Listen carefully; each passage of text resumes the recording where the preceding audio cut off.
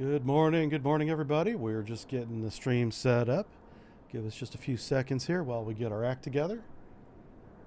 Today we are available on YouTube, Twitch, Kick, Rumble, and X. We are streaming to Twitter today. Welcome, good morning, how are you? Let's get started.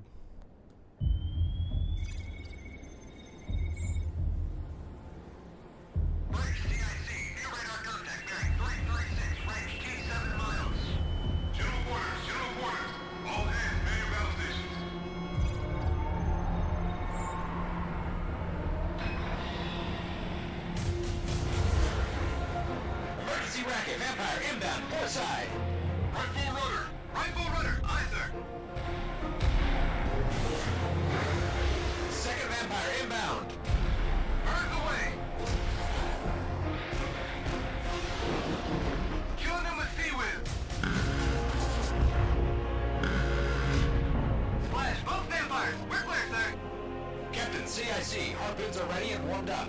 Fire!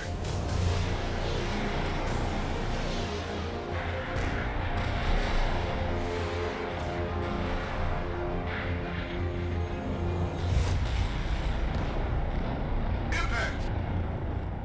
Confirmed. Target is down. We got them.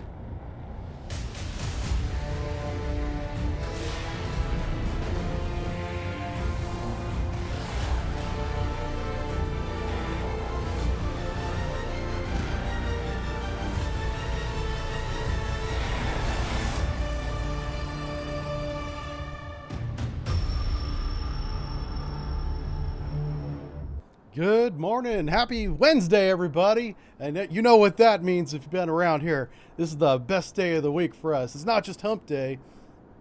It's also War Crime Wednesday. That goes all the way back to 2018. For those of you that haven't been with us the whole time, we tend to have a tendency of having our torpedoes not always hit the targets we aim them at. And war crimes have ensued in the video games that we have played on Wednesday. And the chat, that's you guys watching this, came up with that name, and it's kind of stuck, and it's also apt. So we're going to do Wednesdays right here on Twitch. We have YouTube with us today. We have Twitter with us today, the Twitter crowd. Those guys are a little more serious over there, so everyone give them a break. This is a video game that we're playing today. We are simulating a second strike on Iran because we missed 900 pounds of freaking uranium. That's enriched to 60%, so we got to do it again. So the scenario that is created by the very talented and scenario creator and fan, he's on our Discord, Sent, created a whole series, a campaign, if you will, of simulations around this idea of Iran and the United States going at it. This goes all the way back before the current events, by the way, too. This scenario was created before anything happened the other day in Iran. So don't confuse the two. So all credit to Sent is what I'm saying. You can subscribe to his workshop and his scenarios for free on Steam. I recommend you do that. He's a great scenario creator. So today's scenario is we got to go back into Iran again, but things have changed. They're expecting us. They know that it's no longer dialogue. It is, bombs on the ground at this point. And what makes this scenario so challenging is not only do we no longer have tactical surprise, and we have no stealth units available to us at this time, in this scenario anyway. China has reinforced Iran over the past couple weeks. So there are lots of Chinese assets supporting Iran in the air and under the seas right now that we're going to have to watch out for. China has some very long range anti-air capability. They outrange the United States military by about twice as far. For our current tools. So we are going to have to really look at the air fight here, see how we can use other things to mask our airplanes to get us within lethal range of their air assets. They essentially are going to have the air advantage. It's not air supremacy or superiority, but they do have an air advantage right now. We're going to go ahead and unpause the scenario so we can get started here, and we'll show you what's going on. So it is the morning of the strikes. Pick any day you want. This is, of course, a fictional scenario. And what we have here is an aircraft carrier. Launching some old school F-14s. We're working with the assets the video game has, if you're wondering what's going on here. This is why we don't have the F-35 in this scenario. So we have a carrier strike group here, the USS Enterprise under escorts. And, this is the Arabian Gulf here. We have 2 air bases. What is that, Dubai and this one's like Oman or something? Oman? Yeah. And these are Air Force bases, and they're getting their planes ready. We're going to take off a couple of F-15s that are going to be protecting our Dark Star, which is E3. We also have a joint rivet plane, which is fantastic. You don't see those too often because they do a very important job, but they do it quietly. And, that's how we like it. So we're going to get our air assets in the air. We've got a couple of wings, a couple of flights rather, of F-14s coming up. We're going to get them up to altitude. We're going to send them to 20,000 feet. On station. Our target today is to launch a very long-range airstrike into this region where we believe they moved the enriched uranium. We don't have a precise location, so we're going to have to use our Dark Star and joint rivet, joint rivet, our aircraft to locate the proximity of the facilities and then strike them. So we will see what we find once we get up there. Here's that plane I was talking about. This thing is pretty incredible. While she's taking off, we're going to talk about her.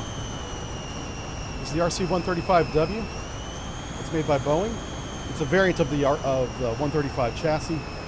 It's a very large airplane. It has a number of electronic warfare systems made by Lockheed Martin and L3 Harris.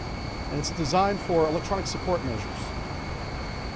They cover basically all the bands with hog cheek and hog noise, which are the names for the systems that watch these. This is not a radar plane. This is a radar listening plane, if you will. That plane is going to listen to all the transmissions, assuming we don't lose it to a long-range air-to-air missile.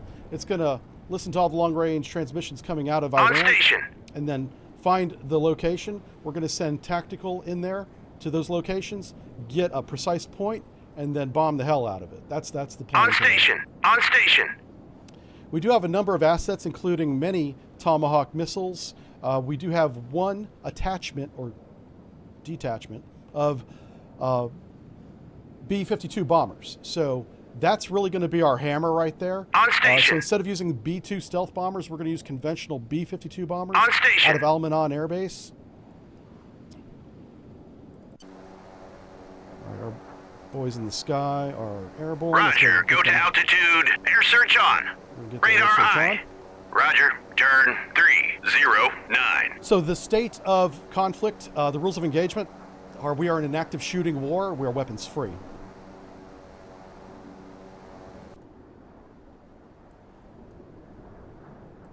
All right, let me get all my airplanes up where they need to be here. Roger, go to altitude 380.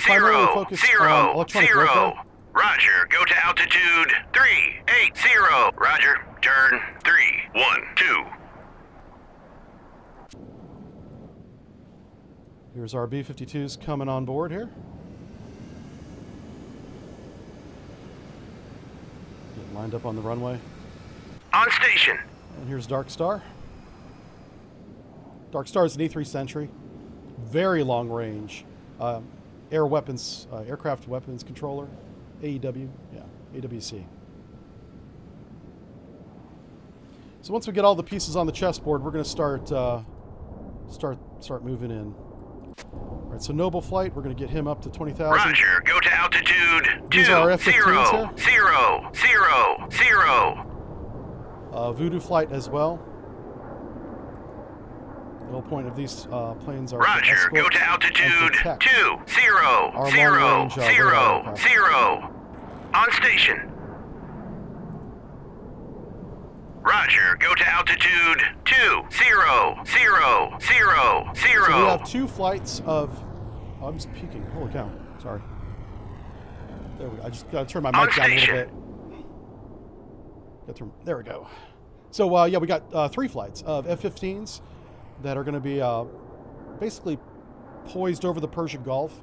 Just because we're in international airspace and over international waters, that does not protect us. We are in a hostile environment no matter where we are. Peacetime rules are out the window.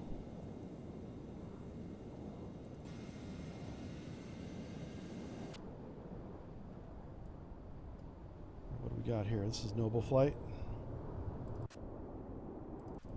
Let's get Noble Flight up. Roger, go to altitude 20,000.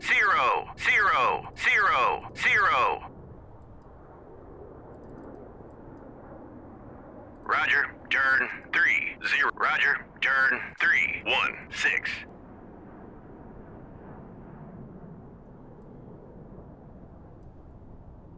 Roger, turn 313.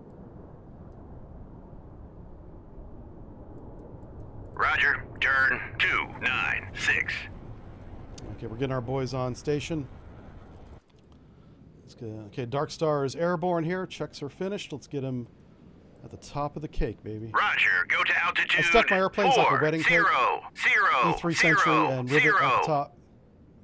On station. What's the name of our rivet?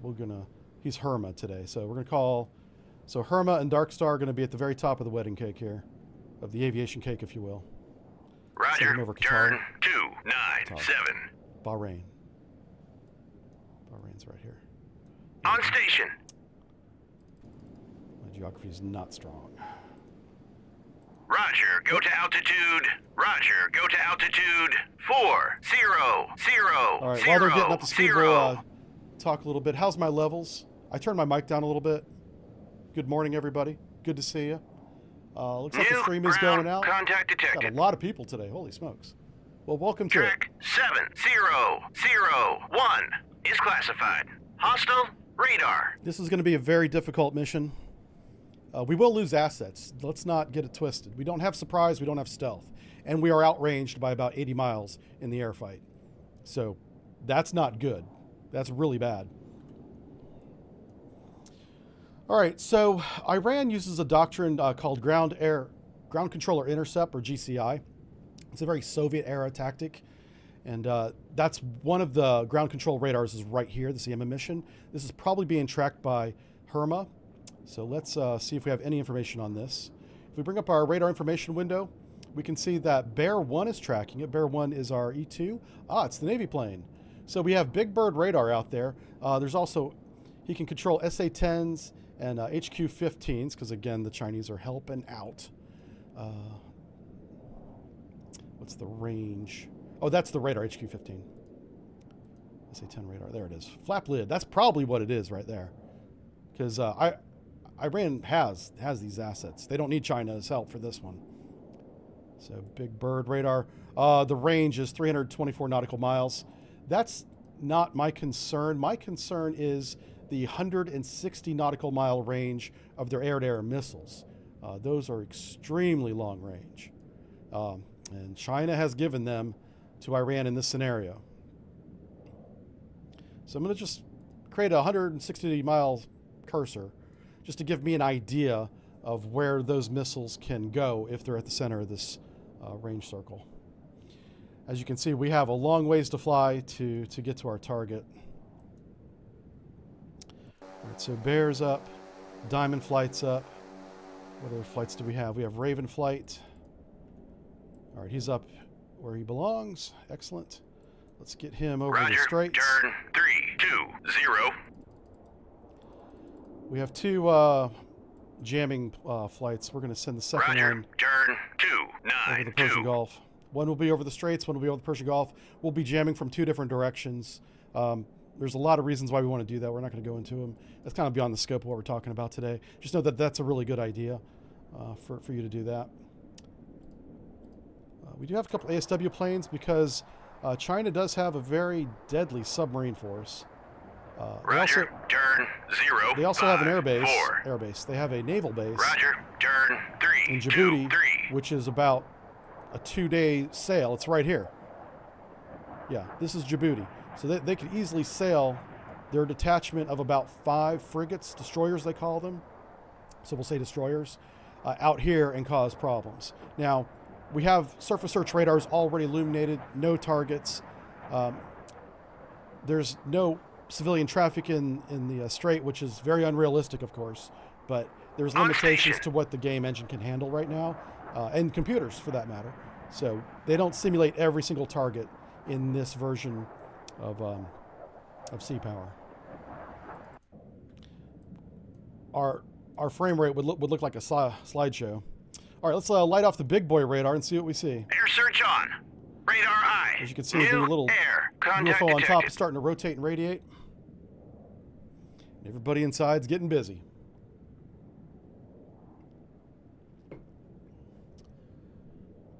Game's a bit high, but I'm good. Okay, I can turn the game down. I apologize for that. New air. Contact detected. How's that? Bandits. That should be much better for you. Talds, no. I don't have the full inventory of all of our toys, including decoys. So that's one of the things that's making today's scenario very difficult, is I'm trying to fight Iran with one arm tied behind my back, and Iran has a lot of help from China, a lot of very long-range capable surface-to-air and air-to-air help. So this is not going to go well, but we're going to do what we can. All right, so what do we got here? So for some reason, we launched 2 bombers. Okay. And this is a flight of 4. Oh, got it. Yeah. So brass flight 1 and brass flight air. 5. Contact detected. So since everybody's airborne, let's get them up to 55,000 feet, which technically puts them at the top of the wedding cake, but Roger, I'm doing this to save fuel. 55000.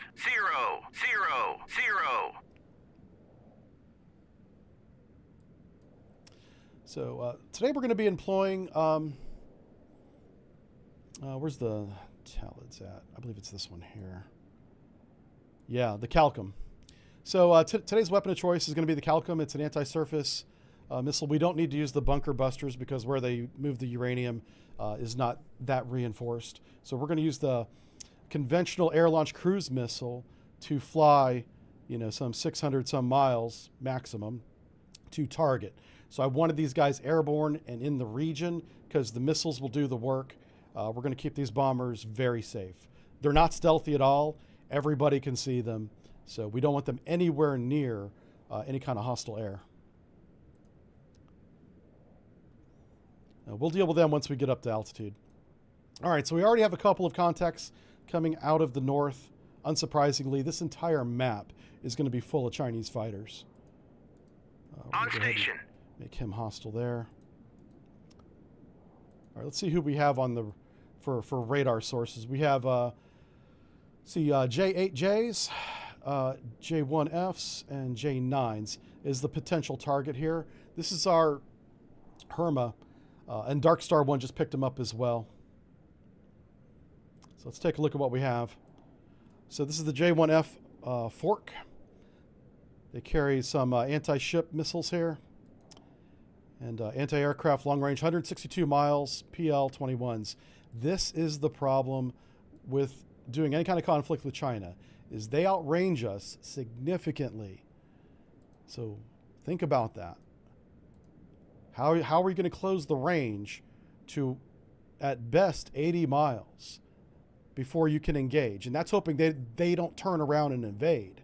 So you got to be a little bit closer. What weapon are you going to use from the United States side? This is an older fighter. He's not that maneuverable, but he has a hell of a air-to-air missile on him that gives him an immense advantage. Same with let's go to the J8J Finback. Let's take a look at his weapons. He has the PL-21 as well. That is the long-range air-to-air that I'm concerned about. PL-9, I think that's very short range, isn't it? Yeah, that's the heat seeker. Yeah. And finally, it could be the J9, which that's the Phalanx, and AS-10 anti-ship missiles. PL-15. Which is 100 nautical miles. That one even outranges us. So no matter what, these flights to the north are bad news for us. We're going to have to figure out how we're going to manage this disadvantage we have. I have an idea. I didn't come into this with nothing on the plate. We are going to do something kind of creative to try and defeat this, and we're going to see if it works. All right. Let's start. Let's turn on the music here.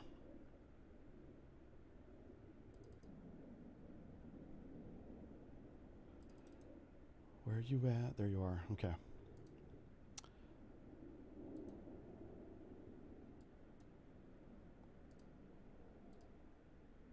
Engage track 7001. Okay, so step one in my plan is to start blinding these radars.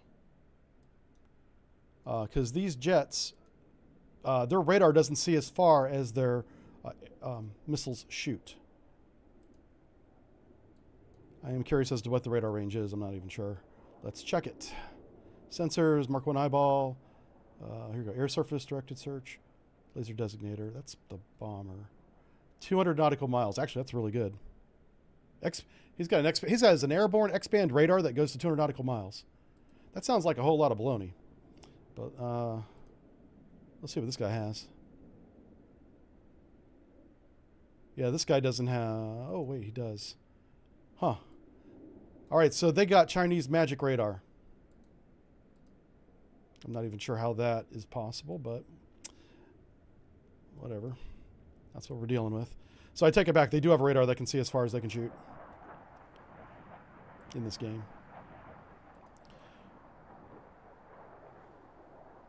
Now we do have a ASW threat. Roger that. Potentially, so I'm going to set up a couple sonar buoy fields here. Confirmed. Just to protect the fleet.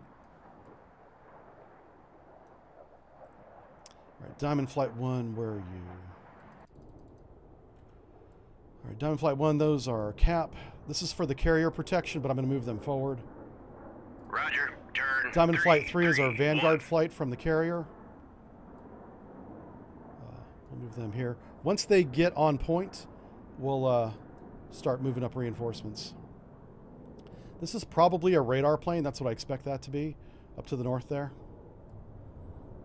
So right now we have a ground control intercept radar, an airborne early warning radar and control officer, and we have 2 flights, probably of multiple aircraft, of either fighters or bombers, probably fighters. That's the situation to the north. That's what we're going into. We're going to move Noble Flight 1, 3, and Voodoo 1 into position now to defend our Dark Star and Herma. Let's go ahead and see where they're at. Let's go. Noble Flight 1 is there. Voodoo Flight 1 is here. Diamond Flight 3 is on the right. Noble Flight 3 is there. So we're going to set up a bar cap over the Persian Gulf. We're also going to do a little bit of wild weasel here. I'm trying to trigger Iran to light off more radars, because the more of those that we see, the more we can target. I'm going to launch a SEED, that's a suppression of enemy air defense package now from the carrier. Buoy away!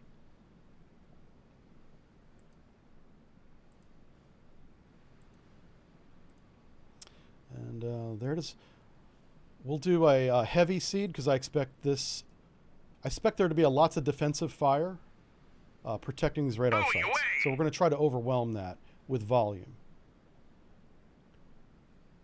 All right, let's do a flight of 4. This is going to be Boomer Flight SEED Heavy A6s. Launch. This game does a really good job of animating everything. Here you can see the elevators coming down. And we're going to move all 4 aircraft up at the same time.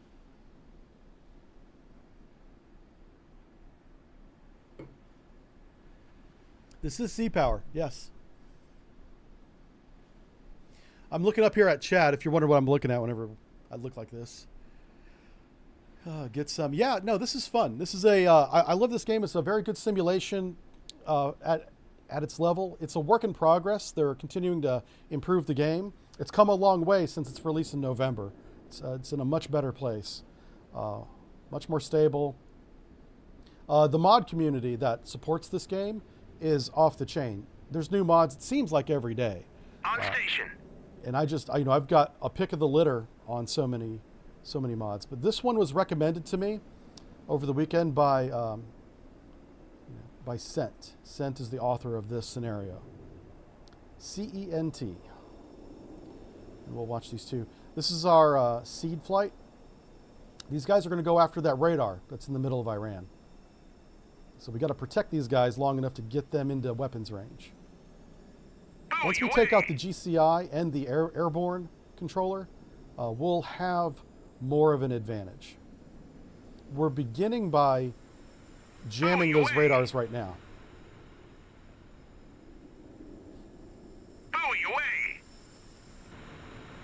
You can hear the buoy away calls. Those are S3 Vikings laying out sonar buoys, looking for any kind of Chinese sub or Iranian sub. Iran has a couple of diesel subs, including some old Kilo boats that they claim are still operational, but they haven't been to sea in years. So I don't know. I don't know if I believe them, to be honest with you.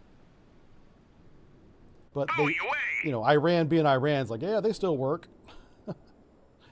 So they might be in this scenario. We'll see. So we're going to get boomer flight up to about, oh, I went way too high on that one. We're going to go to 20,000 feet. Go to altitude 20,000. The A6 is a great plane. Obviously, we're using very old aircraft in this scenario. On station. This is, again, one of our disadvantages, but it's like that's kind of a limitation of the game. This game is meant to simulate the missile age of naval combat. It's in the title. So that's between like 1950s to, 80s, 90s. I think it stops at the 1980s. But with mods, they've extended it. They've added additional units to it. So even though we're using an old asset here, the missile on board is a modern missile. So we're doing the best we can with what we have.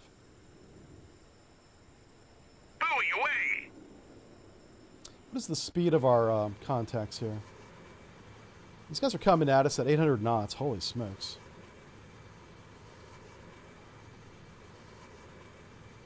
Yeah. I bet you they just lob their missiles and leave.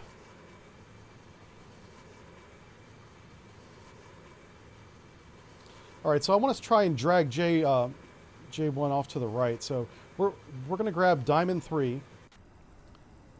Let's just fly here. There's some super Tomcats. And I'm not just complimenting them. That's the version of the Tomcat.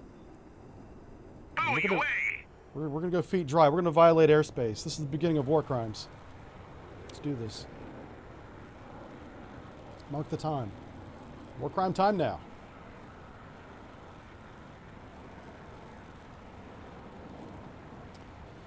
And I'm really hoping that with some effective jamming, we can hurt these guys. Yeah. Where is our jamming aircraft? There they are. So engage track. I have to keep my flight inside this cone. I'm going to pull Noble Flight 1 back. Inside the magenta cone here. I'm going to do everything I can to keep these guys invisible.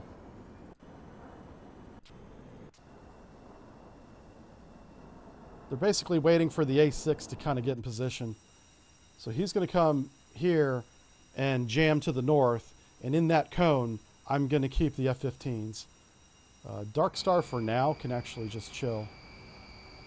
If those Chinese planes are coming at us at that speed, they don't have the range to actually even, if they continue on that course, they won't even make it to feet wet. They're burning their fuel way too fast.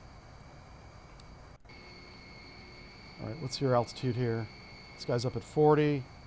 Now joint rivet, we can out to here. I do want some separation between Dark Star and Herma. Rather.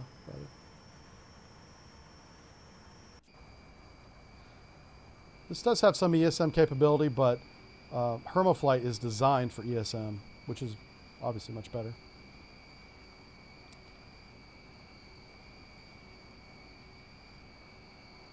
All right, so it's just a matter of time letting them come down on top of us. We want to get this radar inside the magenta cone here. That's kind of our first goal. I'm using Diamond Flight 3 to drag one of the two fighter flights off to the east. He's kind of a decoy right now. That's our boy right there. Man, these guys are moving. On station.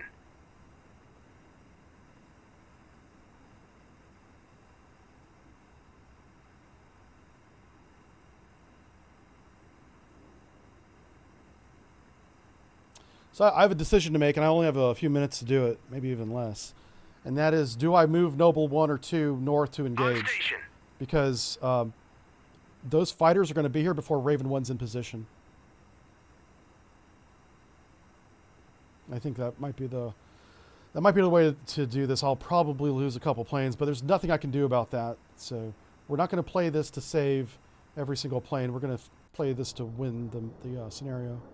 Roger. Turn. So we're going to move a couple F-15s away from the fight. We're going to move you in. Roger. Turn. 3. 1. We're going to get him 4. down on the deck. Let's get you down to... yeah, let's get him down to 1,000 feet to start. Altitude 1 0 0 0. And then we have Noble Flight 3. We want to move him back a little bit. Roger. Turn. 1 3 8. I have the game accelerated a little bit. That's why they move so Multiple fast. air. Contacts detected. All right, they could be launching at this point. Contact detected. Bandits. Yeah, okay, we're not dragging F1 off course at all. He has his orders, so he's going for it. Let's get Diamond Flight 3 back in position. We're going to need more cap. Boomer Flight 1. They are at 20,000. Let's move them up. Roger. Turn. 3 2 5.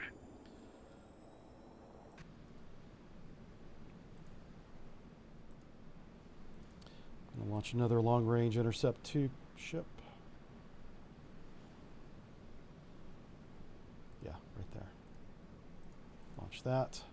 Also, New ground contact detected. let's check our... New ground contact detected. New ground contact detected. New ground contact detected.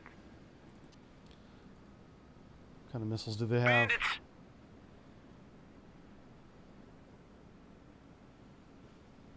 Oh, we have the long-range one. Awesome. Shoot. All right. Check fire. So we do have the new long-range surface-to-air and air-to-air missile. It's basically like an SM-6. That's what it is. I'm going to try and use these.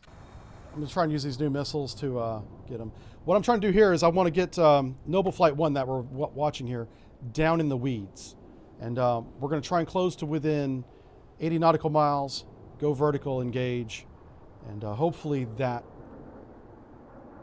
at least turns that flight around. If not, maybe hits a target. Both J1s are jammed, and the radar site here is jammed. Those are going to be SAM sites all around them. Oh, we have a location now. Excellent. Okay, hostile. Okay, we are going to begin engaging with Tomahawks here. Single shot. There it is. Let's go salvos of 4 on each of these. Oh, they're not letting me do it.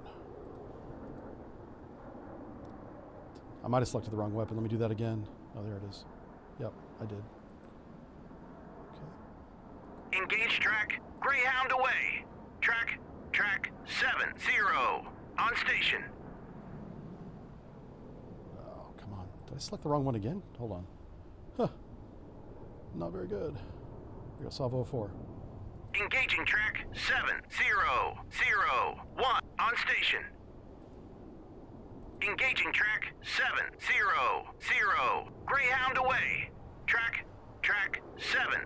Engaging track 7-0-1-2. Salvo fire.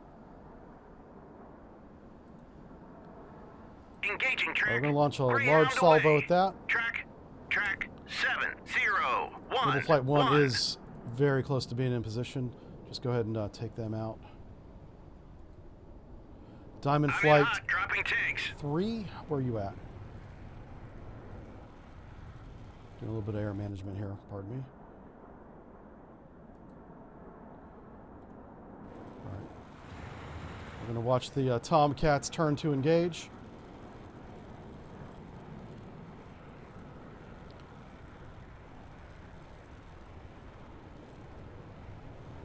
Yeah, I'm very concerned about these Fox air-to-air 3. missiles. That's our Phoenix. You wouldn't normally shoot a Phoenix against a fighter or a fighter-sized bomber, but we're doing what we can with the weapons we got. The new AMRAAM Delta variant has the same range as the Phoenix. Bandits. Matter of fact, I'm going to tell his wingman to use the AMRAAM. Huh. Wingman engage with AMRAAM Delta single shot. Engaging track. Oh, he's going to 7, peel off and do that. 0, 3. Get some separation. Fox 3. There he goes. Good job. That's a very good missile. That one will probably get a hit. Phoenix, it's a flip of the coin.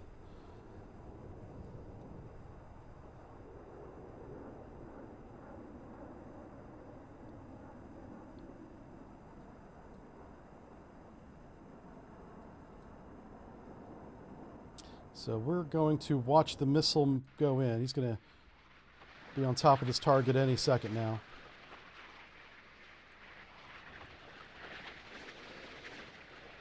We should see some defensive chaff and flare here in a second. There's no doubt he knows he's being lit up with a fire control radar from the F-14.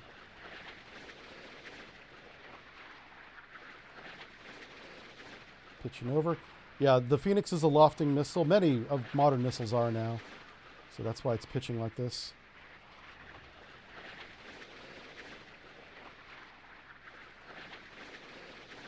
So it looks like we're going to hit both flights at about the same time.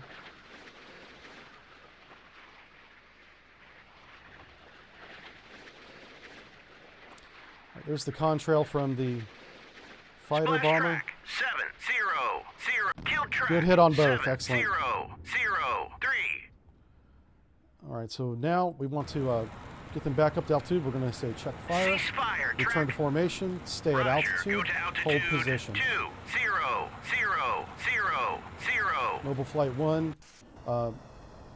We actually are beginning to build our corridor here. Oh, wow. What do we got here? Who are you? Who are you? More of the same.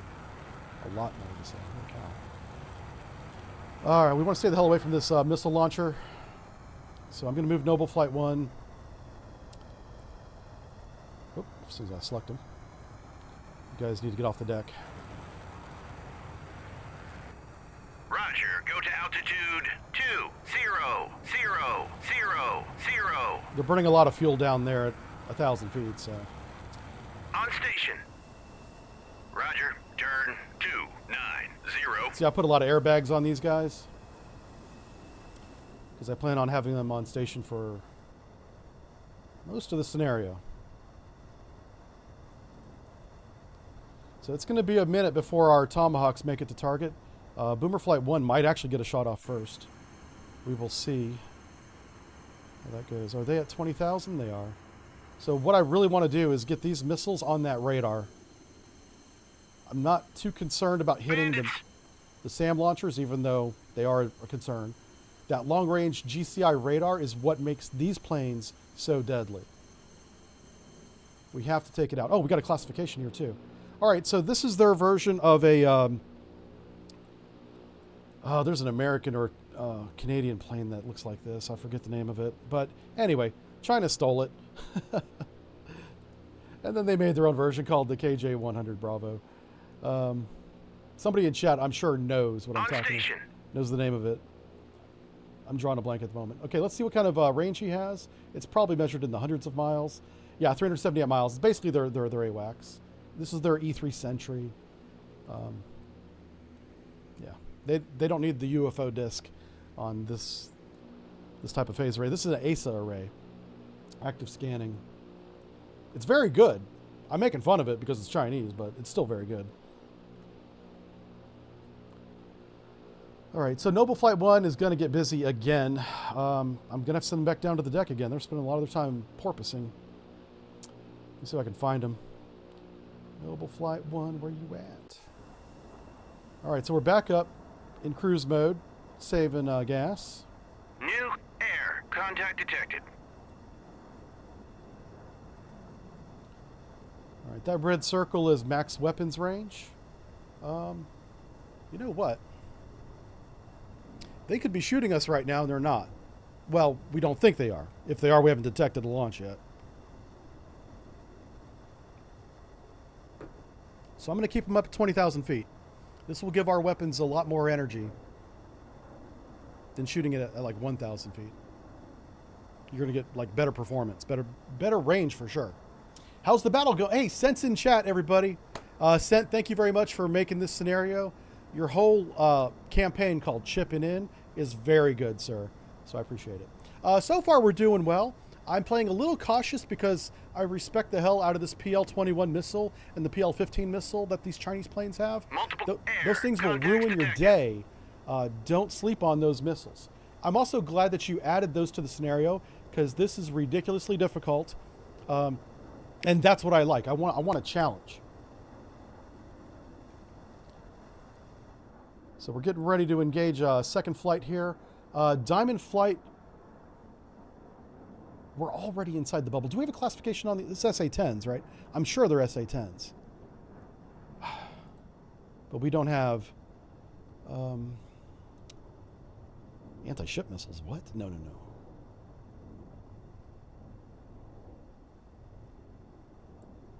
Our guys are not very good at classification. There it is. That's the site I'm looking for. Okay. I'm looking for the SA-10 on the list here. No. Bandits. All right, let's pay attention to the fight. I was hoping that they would be classified already, and they're not. All right, I'm going to, because they're focusing on closing Noble Flight 1, I'm going to move Diamond Flight 3 to that gate KJ-11 and I almost said sink it, but we're gonna destroy it. We're going to put some warheads on him. So let's move our boys, make sure we're at cruise altitude. Why don't you cruise your happy little rear end over here? Roger, turn 0. He's in a racetrack pattern up there. I've been watching him for a few minutes. Oh, shoot. Noble Flight 1's already in range. It's time to fight, boys. Time to fight. Noble Flight 1, where are you at? This is where I should be pausing the game, but I'm not because I don't want to. Fox 3. All right, Fox 3. That's, looks like the wingman did that. On station. Let's get Voodoo Flight 1. Let's move you up a little bit. And then Noble Flight 3. We're going to manage him. Roger, over here. turn 0, 5, 1. So I'm kind of moving my bar cap down to the south. It doesn't make sense to have any bar cap over the water at this point. So again, our plans are flexible. That's the nice thing about the United States way of conducting warfare and planning is the on-site commander has a lot of flexibility, and that goes all the way down to the NCOs. If what you see on your ground or in your perspective makes sense to change the plan, you have the empowerment, the authority, the leadership to do that. Whereas old Soviet-style tactics like ground control intercept officers that are directing these planes are very rigid by the book. That makes them predictable. And so that's why we're seeing them push this position where 2 of their planes were just destroyed and they're just pushing new ones into the same position. Well, guess what's going to happen again? I'm going to take 3 of them out this time. Here's our target. Yeah, these are those long range. That's PL-15 or 21. I'm not sure which, but those are some long range air-to-air missiles. The funny thing is, like I said, Noble Flight 1 is within weapons range of this missile right now, and he's not shooting. That's because we're jamming him. And where's Raven Flight? Oh, why don't you have your... Uh-oh. There we go. Kill track 7007. Oh, what happened? Oh. New air contact. Well, he punched out at like 30,000 feet.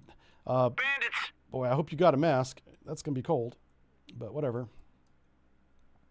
Anyway, Noble Flight 1, re-engage. Single shot. Engaging track 70. Fox 3. So we're kind of, I wouldn't say we're not attacking with immunity. Fox We're definitely 3. vulnerable. We're just taking advantage of our electronic warfare at this time. That's why we're not being engaged right New now. air Is they don't contact see detected. us. even though we're well within their radar range and their weapons range. Bandits!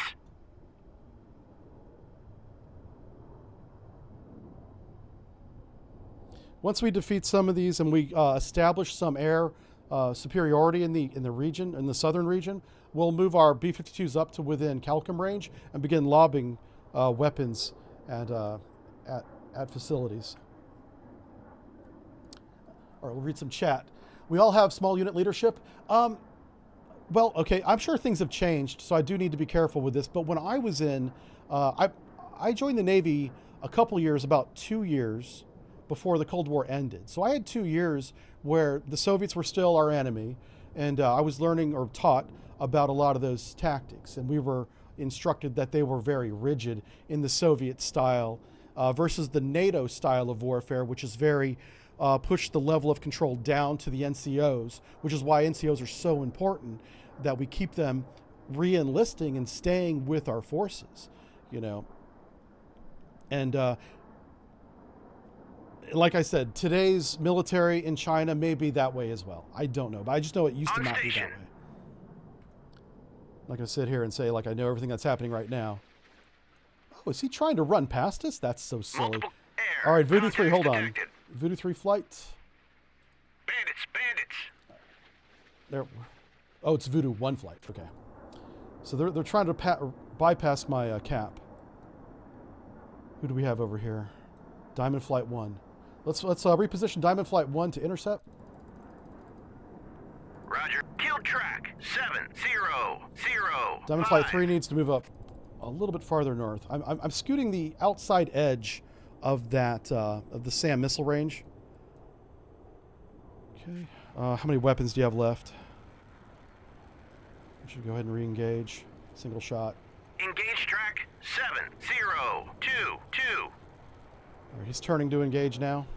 Sorry, F-15. F-15 is a fantastic plane. I'm so glad they brought it back with what I think they call the... Is it the EX is the new version? But they're building a new version of the F-15, and I freaking love that. Or upgrading an old one. I don't know if it's actually a new airframe. Maybe somebody in chat does know that. But the new version of the F-15 is great. It's relatively low cost to building, say, like an F-35 or something, and it's an absolute missile and bomb truck. You know, it's a multi-role fighter for modern era, but it's still a fourth generation fighter. Bomber, multi-role. So it looks like we have one leaker getting by. I'm repositioning 2 flights to engage Sierra 706. But we're watching this F-15. He's guiding the first half of the AMRAAM flight before it goes pit bull on its own. Aaron, tamed the Soviet bear just by looking through the scope. Yeah. No, I was very junior. I was a petty officer. I'd made third class. That's one with 1 stripe, 1 chevron, because we got that coming out of sonar school. So I went to sonar school for 18 months. Sonar school is a lot of math, a lot of learning.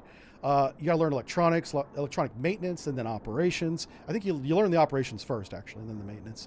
It's just it's a lot of school, and it doesn't stop. By the way, whenever you stay in the Navy, let's watch this intercept. Good kill. Good hit. 7022. I went to school throughout my entire career. It's funny. Whenever I went to shore duty, I was teaching schools that I was also a student at. Back and forth. So that's just the way it is, you know. All right, so boy, this J1 is just hauling ass. I think Voodoo Flight can catch him. Let me just let's try this. All right, here's Voodoo Flight. He doesn't really look like he's in a hurry. He should be, but to be fair, I did not tell him to hurry up, so kind of on me. All right, I'm gonna have your wingman, which is the dude to the right, engage this chucklehead with your AMRAAM Delta.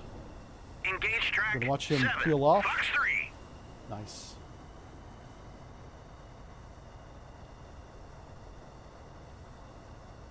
Bandits.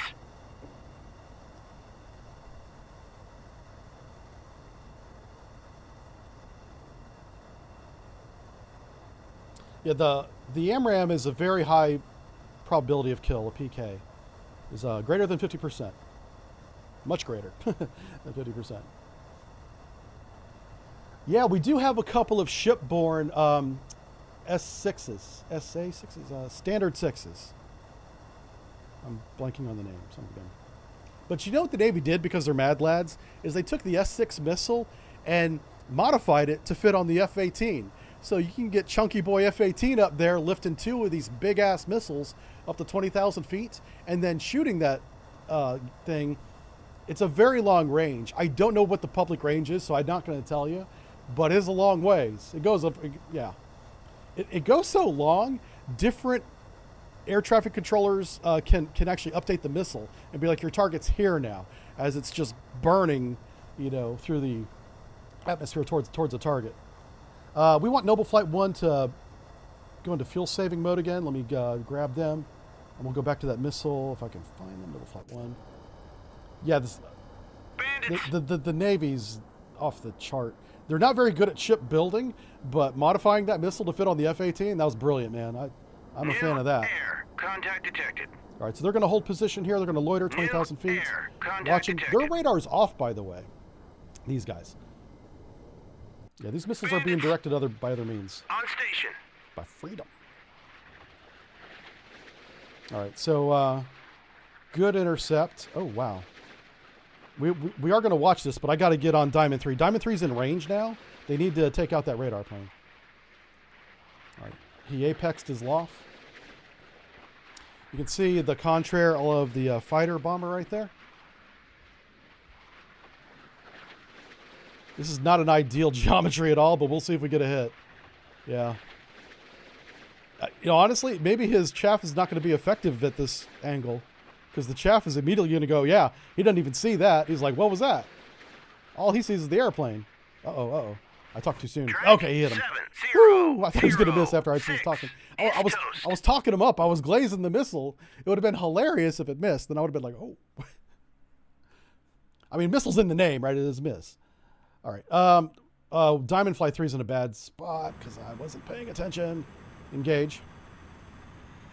Fox 3. Multiple air, ground. Use your Phoenix on this chucklehead because he's not going to dodge that. Are you serious? Okay, you're so done. Engaging track 70. Come on, shoot him. Oh, where's your buddy at? There he is. All right, so he's guiding the AMRAAM, or watching it. Okay. Now the Phoenix does need some babysitting, so he's got to constantly update that Phoenix. I'm not aware of any kind of ability that the Phoenix can be updated by anything other than the platform that fired it. Keep in mind, the Phoenix missile was developed in like the 70s and 80s. I'll say the 80s for sure, because it was actually employed in the 80s. And so it may not be as advanced as today's missiles are. But this KJ-108, this thing should go away in a bright puff of American freedom here in just a minute. So we do have another missile site over here. I'm going to call these hostile. I really want to watch the hit, but we got more important things to do. Let's see if I can do this. Got to mark these targets real fast.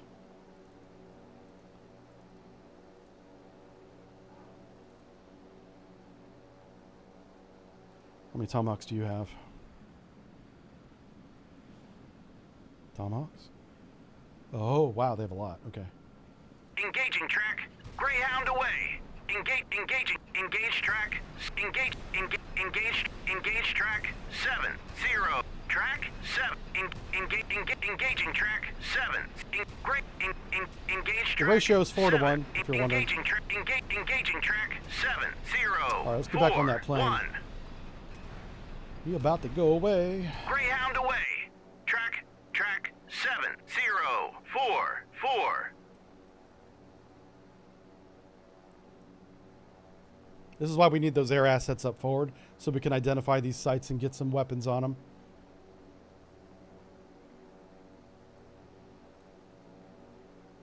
All right. Hey, Renault, how's it going? Renault's one of our moderators. Good dude. Come on, Phoenix, don't fail me now. Oh my God. He just went away. We turned him into a comet. Yeah. Look at this guy. He's free falling, skydiving. Look at you guys. On station. Good job surviving that somehow. Yeah.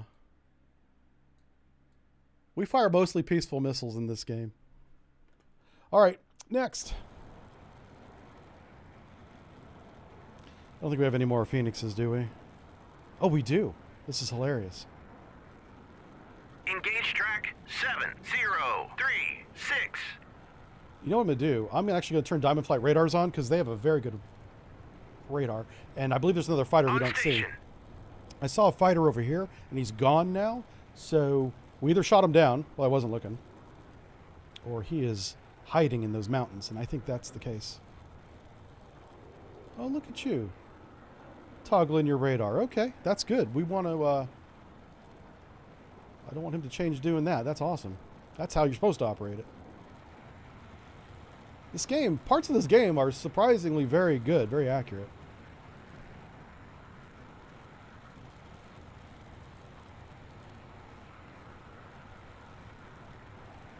Oh no. Ah, he ran away. He ran away. So there's no way that missile can hit Noble Flight 1. Oh, maybe. Let's bring Noble Flight 1 back just a little bit. There could be air-to-air missiles in the air we don't see. That would be the only reason why that plane turned around. Other than, well, he did lose his eyes in the sky. But they still have GCI. All right, Noble Flight 1, where are you? Let's just kind of move you back over water here. If they do get shot down, I want them over water so we can go get them. I don't want to have to go send the SEAL team ashore to fish these pilots out, you know. Also, Diamond Flight 3, what you doing, bro? That's way too close. What do you... Oh, hold on. Yeah, I know these guys are brave and all, but they need to pull back. That sight's going to take them out. 202.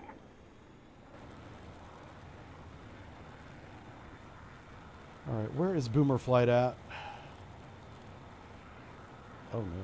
Are they in this mess? That's our Tomahawks. All right, let's select Boomer Flight, see if we can find them. Air. Contact detected.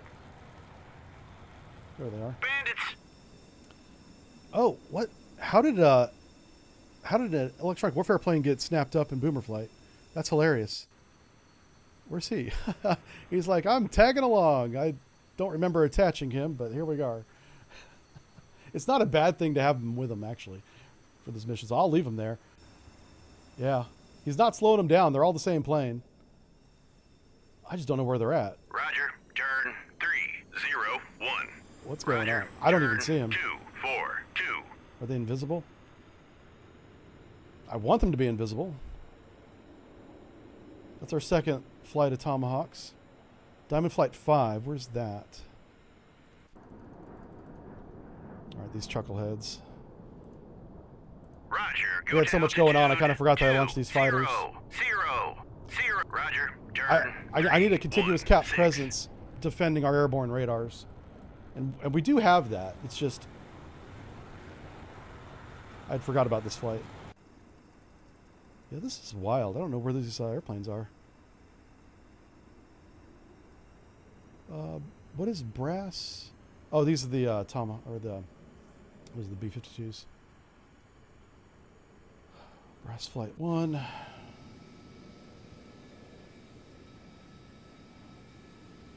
Roger. Move you over Turn here. 288. We're going to keep these guys together. Roger. Turn 284. On We station. need Raven Flight 1. Okay, and then Raven Flight 3 should be a thing. Oh, see the guy that attached himself to Boomer Flight? Probably.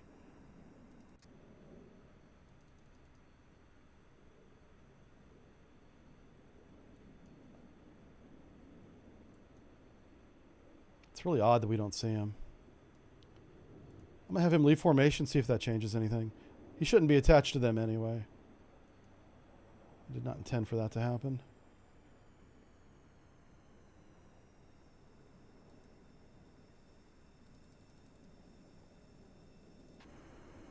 Huh.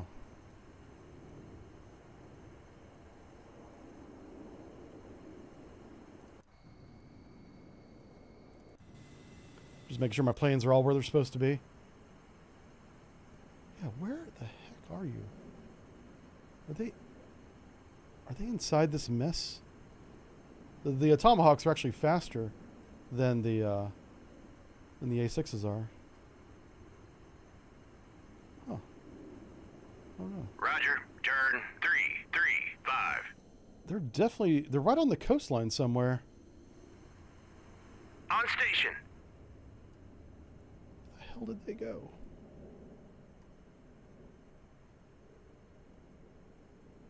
Huh. I think they're somewhere around here.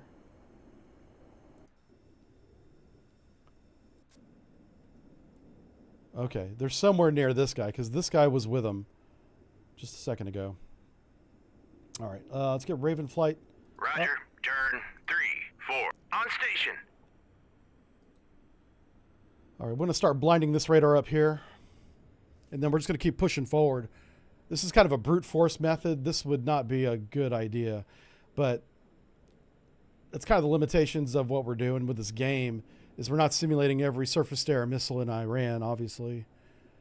So, and I've got a missing flight that's invisible.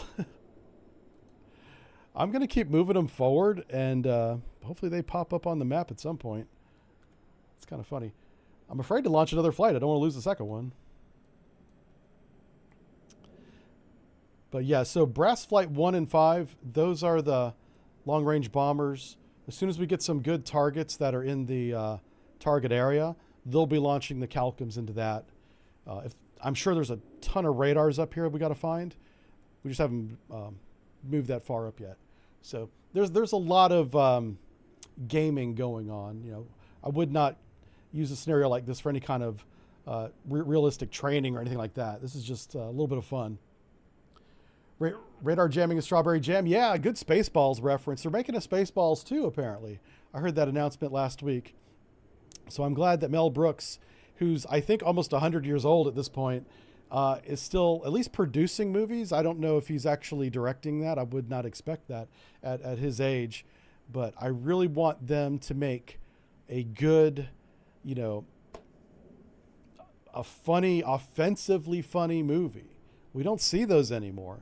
If you go back and look at all the comedies of like the 80s, that's when I was in my teens, there was a lot of very funny movies that were highly offensive. 70s as well. Because Blazing Saddles, I'm pretty sure, was 70s. And that's a highly offensive movie. But it's also very funny because it makes fun of racism amongst other topics. Women, or not women. It doesn't make fun of women. It protects women. What's that word? Anyway, it makes fun of a lot of social issues by taking them to like an extreme. Yeah, it's hilarious.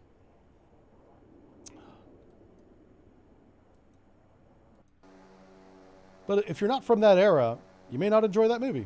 You may be like, this is highly offensive. And you'd be right. It is. It's meant to be. Because it's showing the absurdity of some of these ideas. Roger, turn that people 340. All right, I think it's okay to move up Herma. Roger, turn and Dark Star. 3. Roger, turn 3. Again, I'm keeping 5, separation 1. between our radar planes and our ESM planes. That's just, in my opinion, just good practice. Roger, turn 3. 5, Let's see how our Tomahawks are doing. New air contact detected. Oh, geez, they're not doing well at all. New air contact. All right, so they're... Oh, they set up another radar plane. They're like, we need another plane. Yes, you do. Rick Moranis. Is Rick Moranis coming back? Oh, my gosh. He's been retired since, like, Ghostbusters, right? Wasn't that the last movie he did? Or was it the Honey, I Shrunk the Kids? It was around that era. I don't know what happened, but he just retired from acting. Well, that's good news that he's back to replay his role as Darth Helmet, I think is his character's name. It's hilarious. Yeah. Hey, Lewis, how's it going? Lewis says, I've been watching your videos and you're amazing. Thank you. I've learned a lot. Nice to finally catch you in real time. Yeah, I want to do this every Wednesday. Sometimes I can't. But if you want to check the Twitters or the YouTubes, whatever website you're on, I see you're on YouTube right now, just check here sometime in the morning Eastern time. And if I can be on Wednesday, I will be. Because of other commitments, I can't have a fixed schedule. So I just do the best I can, being as consistent as possible. I think I'm going to have to launch another flight because our boomer flight, while clearly doing something, is... Why are they flying over water? You know what? I'm going to have them RTB because I don't know what's going on with them. Roger, RTB. Okay, so I didn't lose the planes. They're going to go back to the carrier. Excellent. All right, let's just launch another flight. That's all. Hey, boys. You want to do some flight ops? Let's do them. All right, let's get formation. There we go. Flight deck. These are A6s. We're going to do a long-range seed, suppression of enemy air defense. I want a flight of 4 this time. And launch. And we'll watch it from this angle this time. Hugs from Brazil. All right, yeah. You guys are building a very interesting submarine in Brazil. I think it's based on the S-80 submarine. And I know Brazil wants to put a nuclear reactor in it, make it nuclear powered. But I'm not convinced that that's going to work. So we're going to see if it actually happens or not. And you know what? If you guys can do it, good on you. But I'm a little skeptical about whether or not that's going to be nuclear powered. I know that's the goal. They certainly want to do that. No matter what, it's going to be noisy as hell. I shouldn't, I'm sorry, but it's true. So, but hey, you're going to have your first nuclear powered submarine if you make it.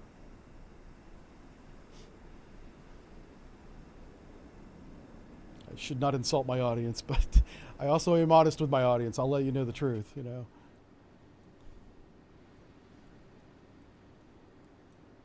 It's not a slight on you. You didn't build the submarine. Yeah. To be frank, nobody's built it yet. It's not done.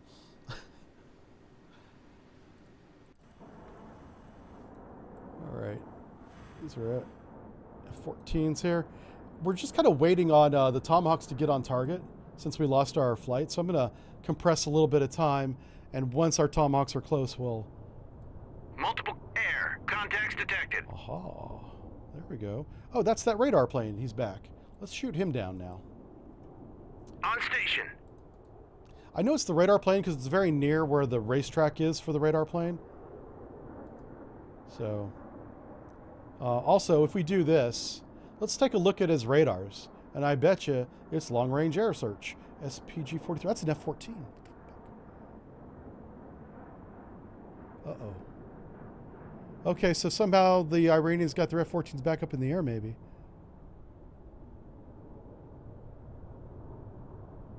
Okay. Huh. That may not be good. Let's go with Diamond Flight 3. Let's see if he's within weapons range. We'll give it a shot. But I may not want to mess with that. Diamond Flight 3. There you are. What weapons do we have left? We do have a long-range AMRAAM. Okay, cool. All right. Huh. I'm just going to watch him for right now. If he comes any farther south, we're going to take him out. But I don't want to push those SA-10 SAM sites with an F-14. They're going to be engaged. They may not get shot down, but they're going to be engaged. I'm trying to avoid that. There's no reason to put myself in a shooting gallery when I don't need to.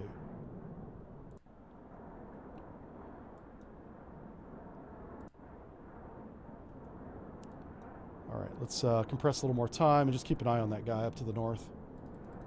New air. Bandits. Okay. What's his speed? 520. Yeah, he's not exactly loitering. On station. Yeah, I think he was trying to drag me over the SA-10 sites. So take a look at this. This is a good opportunity to learn something here. Let's say I had taken Diamond 3 flight a few minutes ago and engaged him when he was over here to our north. By the time we got within weapons range, we would have been a lot closer to the SA-10 site because he decided to transit to the east towards his protective SAM cover. That would have potentially exposed my flight to SAM fire. So good on him, good on the AI for thinking of that. And good on us for not falling for that trap. But that's a SAM trap right there. And we didn't get into it. Now, if he comes back again, that's a different story. Maybe we'll engage him because he does peak. If this becomes a racetrack, a pattern, if he's doing a bar cap, and he comes back to this point, I can engage that. I just don't need to push it right now. We have lots of time.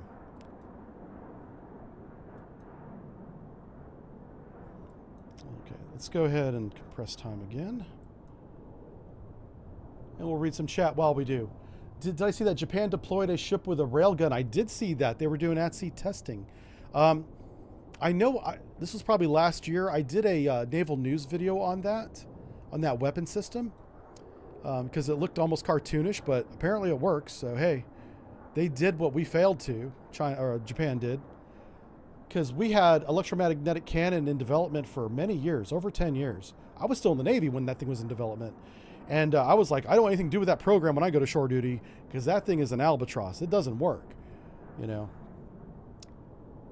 And that wouldn't be a normal shore duty for my job anyway. But it's funny, whenever in the Navy, whenever you go to shore duty, you go wherever the hell the Navy needs you, no matter what your job is. Like at sea and on the submarines, you're a sonarman like I was. You do the sonar job because that's always in high demand anyway. But whenever you go to shore duty, you know, if they need instructors, you can be an instructor. But boy, if they need you on something else, guess where you're going?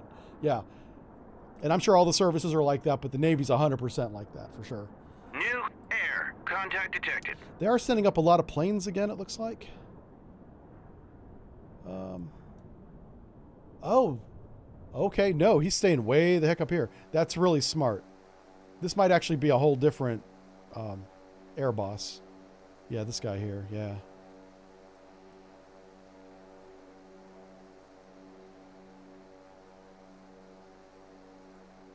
All right, let's compress some more time.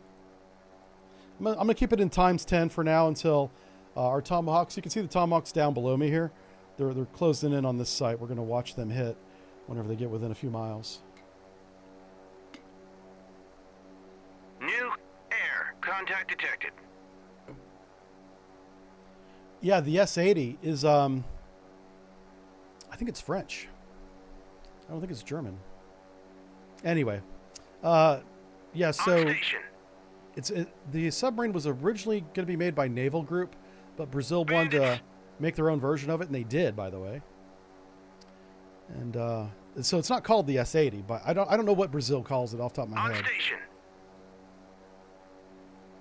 Bandits.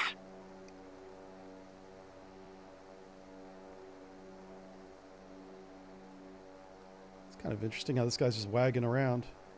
This is in 10 times compression, so it's faster than what he's normally doing. But that's not very efficient flight. I think he's just trying to burn gas so he can go home. He's like, oh, we're out of fuel. Got to go land. New air. He's trying to catch the game, you know? Bandits. Just zoom out real quick. Oh, we got another flight coming in. Oh, wow. Hold on a second. Hold on a second. What's Raven Flight doing here? Yeah, we got to keep these emitters jammed. So let's do that. Ideally, you want these missiles inside this magenta cone, which they are now. So what's this Raven doing down here? One of my Ravens not doing his job. Oh, okay, so this is more textbook. What's going on here is we have Raven Flight, this chucklehead. He's jamming to the north. Specifically focused on this radar site. So our Diamond Flight is masked by the jamming. These radars are actively jammed right now. And the Tomahawks, for at least 100 miles, are going to be in that cone.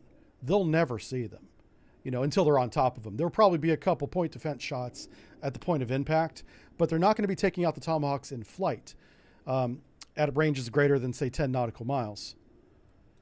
We are going to watch this attack. This is really good. Because, let me get this guy selected here. Because these Tomahawks are protected or inside that jamming cone, this defensive site does not see them either. Now, Noble Flight 1, I'm kind of concerned here because they're getting low on fuel. So I want you guys to do one last hoorah. Where's Noble Flight 1 at? I want you to engage This chucklehead here. Engaging track I need to move Voodoo Flight 758. up. Where's my Voodoo? There he is. Okay, Voodoo, these chuckleheads, you guys need to protect Raven. Roger. Turn 2. So these guys are going to protect the radar plane. All right, let's watch. Let's watch our missile attack. Ah. All right, we're back in real time. We're about 30 clicks out. We're not really that close yet.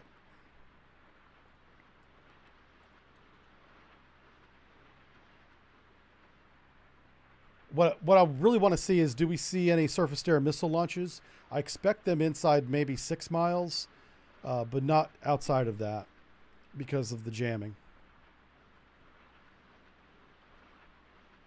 Lower altitude for jamming. Do you think he's too high? Yeah, I definitely could see that, but it should be directional. But yeah. The jamming, if it's too close, I could imagine the cone kind of going over the top. We'll see what happens here. Plus, let me zoom in. You see this little star icon? That tells me that this radar is being successfully jammed. That little sun icon, whatever you call it. Crap. Oh, yeah, there he is. Yeah, I told you this was the FQ-15. It's like flat plate radar, flat face, flat something. Anyway, he's about to be flattened by a bunch of tomahawks.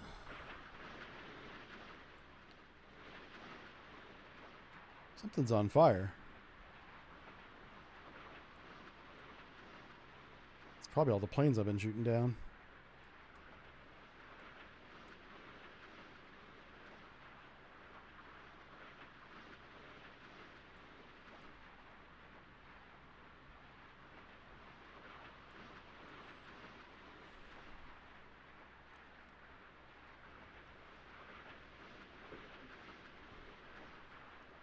So if that radar wasn't jammed, we would be seeing missile launches right now.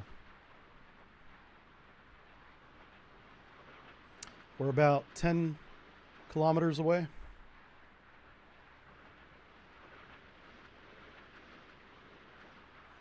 There's missiles in front of us too. We'll see some explosions soon.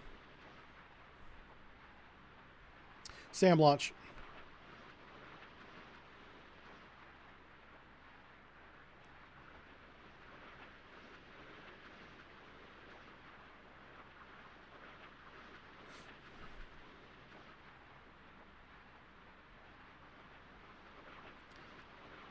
Keep an eye on this fight that's happening off to the west. 7-0-1-0. The Tomahawks are diving down on the targets now. 7-0-1-0 is classified. Hostile SAM site.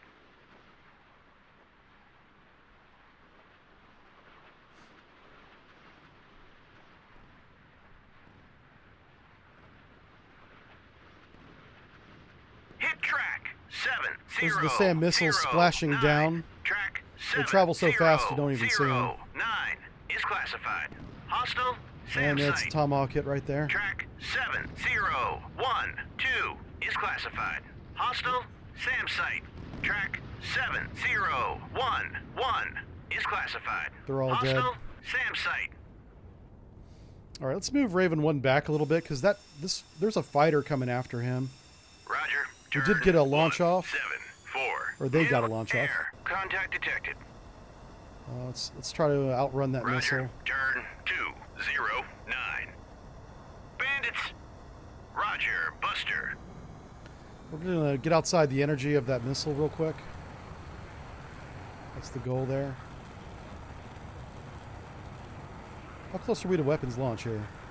We're very close, okay. I'm really surprised this missile has any kind of tracking. It should be ballistic, I think. Yeah. I'm confused about that. Are these missiles radar guided all the way onto target?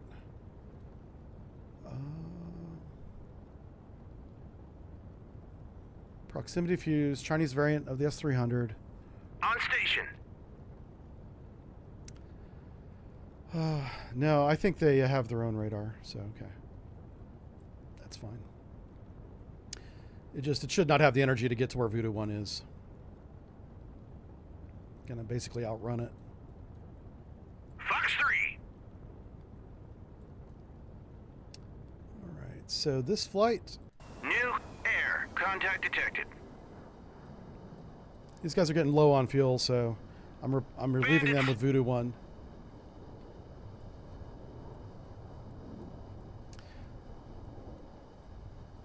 I also think it's time to push north a little bit, so let's keep Dark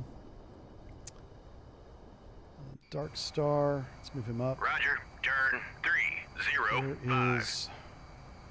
I'm trying to keep my ESM flight up ahead of Dark Star. So I'm going to move him farther north here. And Diamond Flight. Where's Diamond Flight at? Oh, those guys. That's right. Those guys are up there. So we have that. Diamond Flight 1. How much fuel do you guys have? Quite a bit. All right, let's push up. Roger. Turn 344. All right, so this guy has shifted track. He's not tracking. Is he going to try and hit? Oh, yeah. Okay, never mind. He just ran out of energy right there, right as we were watching. All right, let's have these guys slow back down again. Roger. Cruise. I didn't want to leave any chance that they were going to be within range. Unfortunately, they just burned up a lot of their fuel doing that. All right, I want you guys to be up here. So Noble Flight 3 is going to be the last one. Yep. And we're going to move them up to here. Roger. Turn 318. Which means it's time to start chain sawing some relief flights. So we're going to grab another flight of 2 for some long range 3-bag intercept launch. Hey, I'm glad these guys are finally landing. Splash track 7058. Let's get these guys up to 20,000. Air. Contact detected. And push up this way. Roger. Turn 358. Bandits.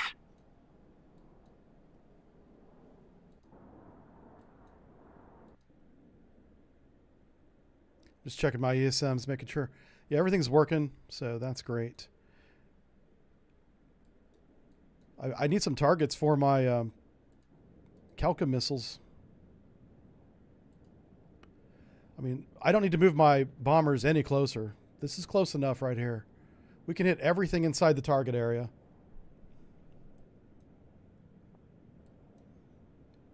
What I do need is a target. So that's why we're working our way up there.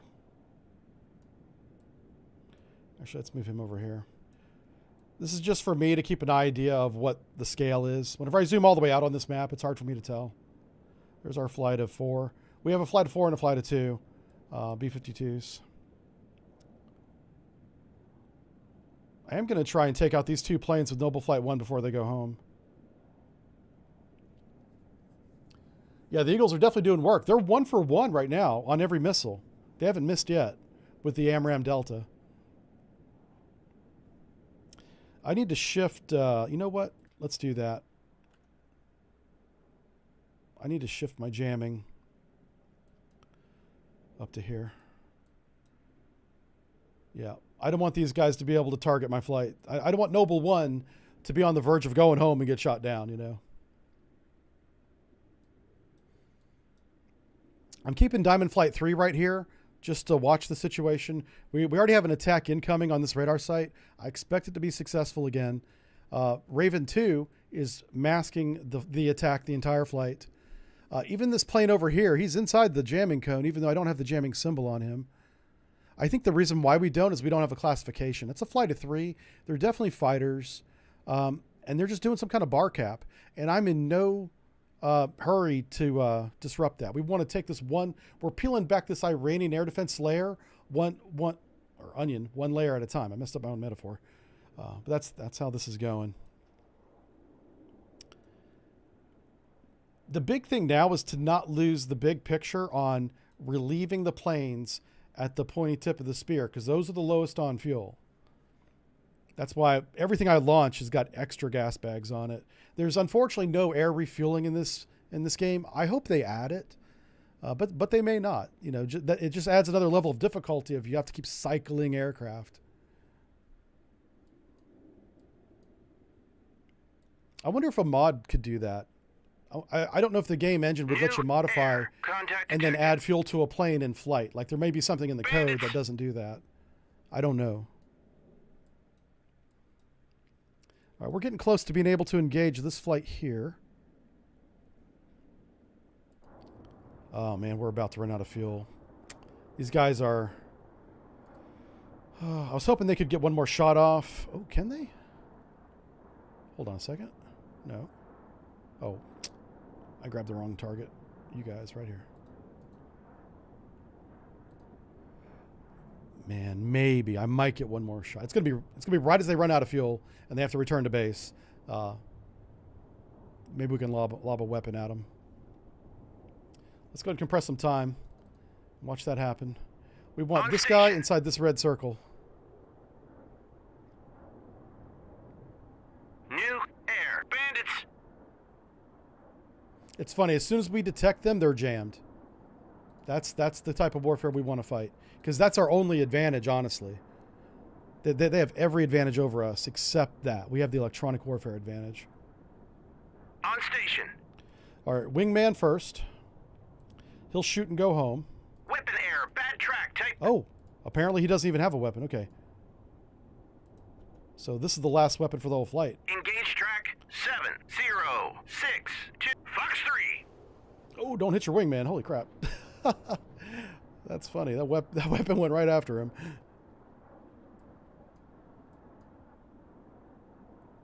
Moments like that are precious. Precious moments. All right, so he's going to guide that weapon as long as he can until he runs literally out of fuel himself and have to turn around. The AMRAAM will pit bull on its own, but it does that after a certain point.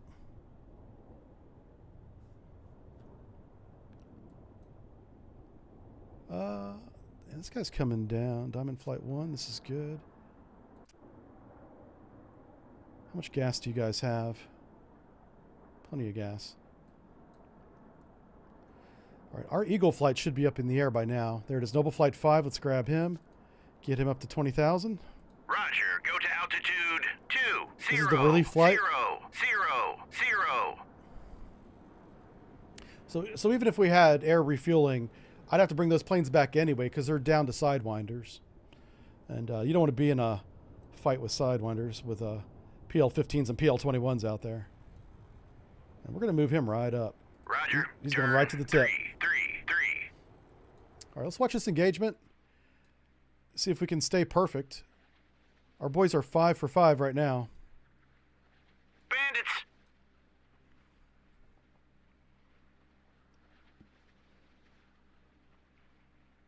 I'm running out of coffee. That's not good. There's his defensive chaff. Splash track. And good hit. 7062. All right, Noble Flight 1, you have done a great job, but it's time to go home. Go eat some donuts in the ready room, right?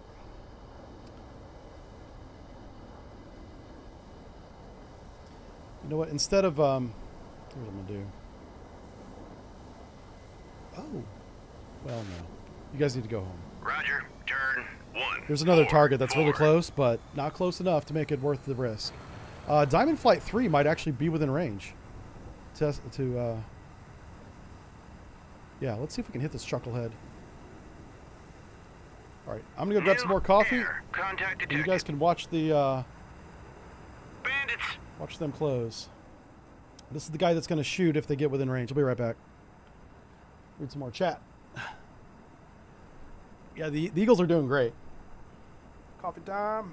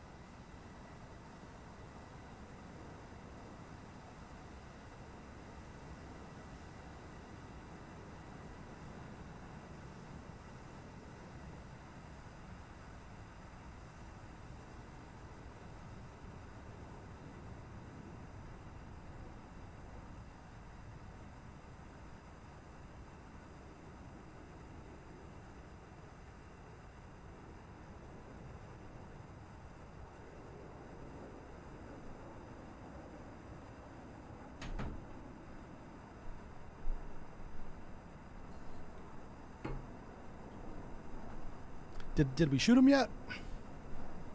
Where's he at? There's a lot of them. Where do they keep getting all their planes from? Oh, China, right? China. All right. Diamond Flight 1's going to be in position first. Yeah, he shifted targets on us. How about that? So we are going to shift flights as well. Let's go Diamond Flight 1. As soon as I find it. That's Brass Flight 1. Here we go, Diamond Flight 1.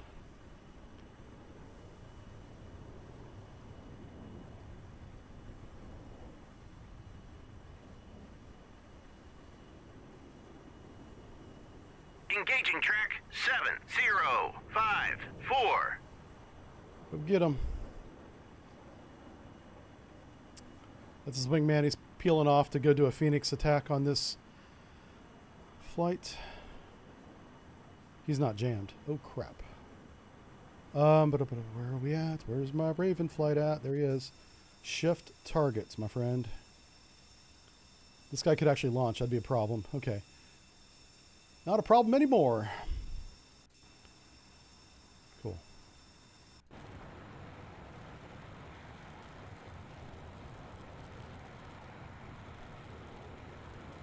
So I do like that they try to gain energy, you know, speed before they attack, because the more fuel that the plane can spend with both altitude and speed, maximize both of those, that gives the missile more energy at the start. So whenever they loft it, it's already going 700, oh, it's what, Mach something right now. And now that missile's going to get up to like Mach, what, 3 or 4? It's going to be really fast. We could probably watch it. Yeah, holy crap. This thing screams.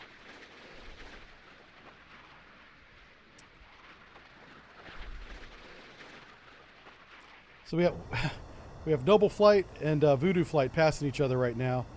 There they go. Those guys are going home. These guys are, yeah. These guys are, just high five those guys.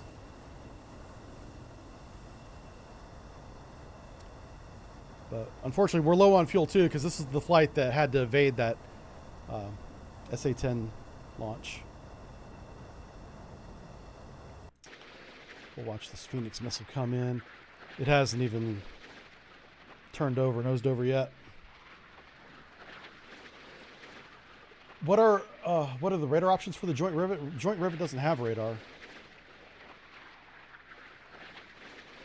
It might have an altimeter, but a Joint Rivet is a it's an ESM plane. On station. I don't know if that was supposed to be a trick question or not everybody knows that. So yeah, maybe it wasn't a trick question. I'll show it to you here in a second. On station. It's time to nose over, my friend. What's this missile doing? I'm starting to get nervous here. New air contact. He's detected. 18 miles from target, and he's still going to space. There we go. Yeah, come back to Earth. This is not a good attack geometry again, but if this one misses, I would not be surprised. Because it's basically coming in at a 90 on a moving target. Yeah, good luck with that. Let's look down. See if we can see the target before he hits him.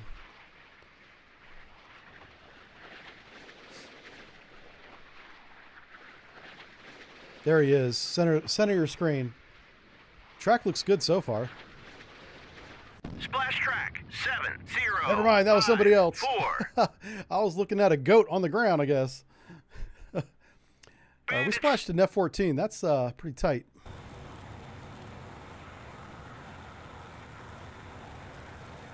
Oh, Lord. Stop burning your afterburner. These guys waste so much fuel. Engaging track 7070. They're pilots. You know, they don't have to pay for the gas.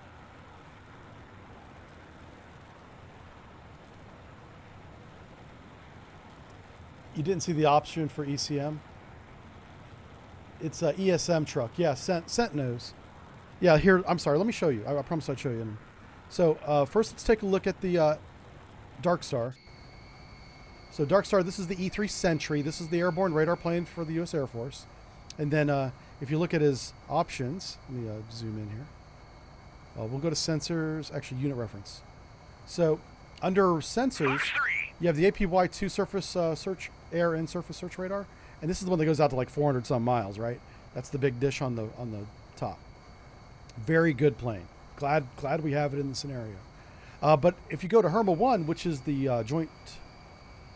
Here, let's just hit it here. This is the recon plane. You can see you have visual because the pilots have eyes. It has a radar warning receiver in case they get shot at. And then it's just a bunch of ESM measures. It has different ESM systems, like hog nose and hog cheek. And basically they cover the whole spectrum from KA band to VHF band and everything in between. But there's no transmission here. They just listen.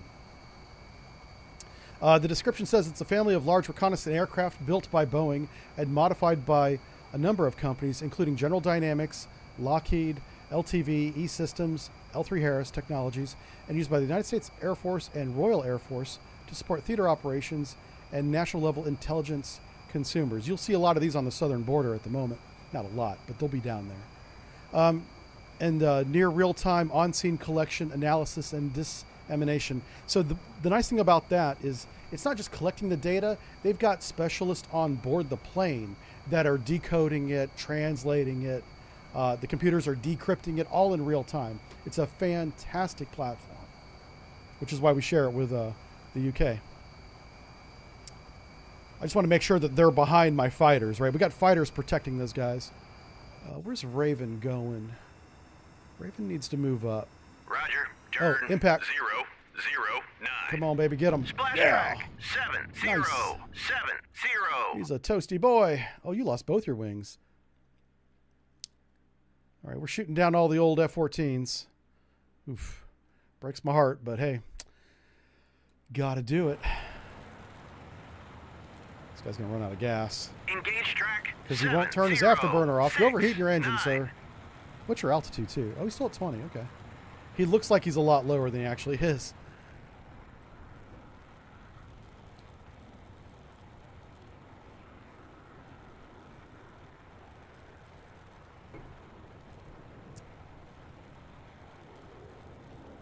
Hey, Weber, how's it going?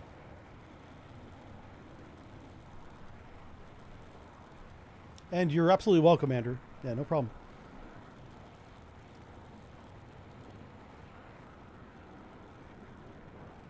Yeah, this game is really good. It's very accurate whenever it comes to systems. So electronic warfare is probably the best. This is probably the best model of electronic warfare available to the public. Missile performance is pretty good. I think they just use simple public information for PK, probability of kill. And then I hope, and I don't know this, I haven't looked at the code because I'm not a programmer. I have no idea. If I was looking at the code, I wouldn't know what I was looking at. So a maneuvering target with countermeasure should have a value. And every single plane, whether it's an AWACS or it's a J9, should have a different value in how well it evades a missile. Or it could actually calculate the energy, like DCS I think does this, of the actual platform as the missile tries to intercept it. I wouldn't expect that level of simulation from this game because it's such broad scope.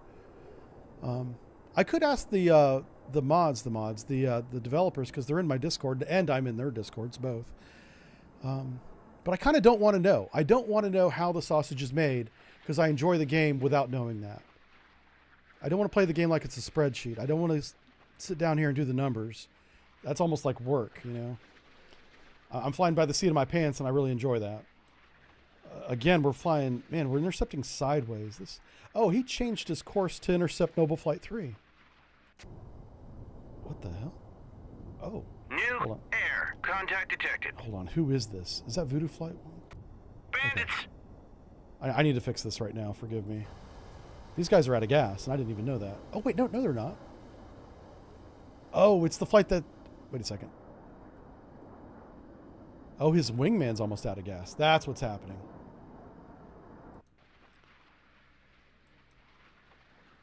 That's because every time I tell somebody to engage, they immediately hit the afterburner. You know, I don't know how real that is, but that's what they do. CMO is better. Oh, yeah, absolutely. I think everybody agrees that command, boy, what's it called? CMANO? It's definitely more realistic. The Navy, well, the military, but the Navy too, uses a classified version of that same game for training officers on how to manage logistics and engage in warfare, all sorts of things. It just doesn't have this 3D model in it. Uh-oh, catch up to him. Is he going to outrun my missile? Track 70. Bear. 6, Okay, we just 9 barely got him. is toast. Huh. Yeah, I'm not sure what kind of plane that was, but whatever. Yeah, poor Diamond. He's here. Let's take Diamond 1 and kind of meet him halfway. Turn 303. Because his wingman is like on fumes. All right, once this radar site's taken out, we're going to move up to the next echelon.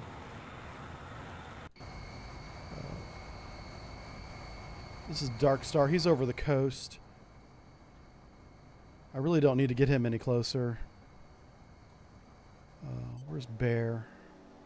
Let's move Bear up a little bit. Roger, turn 340. Roger, turn 3. Oh, there's Boomer Flight 5.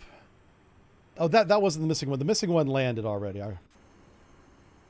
Let's I expect this place to go away, so I'm gonna shift Boomer Flight 5 more to the north up here.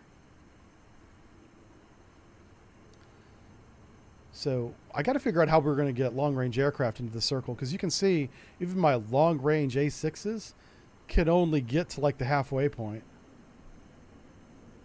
We're going to have to figure that out. Let's take a look at our carrier. See what our options are. I might have some A7s maybe. Oh, whoops. Oh, those guys are coming back. Okay. We've got 4 planes that are refueling and rearming. They're already on the deck. Do we have any A7s? No. We have E6 Bravos. Those are the electronic warfare planes. We could probably launch another one of those. Oh, recon. What? Oh, I selected the wrong one. There we go. Now we're cooking. So I can send these as seed heavy. But I don't want to do that. These guys are too valuable as electronic warfare planes. So we're going to launch one of those. And we'll do another flight of seed. I want to make sure that they do have drop tanks. Okay. That's their max range, I guess. Okay. So we'll get another flight of bombers up is what that's about. Let's get another flight of F-15s up. Yep. And long range, 3 bags. Flight of 2, launch. And it's just really important that you keep spacing out the flights so that you have time over on station. Time over target for as long as you need them to be, because we're getting so far from base now without any mid-flight refueling. By the time we get to northern Iraq, or Iran rather, we don't have much fuel left. I mean, like, this is not a good example because these guys have been maneuvering a lot. Diamond Flight 3. I've actually relieved Diamond Flight 3 at this point. I should probably consider... Oh, you know what we're going to do? If this attack is successful and we destroy every SAM here, I'll fly up there and destroy that plane. Because I'm pretty sure it's a flight of 3 fighters, but we're not sure. Also, I kind of want to see how the AI treats this. If they lose their GCI radar right here, will these planes retreat back to the next level of defense? Or will they stay there? We'll find out. We'll watch that happen on the little screen right below me here, and I'll read some chat. It says, is there a chance that we'll see you play the Soviets? Oh, sure. Absolutely. I just enjoy playing the Americans because I'm more familiar with the systems. I'm very familiar with Soviet submarine systems because that was my job. I had to know how those worked. And to some extent, the surface systems too, but not as much. Like the airplanes and the surface-to-air missiles, SA-10s, SA-300s. I don't know those very well. I only know what DCS taught me, and I'm not sure if that's accurate. Yeah. But yeah, to answer your question, I'll definitely play Soviets for sure. And we'll lose on purpose. Not really, I'm joking. On station. I do want to demonstrate how the Soviet Navy in the 80s especially had, I'd say, near parity with the Americans in some theaters. The Baltic Sea was one of them. The Black Sea, I would say they had an advantage because they owned 80% of the coastline. The only thing that wasn't theirs was Turkey in the south. You know, so they had advantages in certain theaters. Western Pacific, north of Japan. Japan could not compete with the Soviet Navy in the Cold War. They were heavily limited by the treaty that they had signed after World War II, for one. Our Westpac fleets were based out of Philippines, Guam, Okinawa, big one, Okinawa, had Marines there. So, you know, of course, the Americans had parity with the Soviets, but the Japanese themselves did not. They just had a self-defense force. That's all they were allowed to have. So, yeah, you could make really interesting scenarios in those theaters and give a slight advantage, historically speaking, keeping it accurate, to the Soviet Navy and Air Force. And I have no problem playing the red team once in a while. Playing the bad guys, from my perspective, is kind of fun. You know.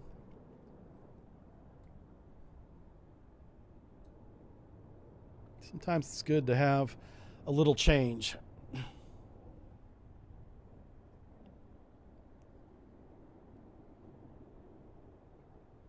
This is Diamond Flight 3, or Diamond 3. It's a 2-ship. They've shot all their Phoenixes. They're all gone. And they're just watching the Tomahawk attack happen. We'll speed up a little bit. On station.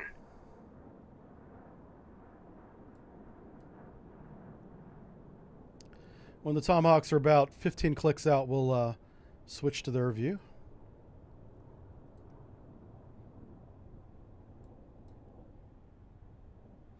So one of the main reasons why I'm keeping everybody above 20,000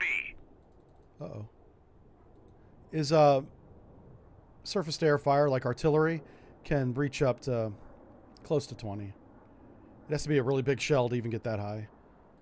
So, you know, you don't want to subject yourself to anti-air fire if you don't need to. I wonder who RTB'd. I missed the message. It popped up on my screen, but then I missed it. All right, Snowball Flight, Raven Flight. They should be jammed with Raven 2. Here they are. All right, let's move Raven Flight up to here. And I want to shift his jamming. Raven Flight. Hold on.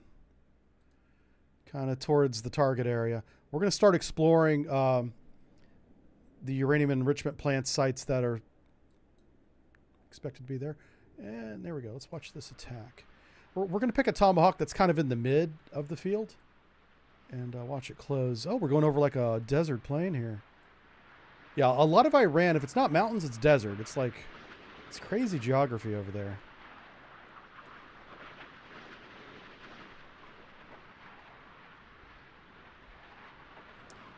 It reminds me a lot of Eastern Washington.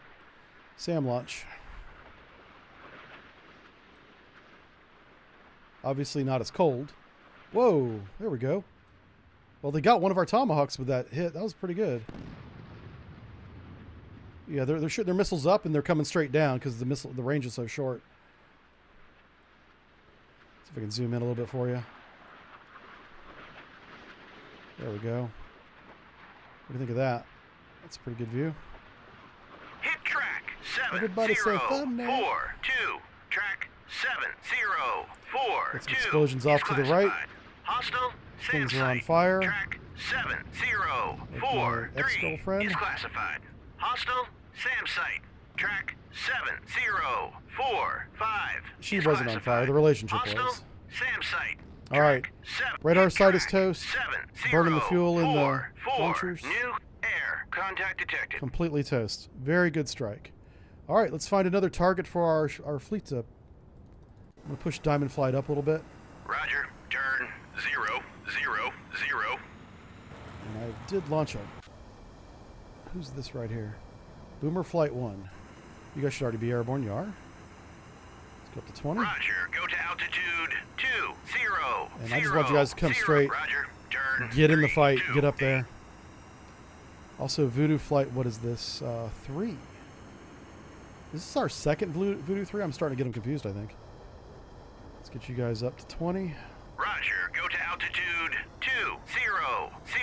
This is another relief flight for Cap. These guys are protecting joint rivet. Joint rivet?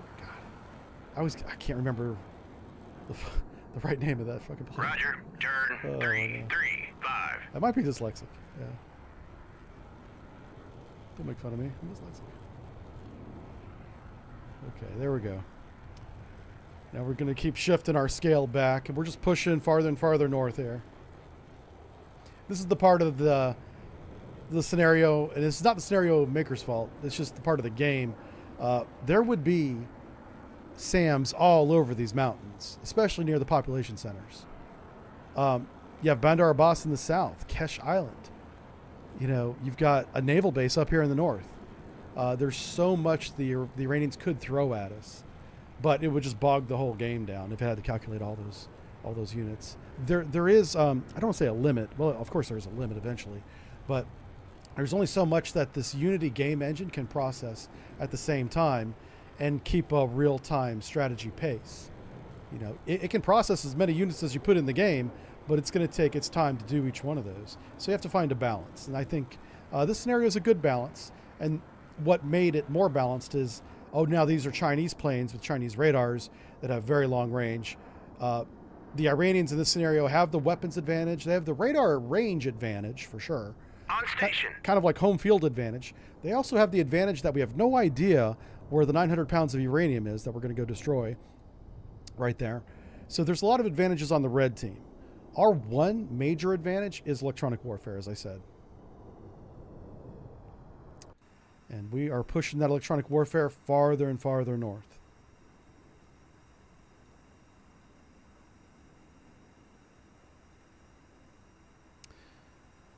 So what I like about having the B-52s right here is we can shoot the Kalka missiles. Those are conventional cruise missiles towards the targets. That's eventually what we're going to do.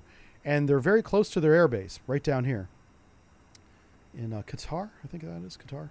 And so they'll rearm, reload, hopefully very quickly, and get back up in the air and launch a second wave. And we'll just launch as many waves as we need to until we get all sites destroyed. So everybody's pushing north right now. We're going to compress time. Oh, Diamond Flight 3. Okay, let's... I need to fix a couple of courses. We have a couple of guys going... Not necessarily the wrong direction. It's just not the direction I want them to go in.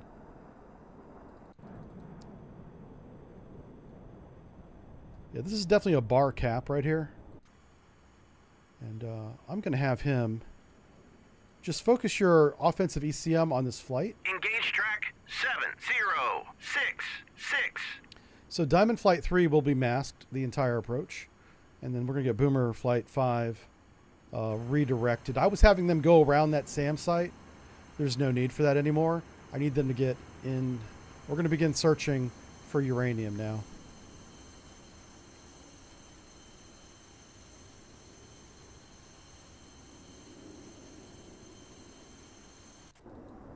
What's our fuel state? Oh, it's not good. All right. For now, I want to keep these two here. I did launch a relief flight. We should check on them. Oh, there's Raven. He's finally up. Roger. Go to altitude 20. Roger. Turn 3. All right. 2, 3. Our ASW planes didn't find any subs. So for expediency, I'm just going to have them RTB. Roger. RTB. And this is Boomer Flight 1. Roger. Go to altitude 2. 0. I thought I had given these guys orders. New air. Contact detected. Yeah, it says that. Yeah, I did give these guys orders. I don't know why. Oh, I only gave it to one plane. What the hell?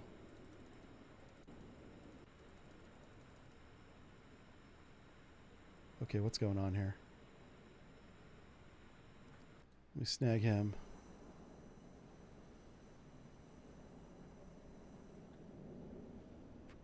So only one plane got the order, so. Roger. Turn 3, 2, 9. I'm going to have him return to formation. Go to formation, return to formation. Returning to formation. And let's make sure this flight is at 20,000 feet. Well, they will be anyway.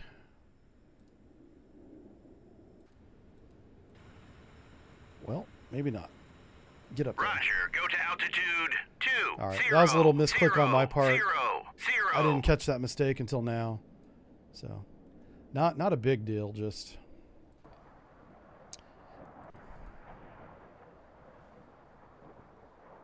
Roger. RTB. Roger. RTB. Diamond Flight is returning.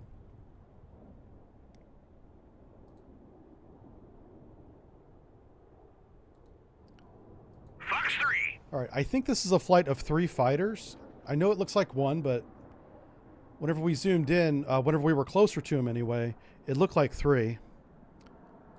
So we're going to watch that attack take place. So Diamond Flight 3 is down to a single ship, just the flight lead. Ground contacts I broke them detected. apart for fuel reasons. Shack, yeah. On Yeah, station. Shack is the call for, what is that, a bomb on target? I've heard it before. Oh, here we go. We got our next site. Okay, let's be very careful of this site here. Let's go ahead and designate it. Hostile.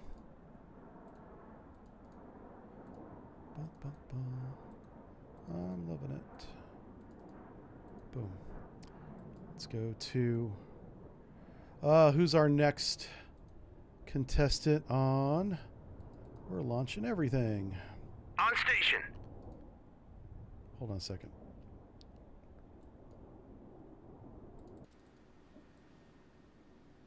The Radford, right? Yeah. So you still have 20 missiles. Yeah, that's enough. Okay. Math. Math is hard. Okay, here we go. Engage track. Engaging track. Engaging track 7. Engage track 7. Engaging Greyhound away. Track 7 0 8 2. VLS is cooking. Jesus. I don't think the VLS is quite that fast. I thought it was in time compression. All right, that's a Tomahawk attack on that site. And we'll watch our... This is an AMRAAM. Watch the AMRAAM close in on this. Maybe this is only one plane. I don't know. I thought I saw a couple of different radar returns from the same position.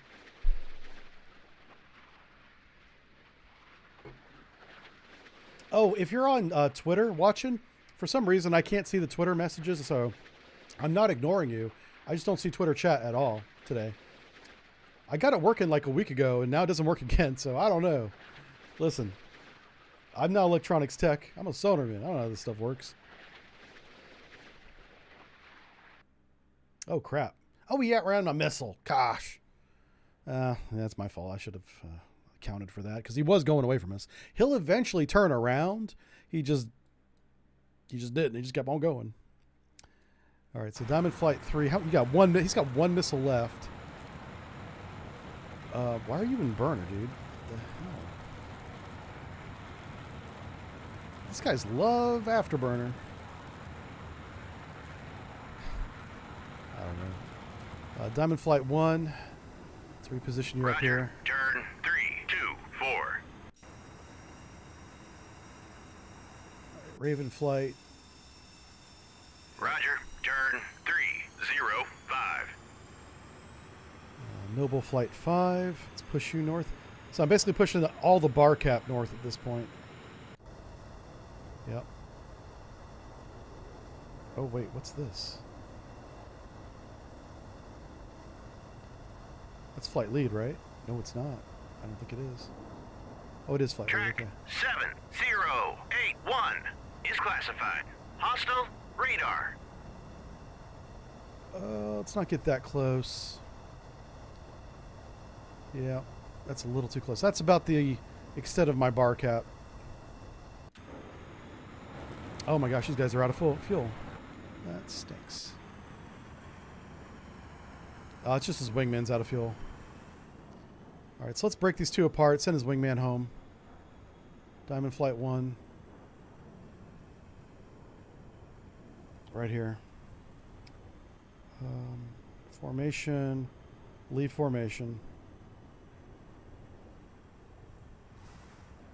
Where's your wingman at? There he is. He's peeling off. We're going to send him home.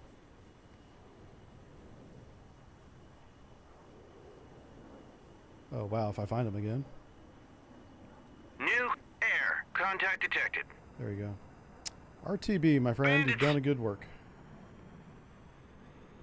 More bandits. That might be... Yeah, that's the radar plane that's up there. I am going to knock him out. It's just we have to be very methodical about this.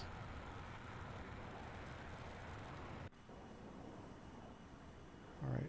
I'm curious if this guy's not going to turn around. He was following a very predictable pattern, but now he's not. It's like he's literally running from Diamond Flight 3. He should not see Diamond Flight.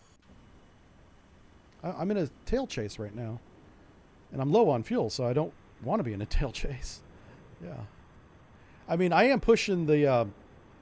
I'm pushing him towards other fighters that can shoot him down, so... But this guy's got one missile that's long range left.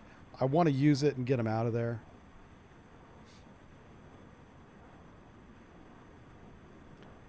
No Twitch chat either. Yeah, I know. Yeah, Twitch chat's...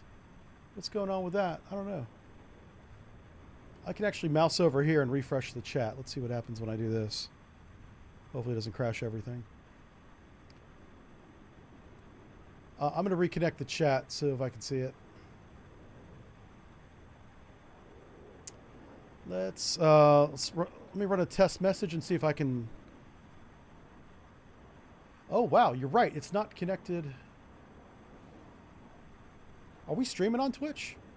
Oh, no. Why are we not streaming on Twitch?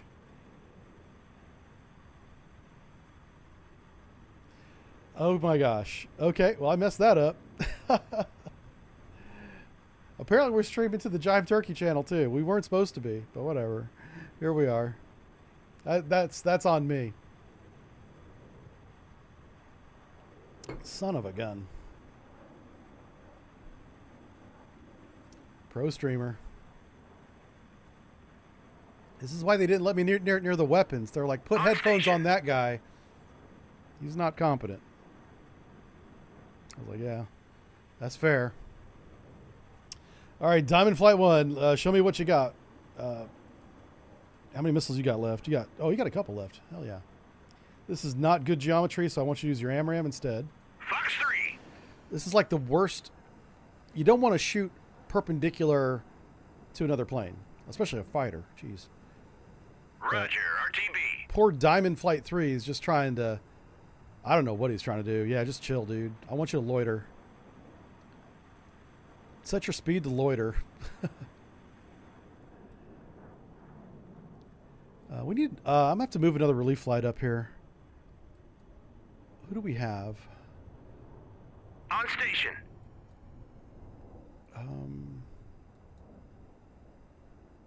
Yeah, let's launch another Tomcat. I thought we did already, but I don't see it, so I'm not going to spend time looking for it. We're just going to go with long range, 2 drop tanks, flight of 2. We don't need a lot of planes. We just need a consistent refresh of planes. So what's going to be interesting is after we get overhead in this circle, this is where we're looking for targets. And I expect the SAM activity here to be very dense. And we'll watch this attack here. So I chose the better of the two missiles. I think this missile's better than the Phoenix in this situation. Yeah. So, yeah, not streaming on Twitch. And I definitely meant to. And I just messed it up. I was looking at my icons, and I completely did not select Twitch today. That's Multiple on me. ground contacts detected. Multiple I know there's probably a lot of people on contacts Discord detected. going, New where's the stream ground at today? contact detected. Because that's the community that I see the most of on Twitch. What's interesting is we're going to 2 different YouTube channels right now, and I didn't know that was even a thing. So apparently you can do that.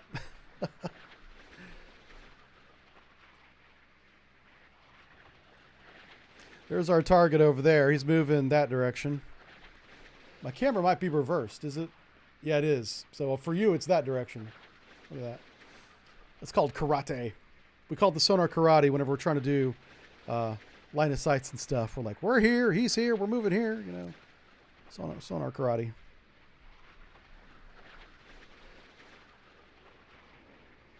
This looks really good. That's another F-14, I think. 706.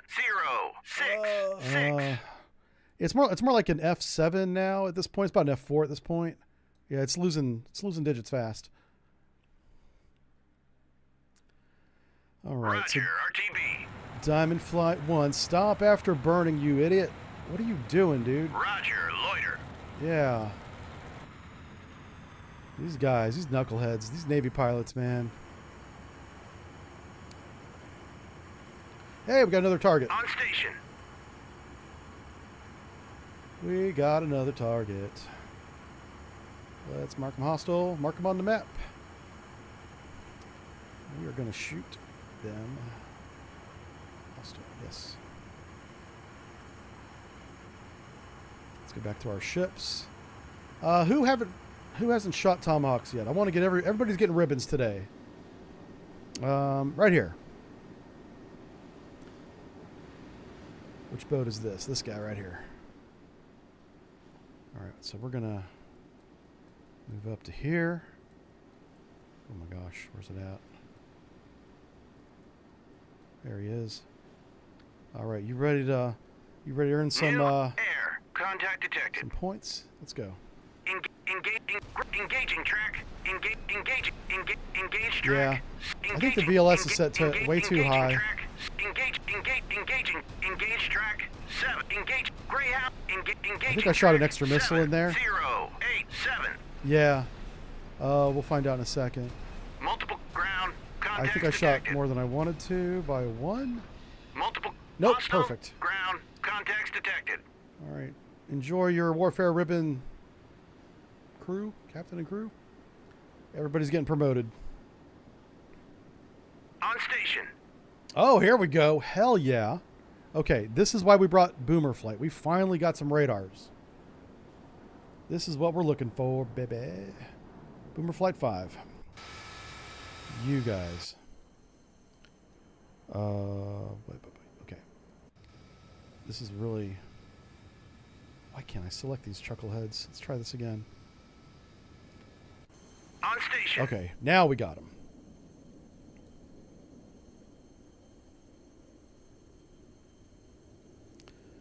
So, let's just check range real quick. These are some very long range anti-radar missiles, but not that long. Okay. So, the way we'll manage this is we'll look at the actual range. Is it an 88G, right? 160 nautical miles. So we're going to check fire on that. We're going to take a 160 nautical mile circle. Good Lord. Put it on target. So we have to drive to this point. Now, if you look at the area of uncertainty, it's oblonged in that direction because our ESM is detecting it that way. So that's why you want bearing separation between your ESM platforms. So I'm going to move my ESM plane more to the west. Roger. Turn 30. We'll have to watch out for fighter aircraft. Noble Flight 3. He's actually in good position to intercept if he needs to. Voodoo Flight 1, how are you looking? Oh, he's about to go home. Oh, wow. Is Brest Flight 5? Oh, these are my bombers, yeah. So once I take out these radars, we can start looking for the facilities.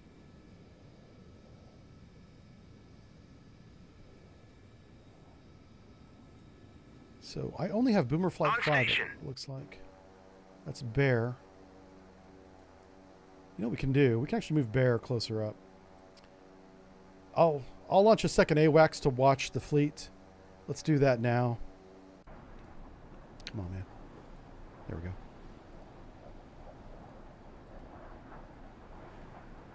We'll get another eye in the sky protecting the fleet because our original one is so far north.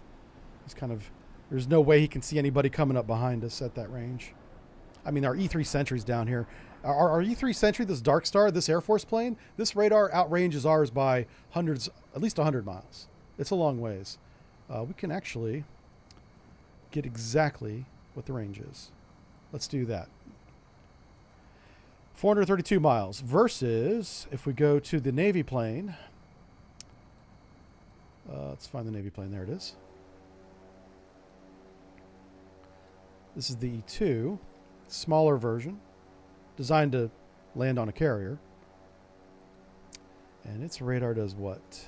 It's still pretty good. It's 350. So they have, what, a 80-mile range advantage on us, which is expected considering, you know, this has less power. It's a lot lighter. It's a lot smaller. You know, does the same job. Pound for pound, I think it's really good. Okay, so we are moving up an anti-radar flight. This radar flight, Boomer Flight 5, might get all 3 of these radars. Oh, they're switching their radars on and off. That's pretty cool. Okay, so they're practicing some ESM or EC, some radar MCON. That's the word. They're practicing MCON. The Iranians are. So let's move Dark Star up. Roger. Turn 3-5. This is a little bit aggressive. I may not go all the way there.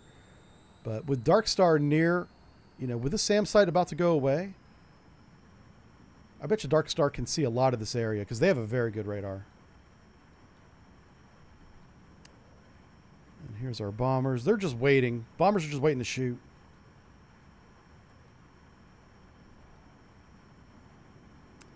It's Diamond Flight 7. Who are these chuckleheads? Oh, this is my relief flight. That's right. All right, let's get them to 20. Roger, go to altitude 2-0-0-0-0. Roger, turn 3. They'll be up there. 4. Wow, that's like a that's an hour-long flight just to get on station. Holy smokes! Iran's a big country. Yeah, big country. All right, here's Bear 2. He's finally in the air. Let's get him up to speed. Roger, go to altitude. This is our second AWACS. He's going to stay back a little bit. Watch the fleet. Make sure we don't get a nasty surprise.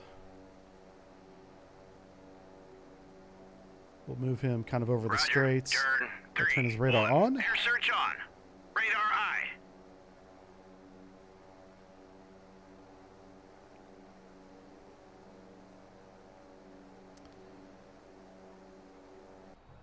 This guy should be landing. Let's see. Let's watch a trap happen. Recovering the aircraft is much slower. It takes way longer than launching them. Can't have Twitch while working. Contact detected. Oh, your work blocks Twitch, Bandits. but not YouTube. That's interesting.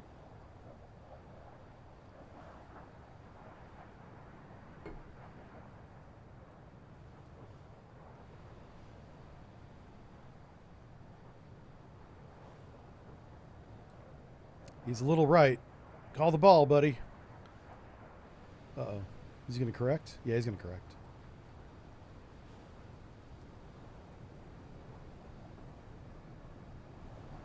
There you go.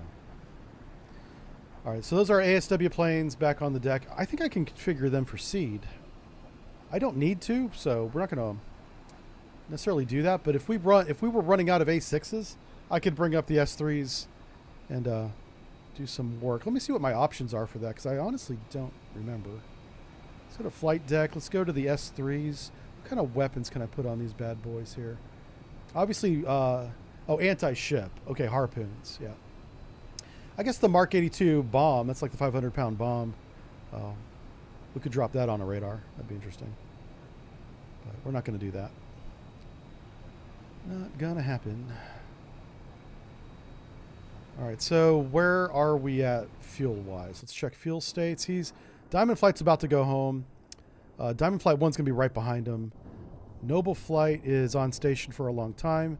He is loitering at 20,000 feet. So these guys are my primary cap right now. We're just waiting for Boomer Flight 5 to get in position. And is Boomer Flight 5 going to beat the Tomahawks? They might.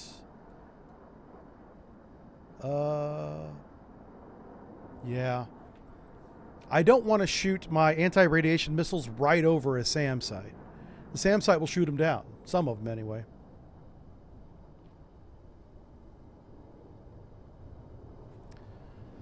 So let's think about that. Let's go to Boomer Flight 5. I think a better option for us. These radars are kind of down in this valley. I kind of want to attack from the east. I think that's the best option. Both of these radars I can get, if I redirect my planes north of the SAM site here to this point.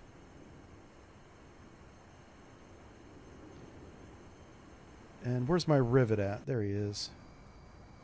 And Dark Star's moving up. The more I get bearing separation between Dark Star and Herma, the smaller these areas of uncertainty should become, if the game's calculating that. And let's make sure. Let's take a look. Who is detecting this? Let's get a list of how many of our planes. So it's only Raven Flight is the only ESM. So it doesn't matter really what bearing he's at. Well, it kind of does, but I'm sure for the purposes of the game it doesn't. Those are probably not going to change unless he gets closer, is how I think the game would calculate that.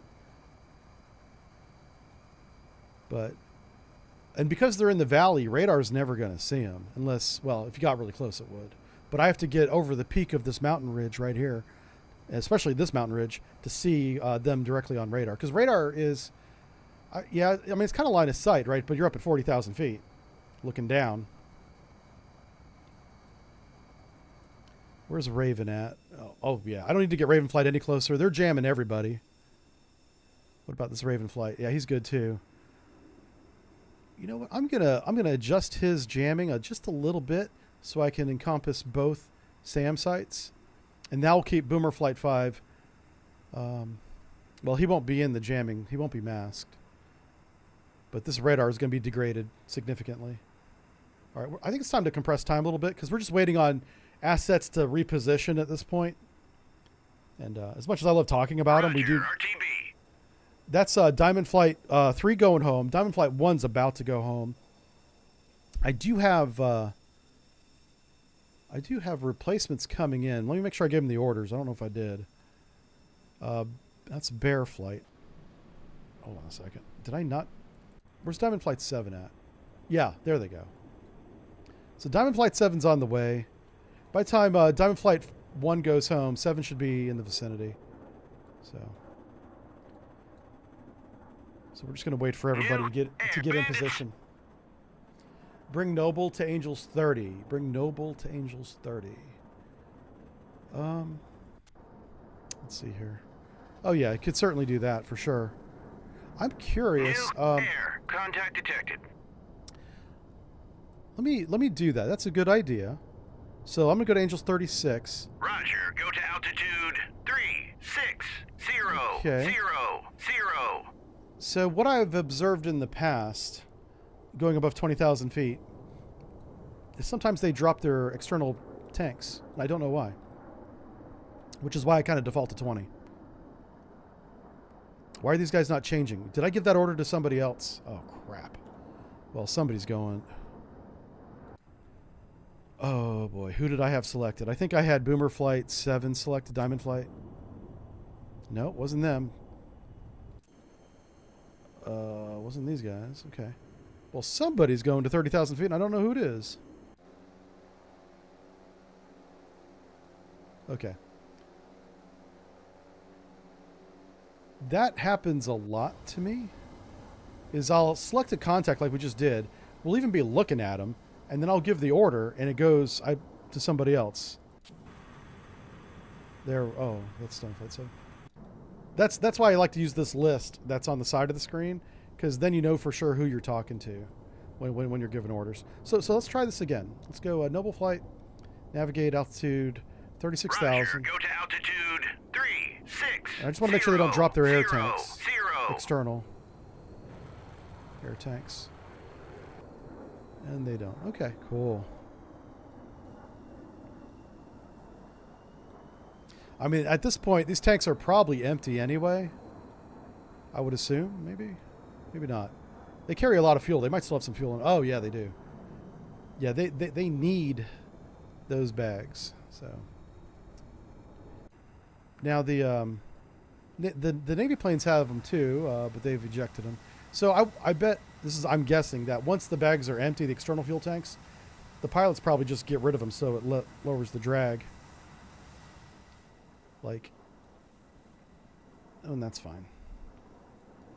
So I am putting Boomer Flight 5 at risk. New air. Contact detected. Oh, where is that? Boomer Flight 5 right now is kind of not protected. Where's that air contact? Hold on. Designate track. Hold on. So Dark Star has the contact. That's not a SAM launch, is it?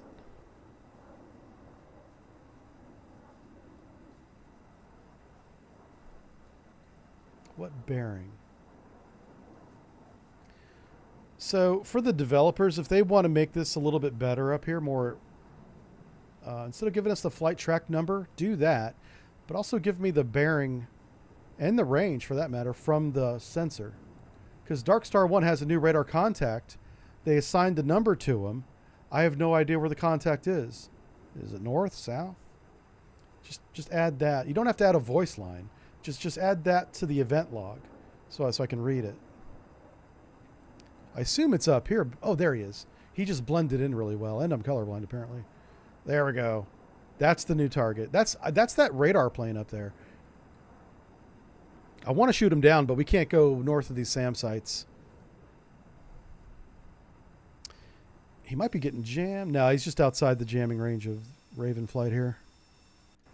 Yeah, both of them. Bandits. All right. I'm going to take a quick break. We're going to be right back. Auto-select the information. It says, hold on a second. Click the middle mouse button scroll wheel to auto-select the formation leader. Oh, that is awesome. So select it first and then do that? Hold on a second. Let me find a formation of multiple planes. Nice. That definitely works. Sent. Thank you. That's huge. Because left click defaults to the wingman for some reason. And then if you center mouse click, it defaults to the wing lead. So I can give orders without being confused. That's super good info, dude. Thank you. Okay. We are going to take a break. I'll be right back. Just waiting on... I can press time a little bit here. Uh-oh. I'm all tied up. I'm all tied up and I'm getting Texas. Leave me alone. Oh, wow. It's lunchtime already. Holy cow. Today is going by so fast.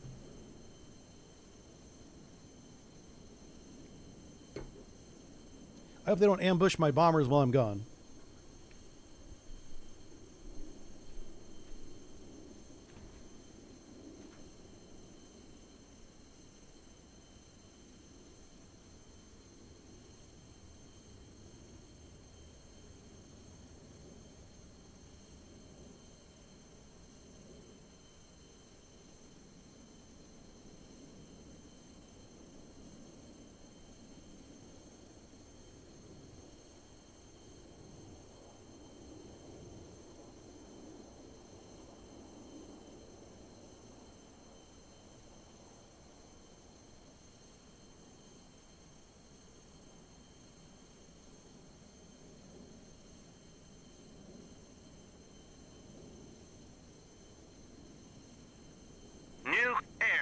contact detected.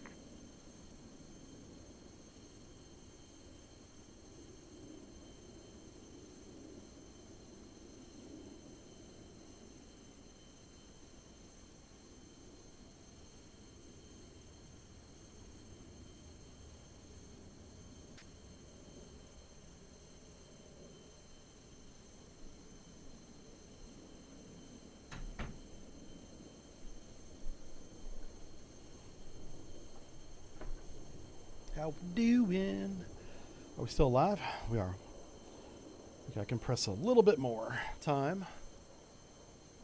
I'm just very nervous about Boomer Flight 5. I've decided to push them so far north that if they get in trouble, I got no one to bail them out. But we're going to... Multiple ground contacts detected. That's actually really big news right here. Okay. I should not be surprised at this.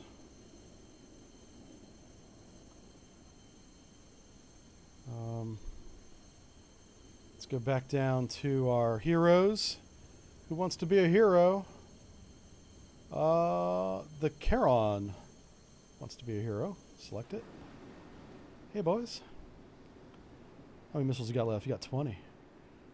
I just happen to need 20 missiles on target.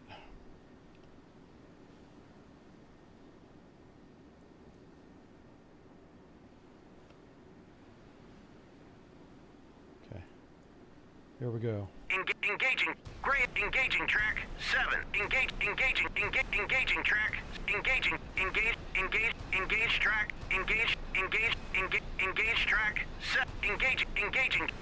Engaging track 7. Right. 1 that 0 should be 1. perfect. We will see. And yes, awesome. All right, so that relieves Boomer Flight 5 from having to go all the way north. We do have a new target here. What is this?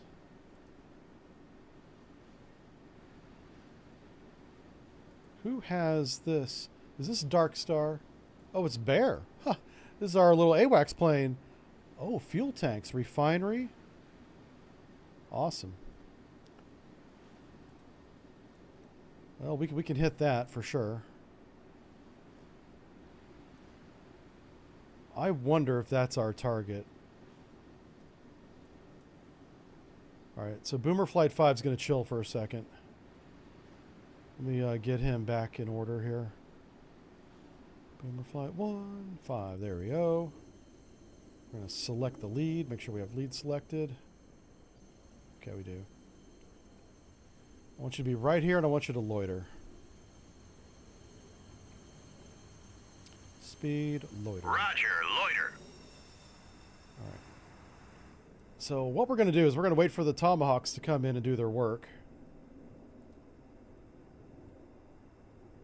And I want to get eyeballs on this site because this might be one of our nuclear targets. It's possible.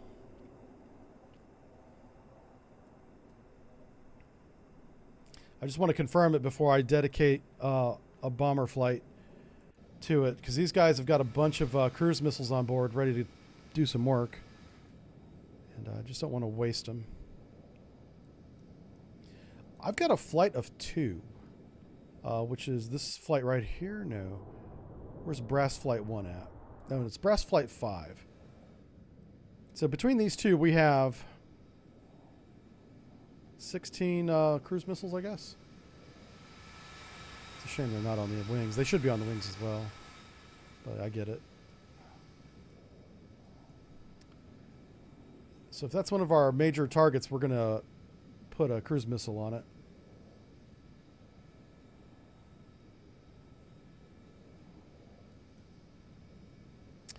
All right, I guess we can press time again. All we're doing is waiting on missiles. I don't know why a Tomahawk's got to be so slow, right? On station.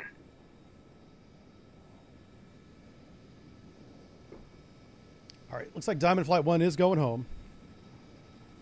I can shift Noble... No, Diamond 7's on site, so that's great. These guys. Yeah, Bear Flight is like... This is the bravest little radar plane. If they scramble fighters after him, he's There's not much you can do about it. I mean, I've got Diamond 7 protecting him, but... Oh, what's this? Hold on. Oh, that's Raven. How can we better use him? Yeah, let's take Raven and put him up here. Roger. Turn 022. On station. Flight 7? Okay, there you go. You guys come up this way. So Bomber Flight 5 has protection now. We have really good cap here. Look how small the ellipse is now.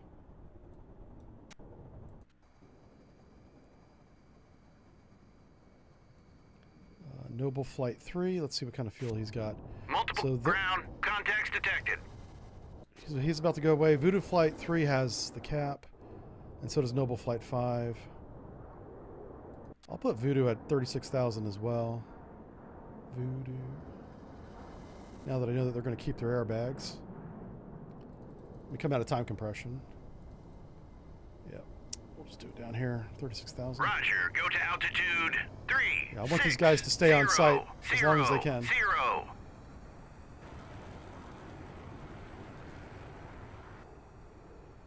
All right, we can finally see these guys.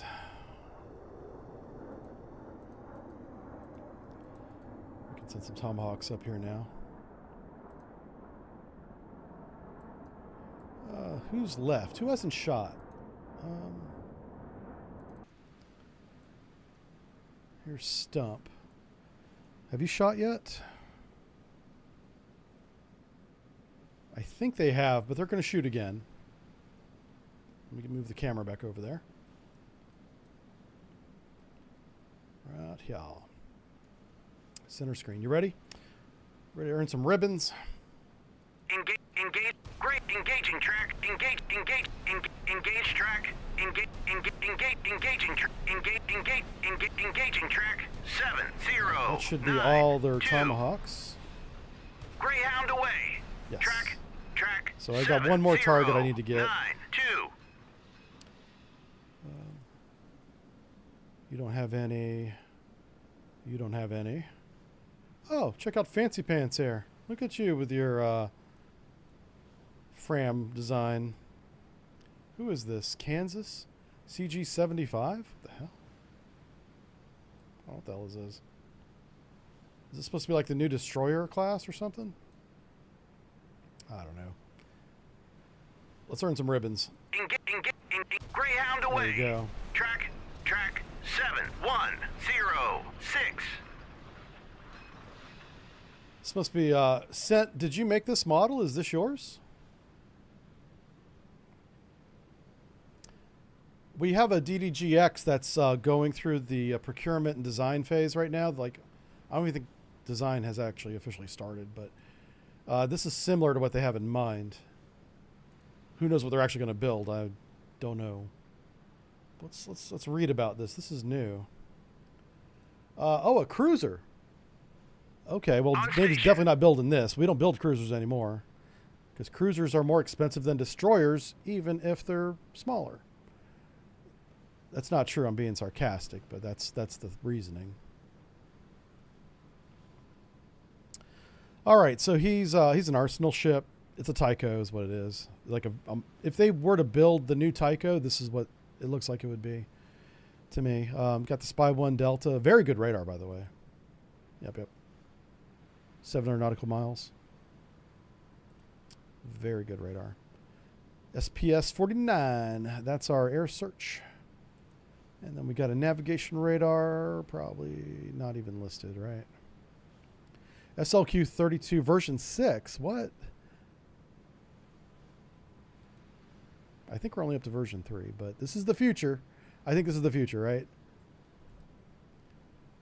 Yeah. Anyway, if you made this, good job. My hat's off to you, sir. You know a lot more about computers than I do.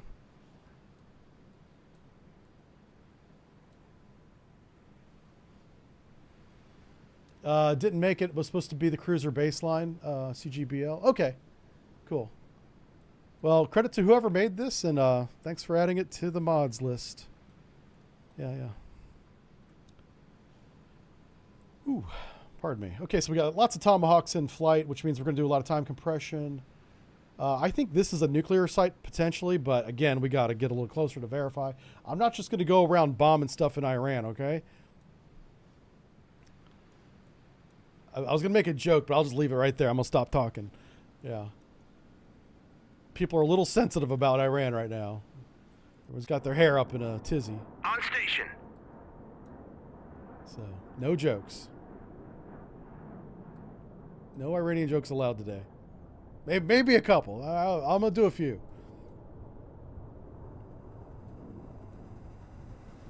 On station. Like how we're fighting the Chinese Air Force over Iran? Yeah.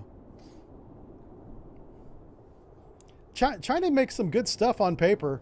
The PL-15, PL-21, those are scary missiles, man. I don't know if they actually perform that well. That's the thing you can never tell with China. Unless I see the weapons test, I don't know if I believe it, you know. But they've actually surprised me with some things that ended up being true. Like the YJ... Is it the YJ-21? Roger, RTB. It's a cruise missile that has a rocket motor that burns during terminal, which is at the end of the flight, not the beginning. Yeah. So, imagine, like our little Tomahawks here. Oh, I'm in compression. I can't do that. Okay. So you just have to imagine with your mind. Use your special imagination. A cruise missile just transiting to target at subsonic speeds with a sustainer motor, little turbo twin jet, whatever motor, keeping it in flight. And because that's fuel efficient, it can be right off the water. So, 20 feet, 10 feet, very low to ground with a calm sea state. And it can go over 100 nautical miles in that state. And because it's close to the water, it doesn't have to be stealthy, but it has some stealth characteristics. But whenever it gets to within, say, 20 or so, 15 maybe miles from target, it basically ditches the rear end of the jet with that sustainer motor on it, and it kicks on a rocket motor. I think it's solid fuel rocket, and just plows at supersonic speeds, like I'll say Mach 3 or something, into the fleet. So detected. The fleet's watching, if they're detecting the missiles come in slowly, they're launching their SM missiles, knocking them down, and then suddenly they hit the 20-mile point, and all the little missiles zip in and blow the fleet up. That's a scary-ass missile that they said did that on paper, and I was like, no way would you push RTB. that much rocket fuel around for no reason. But they did. They built it that way. It's a scary anti-ship weapon. Because of that last run, good luck getting a Sea Whiz on it. Sea Whiz is great, but it ain't perfect. And if it's trying to hit a rocket-powered weapon that is accelerating, so there's a delta on the speed, it's not consistent. There's a little bit of bearing change, but a lot of speed change. Like if you're the target ship, you have a good chance of intercepting it because you're looking at one direction because it's coming to you. But if you're a supporting vessel, you're watching this missile go by towards another target, and you're not going to get the Sea Whiz around fast enough, I think. These are all my opinions, of course. So it's a really smart design, and that's how it works. That's just one of the many different anti-ship missiles China has now in its inventory today. It's submarine launched as well. Can be. Air launched, submarine launched, ship launched. Yeah. All right, we're going to watch this attack. Let's come out of time compression, I guess. Yeah, scary, scary missile. I think we found some targets up here. I'll get to those targets in just a second. Here we go. Oh, hey, we've got some anti-air fire. Some kind of flashing happened. Do they? Oh no, are we not jamming them? Hold on. Oh, we're jamming them. We'd be jamming. This is a very small flight of missiles. What happened? Oh no. We might have lost some Tomahawks in the terrain, maybe? Oh, shoot. All right. So this is why we got Boomer Flight 5. I can get Boomer Flight 5 over target, and we'll take out the radar.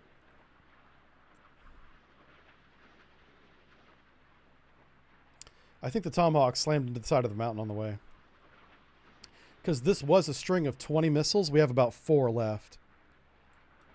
3 plus 2. So we have 5 left.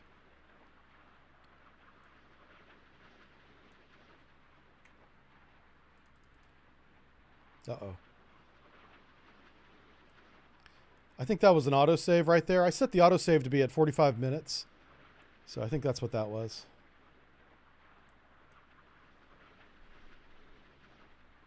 More expensive, unwieldy considering, but they're fun to watch. Let me catch up. You think it's YJ83? Yeah, I can't remember the digit. Yeah. I know one is a ballistic missile and one is that supersonic terminal missile. You might be right. I don't have it off the top of my head. But I am impressed with some of the stuff China's come up with. Yeah, I'd really prefer not to fight them, but I don't know how that's going to go.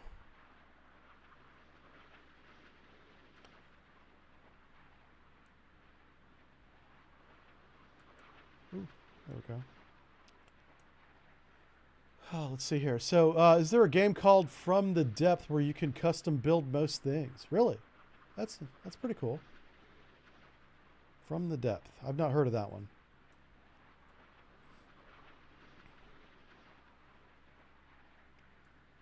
I'm just curious as to what's going to happen here, because, yeah. Ugh. It looks like we're going to completely miss this radar. We have no weapons on it. They must have hit something along the way. Like a mountain, maybe? Weapons failure, maybe? I mean, the Tomahawk's not perfect. It can, you know, crash. But they're actually pretty reliable. I mean, you'd be surprised. Multiple hostile. Uh-oh. Now we got incoming. Detected. All right, let's go back to real time. Hostile air contacts detected. Multiple hostile Yeah, I'm going to shift those air A6s over here and detected. destroy Multiple these guys. Hostile air contacts detected. Multiple hostile air contacts detected. Hit track 70. There's a launcher there to the right. Track 7. We're not even going to hit him. 82 is classified. We got 2 Hostile Tomahawks SAM left. site. I think we're inside minimum weapons range. Yep, there we go. Yeah, those are S-300 launchers. Track 7083 is classified. Hostile SAM site. Yep. Okay. So we can't necessarily rely on shooting these with Tomahawks. Looks like they're just too far away and the terrain is too uneven. That's what I get for. Oh wow, these guys are about out of fuel. Huh.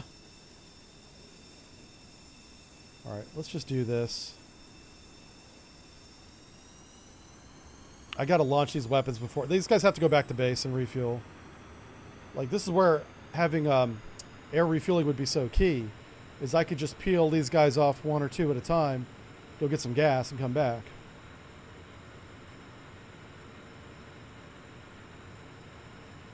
Move my... Yeah, they should be within weapons range like any moment now.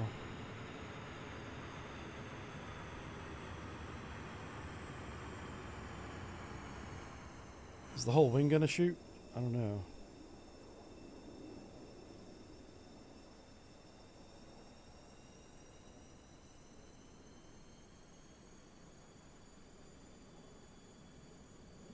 Hello? Huh. It says they're engaging. They should be within range.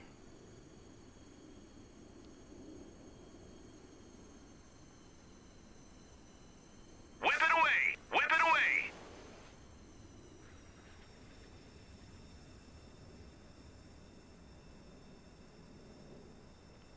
Whip it away!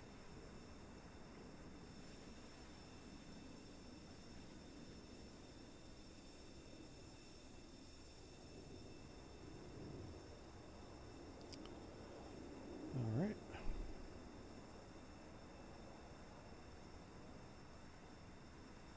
See if we have any weapons for this one.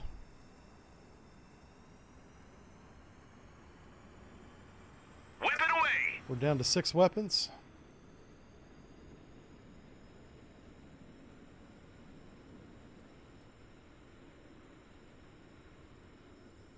Whip it away!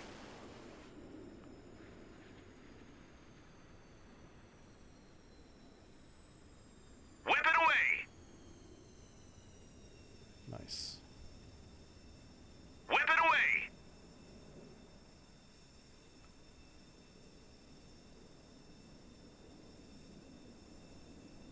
Who else can we hit? These guys might be out of range, but let's see.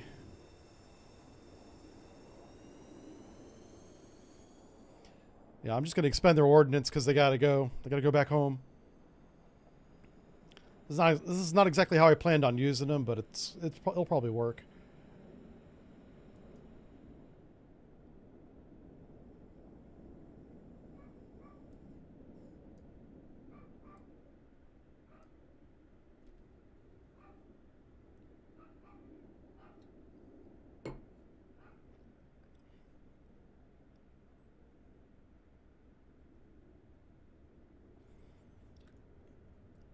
How much closer do they got to get?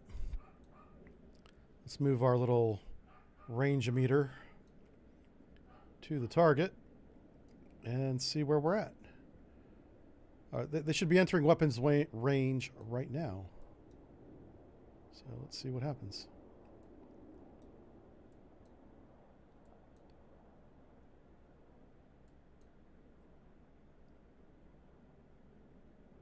We got 5 weapons, so I'm going to put 5 weapons on this radar site and get them out.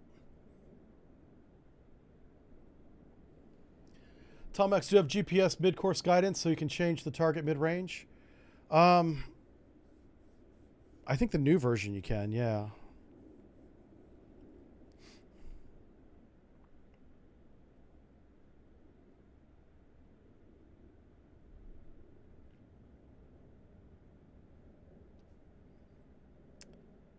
It's still going to be an hour before the Tomahawks even get there, so. All right. These chuckleheads are not as close as I thought they were. Shoot your weapons. Whip it away! There we go, finally. Whip it away! That's what we want to see.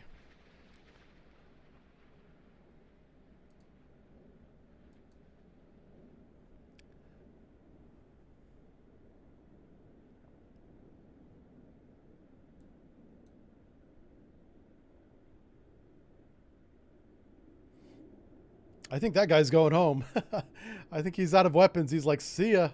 Forget this formation bull crap. I'm going back to base. All right. Let's put 3 more weapons on him and call it a day. Tanya's here. Says, did you have an insider scoop on implementation of missions command modern operation style? What? No. Nobody tells me anything. Yeah. I don't know nothing. It's a bit much to rotate planes out when they run out of fuel. Yeah. Oh, you're talking about for the video game. Oh, no. Yeah. No. I've talked to the devs and I've given like recommendations and stuff and feedback. But nothing about design. Yeah. I leave the game design to the game designers.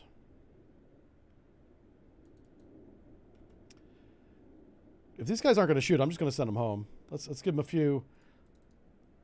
Let's speed up time a little bit and see if they shoot weapons again. Oh, you know what? They already have a weapon on that target. They might be waiting to see if it hits, which you don't have. Well, they do have the little bit of gas because they slowed down. So I think it was just this Boomer 8 was the guy that was low on fuel. So, yeah. All right, so here's what we're going to do. This is definitely a radar site here, I think. Oh, definitely not.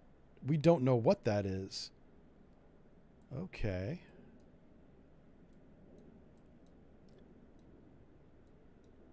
Let's get Diamond Flight 7, this little 2 ship here.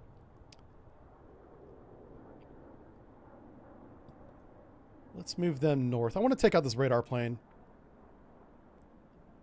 Roger. Turn 3, 5, 1. And we have Voodoo. These guys are way high.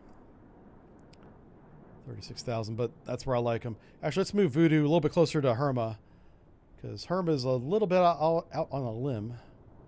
We don't like that. Where's Voodoo? I'm trying to find Voodoo on my list of contacts here. Noble, Raven, Boomer, Voodoo. There you are.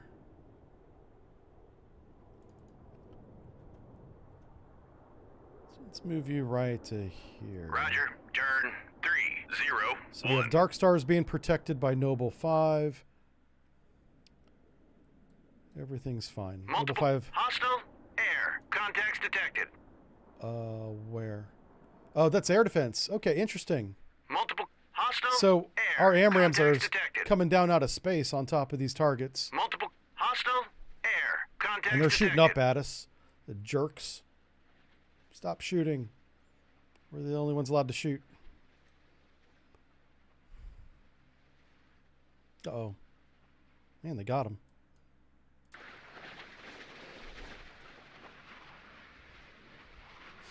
This is a weird perspective, watching a missile come down pretty much ballistic at this point on top of a target.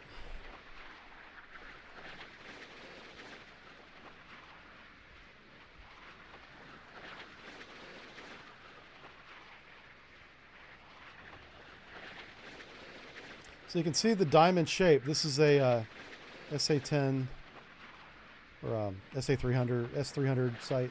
Hit track 7. That's the radar, and now why? Oh, because the radar stopped. So what's interesting about this missile is that it would remember the location of the radar, or what it thought the location was. It would still go after it, but I think he's retargeting towards a different radar. Hostile air Which- contacts detected. I mean, I appreciate the effort, but I don't think that's a good idea. Multiple hostile air contacts Like, he should have detected. just went down and hit the target again.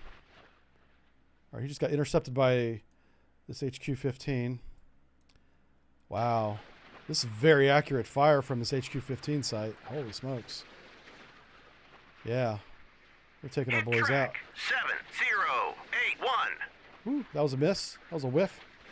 We've got one missile remaining. Whip it away.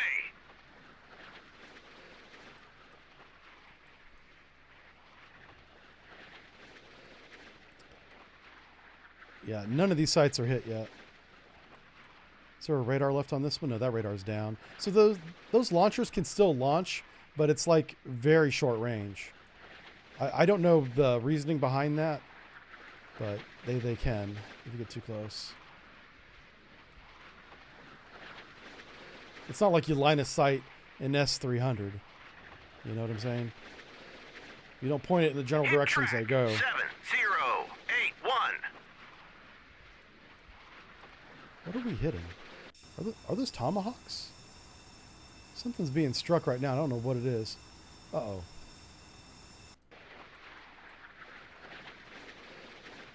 Well, that's not the missile I selected at all. Okay, there we go. All right, so we have one lone AMRAM, anti-radiation missile. Not an AMRAM. Not at all. It's AGM-88. This one has a little extra booster on it. Gives it really long range. Wow.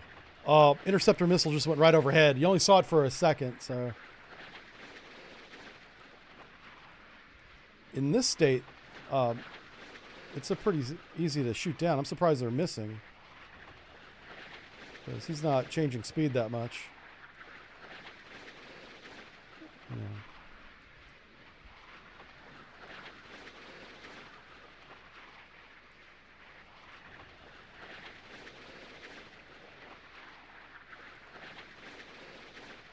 Huh. At some point, he's going to nose over. What are we at? We're at we're about 25 clicks out, so he should nose down here in a second.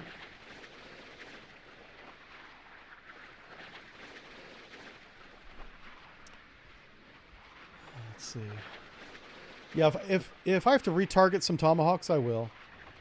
I just don't want to jump the gun on that because we're still taking out sites with these missiles. The tomahawks are a long ways away.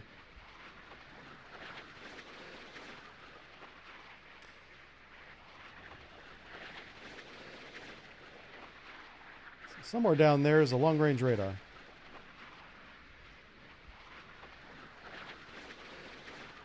Oh, I can see the shape now. Little box right there. And he's at the center of the box. I wonder if they've launched all their missiles, because they're not launching right now. And what's our altitude? 27,000 feet. We're well within the engagement envelope of an S-300. Granted, we're right overhead. I don't think that's a problem, though.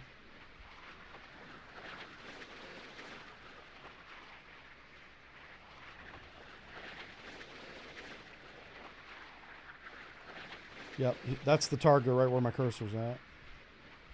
Yeah, they stopped shooting. They must be going through a reload phase. I'm definitely too close now, so this guy's pretty much toast, I think. Hello. Hit track 7093. He's on fire, sir. All right, good hit, good hit. Let's send Boomer Flight 5 home, I guess. They're out of gas anyway, so let me grab them. Yeah.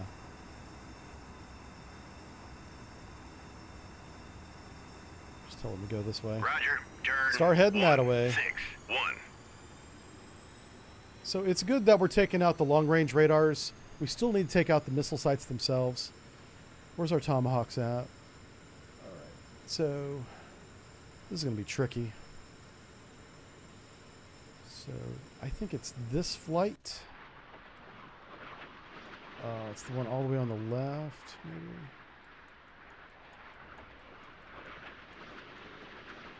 I want to make sure I redirect the right missile here. Okay, so it's center flight. Which would make sense now that I think about it. Yeah, of course. So it's this flight right here. Let's see if I can redirect you. Wait a second. Take him out. There we go.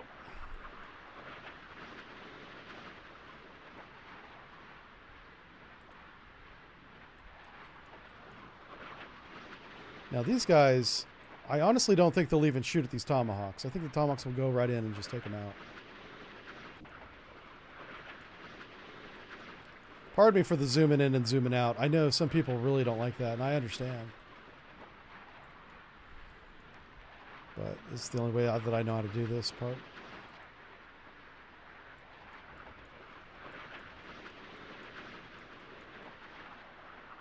We'll take this out. I'm just going to put 1 to 1 because I... Uh-oh. Okay. For some reason, it doesn't want to hit that one. All right. What about this one? Does this one have a radar? That's got a radar. It's funny. We're not even targeting that radar for some reason. Oh, my gosh. Yeah, Dark Star is close enough. I really don't want to get this plane any closer. Like, he's doing good work right there. Raven is doing good work. Oh. Is this the new Raven flight? I think it is. Let's move you up. Roger. Turn 001. Remember what I said about jamming from 2 different directions? The closer to 90 you can get that jamming from two different directions, the better, the more effective. When I say 90, I mean 90 degrees offset. I keep forgetting. I try not to over-explain things, but I know some things definitely need to be explained. All right. These guys have been in the air forever. I'm sure they're ready to go home. So let's grab your wingman here. What does he have? He's got a Phoenix. This is a very slow radar plane, so I think a Phoenix will do it. Engaging track 7098. Where's he at? Where's your wingman go? There he goes. All right, so that guy's going to haul ass forward and shoot down the radar plane with a Phoenix missile. He's going to burn a lot of his fuel doing that, leaving this guy by himself. But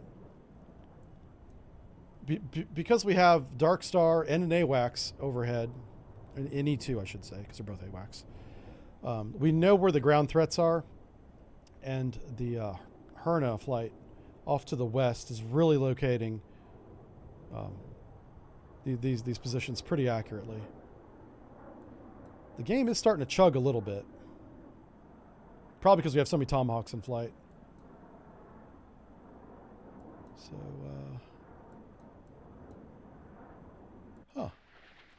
This one's about to come down on target as well. Yeah, that target's already done. Yeah, this guy's not having a good day, man. Like, his stuff's on fire. He's upgrading. He's updating his Instagram right now going, can you believe this? What kind of work environment is this? He's going to go talk to HR. Be like, I can't work in these conditions. You know, being on fire and all. It's just not cohesive to a good work environment. It's not what I signed up for. That's what he's saying.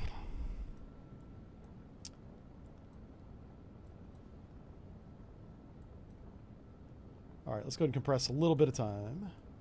Fox 3. Fox 3 on the radar plane. I don't want to compress past 20 because I think that is what was crashing the Tomahawk missiles.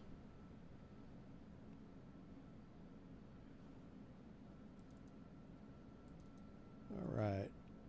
Let's see how we fare here with this intercept. There's the target.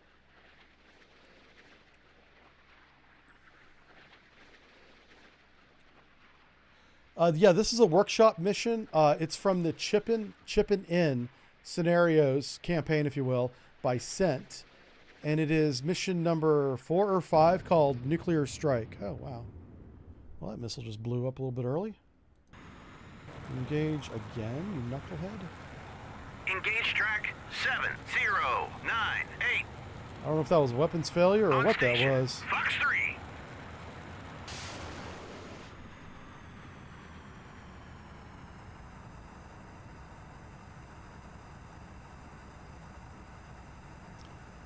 Yeah, like I said, the weapons aren't perfect, you know.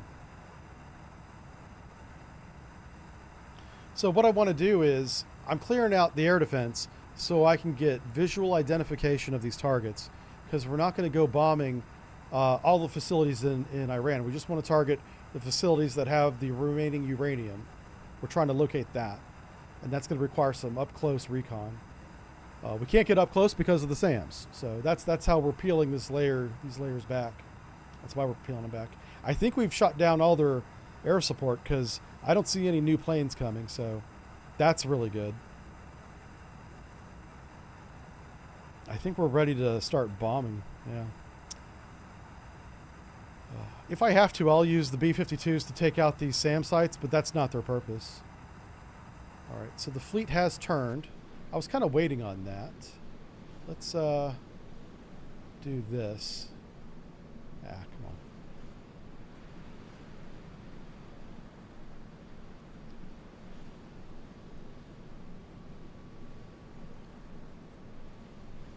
And let's do some air ops. So we want... Do we have any kind of standoff range weapon for the A6s? We do have precision. That's a paveway, though. You know what? We do need the paveway bombs, but that's assuming all the SAM sites are gone. Standoff air to surface. Oh, the slammers. Oh my gosh. Okay. I should have been doing this from the get-go. Let's launch 4 of these. That's on me. 2 flights of 4.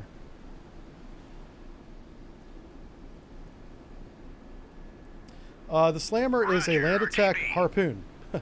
And it works, you know. Just put a land attack seeker on it. You know, GPS maybe, you know. All right. Track 7098 is history. We got that plane finally. I'm going to have him RTB. Roger, RTB. Diamond Flight 7's going to loiter. I could have him loiter at 37,000 feet too, but it really seems to me like all we have to do now is fly in and identify these targets. So we're just waiting on the Tomahawks to finish their business. Roger, RTB. Yep, everybody's going home. On station.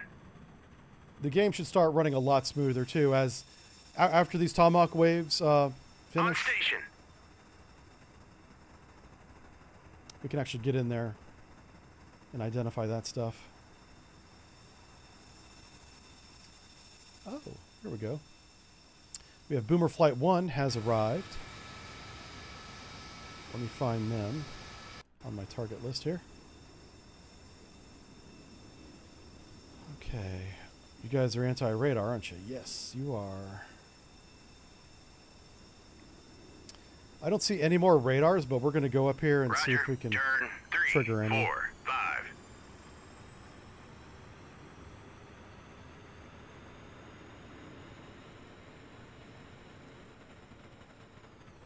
We're compressing time, that's why the audio is kind of skipping a little bit.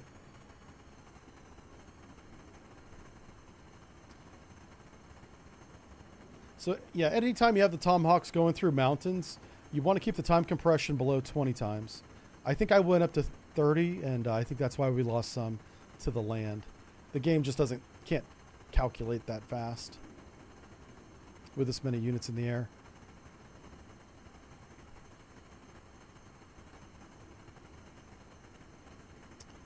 All right, we're going to watch this from the map and see how this looks.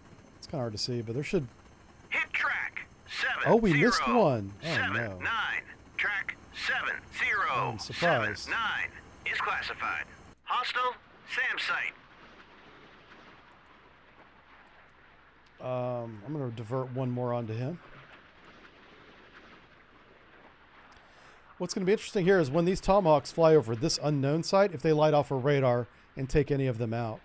I don't expect that to happen, but if it does, I've got the boomer flight right here full of anti-radiation missiles ready to do some work. So I want to see if... Did I just miss this target, or did it shoot down the Tomahawk? Let's let this Tomahawk get a little bit closer, and we're going to watch it.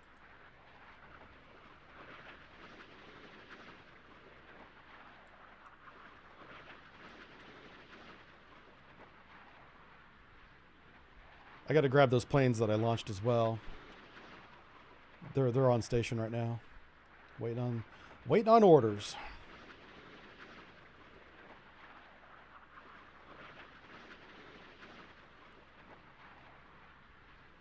Okay, let's go to real time. Let's watch this missile. It's a lone Tomahawk all by himself against a.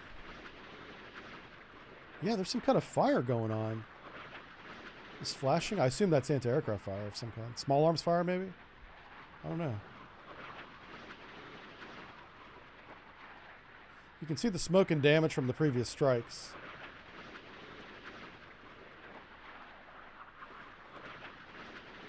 And on the little radar down below me here, that's the radar version of what we're doing. Or map version. Yeah, there's something being launched, it looks like, but it's like hitting the ground right there. What is that? Is that just the display? Is that a... It might be an artifact from the game engine, maybe. I don't know. Kind of guessing at this point, I'm not sure.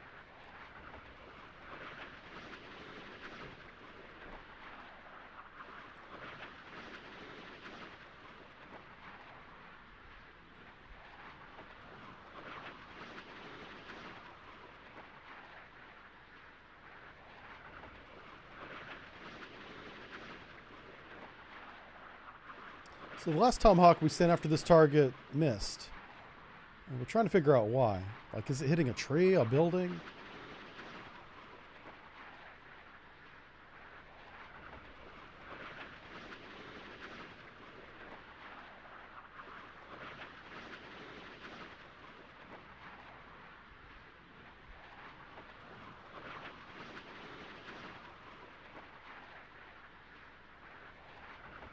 Yeah, it might be a building. It's coming into a neighborhood here.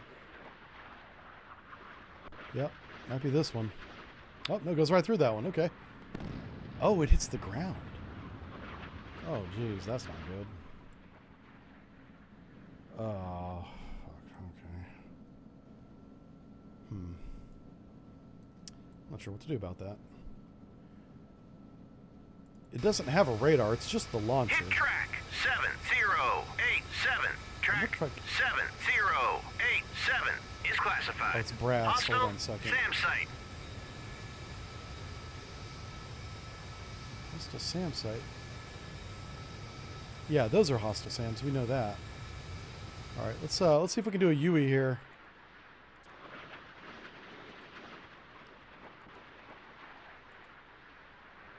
I'm also going to turn one around and tell it to go back. I'm going to approach this from a different direction and see if that makes a difference.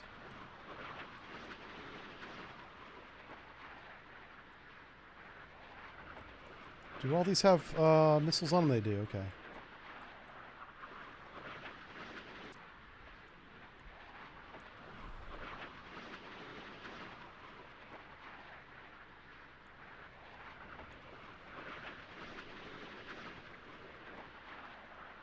Hey, there's the radar right there. That's still, is that still working?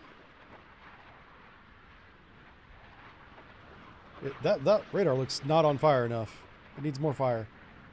Hit track 7085. Track 7085 It says it's dead. is classified. That doesn't look very dead to me. SAM site. Oh wow. Track See, that's dead. 7088 is classified. And that Hostile one. SAM site. Track Oh, yeah. 7086. Well, I mean, is if he classified. works, Hostile SAM he doesn't site. have any more ammo, so it doesn't really matter.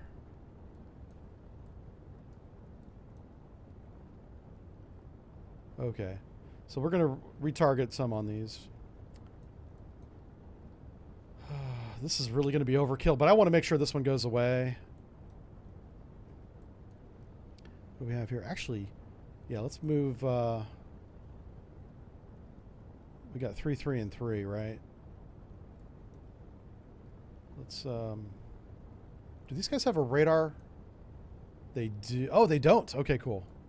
Well, I can definitely peel some of these off, no problem. Because we need to get that radar off the map. Like, right away. I want to make sure this radar goes away. 2 weapons on that. And we'll grab one from the rear here. Oops, hello. Yeah, my computer's chugging right now. There's like a lot of demand on it, apparently. It's probably taking these missiles through the terrain. It's probably messing with it. See what kind of terrain we have up ahead. Oh, that's not mountainous at all. Huh. Alright, we're going to compress a little bit of time here. I'll tell you what, there was many times on deployment when I wish we had a time compression button. Because deployments can be very boring between very interesting moments. There's a lot of downtime. Here we go. Now we got the targets on the horizon. That's the SAM site, the whole kit and caboodle right there. They should start launching because that radar still works, right? Oh, no, it doesn't. It's the one up north that has the radar.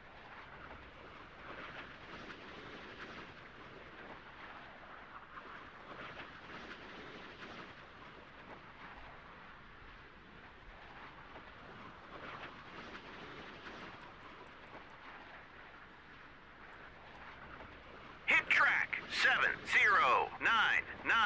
Track 7099 is classified.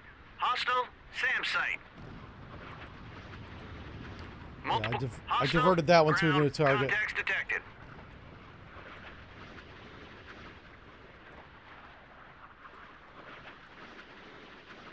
Hit track 7. Okay, that site's gone. 1. Track 7101 is classified. Hostile SAM site. All right. I hope this last missile gets this one. All right, now we can move in. Let's take Boomer Flight 1.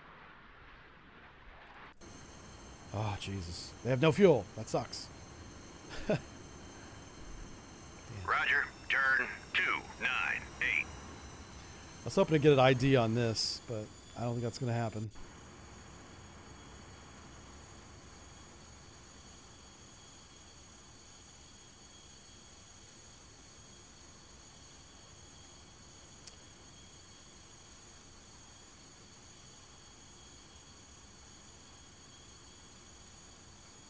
So we're going to watch that attacks as soon as we can.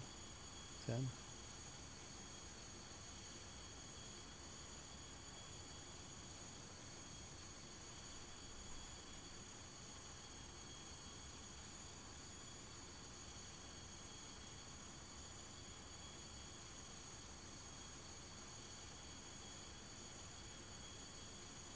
All right, what have we got here? Everybody's got a missile assigned to them.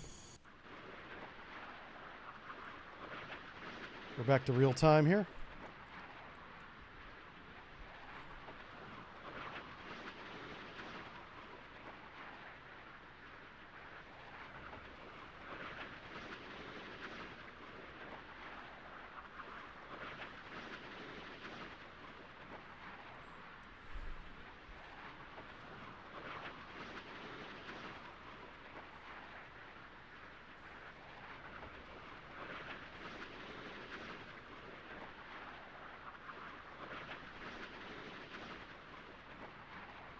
On station. Hit track 7104. Track 7104 is classified. Got him. Hostile SAM site. Track 710. That's guy to the south. Is he still alive? Is classified. Hostile SAM site. All right, how's this going to work? Don't miss him. He's right there. Come on. I guess I got to put a bomb on that one. I don't know. That's weird. This guy's like... No matter what direction I shoot him from, he doesn't take a hit. I don't know what's happening on that. Hit track 7092. He's toast.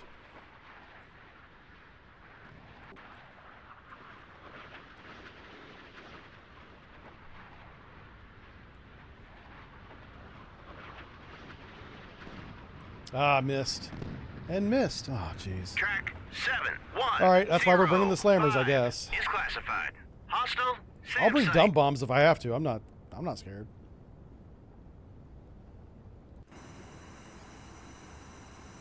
Let me just make sure. I don't trust this yet. Okay. Let's get you guys all the way to Roger, the top. go to altitude 360. Oh, yeah, see, he- 0. Did he drop his externals? I don't know. Roger, turn. Let's check this other flight. 330. Okay, no, they just didn't take off with externals. Okay. Roger, RTB.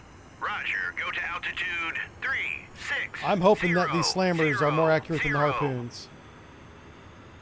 Roger, turn 337. VID this guy. VID track. Yeah, I'm just gonna bring it. I'll bring in my electronic warfare plane for target identification. That's not their job, but that's who we have left in this case. So I'm pretty sure this is our target. Roger, RTB. Uh-oh.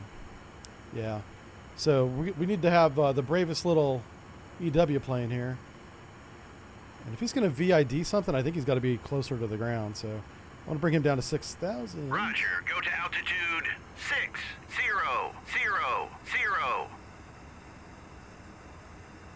I need Raven flight.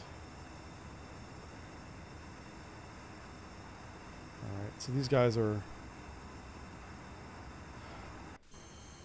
I'm going to have Raven flight go home. Oh my gosh. Poor computer. Roger, turn 164. We've removed a lot of pieces off the chessboard, but the computer's still struggling. You know what's funny is the bear here... Oh, he's about to go home too. Does Darkstar have this contact? It says no. Is he going to go away? He might. I want to put Darkstar over here. I think the radar might be looking up this valley, possibly. Maybe that's why. This contact here, Bear 1, can see that SAM site, but not Darkstar. So I'm going to put Darkstar where Bear 1 is.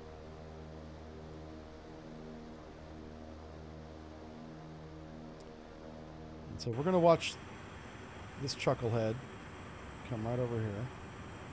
He's down to 6,000 feet, yep. And there should be no SAM. So he might see AA fire.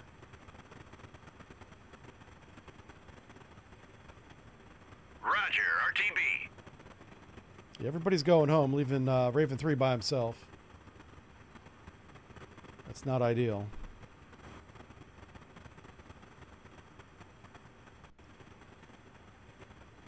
I can zoom Voodoo 3 in there if I need to protect him, but I think we're good. I don't see any more air assets. VID track. All right, that's the target. Like, we can literally see it from here. So it almost looks like a launcher. I hope it's not. That's not good. You should be jamming in that direction, sir. Track 7. You need to be jamming right ahead of you. 3 is classified. Hostile building. Got him. All right, so that's where they're keeping the stuff. You come on up this way. Roger. Turn 2. Why don't you get up to 10,000 feet? Go to altitude 1. We're going to grab 0, 2 of the B-52s, 0, which is Flight 5. And these chunky boys going to go to work.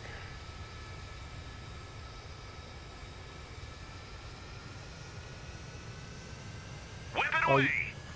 Okay, there we go. Whip it away.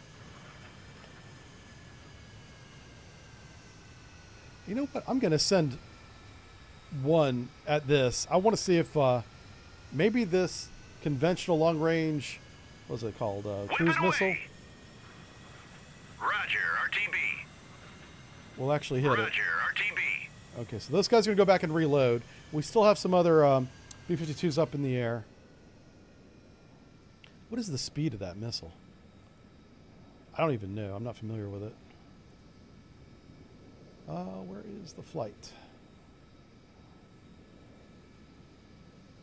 It's Raven. No, it's not Raven. It's Brass. That's who it is. All right.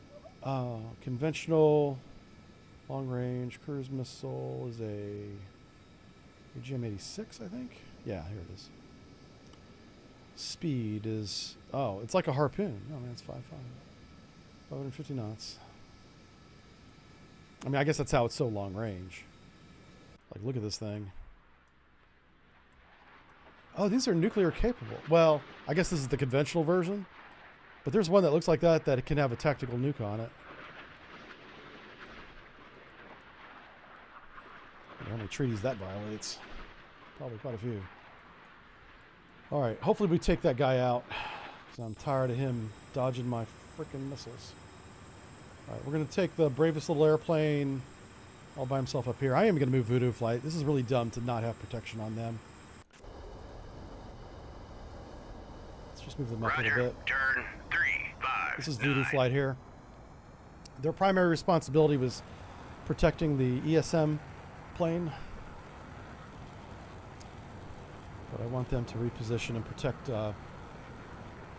Because this Raven flight, if he can identify these sites, we can get the last of the cruise missiles in flight.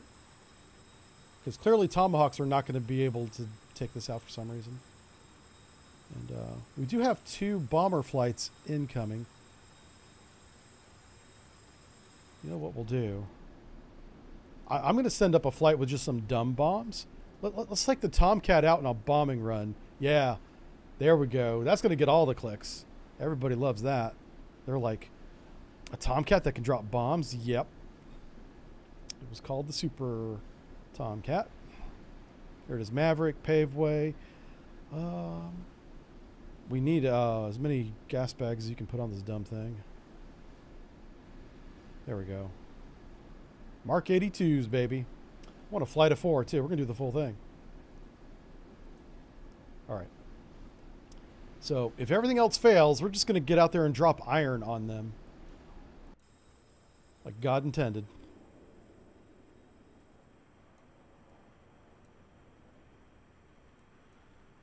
I probably should jam the remaining SAM. So, let's do that. Engage track 7, Ooh, 1, that's 0, not... 7. Oh, shit. I had Voodoo Flight selected, didn't I? I'm so bad. Well, somebody got an order to attack, and it wasn't Raven, and it wasn't Voodoo Flight. I don't know. Was it the bombers? Hold on a second. Somebody got an order, and I'm not sure who it is. Heading to waypoint. Yeah, I don't know. All right, somebody's going to attack that, probably with guns.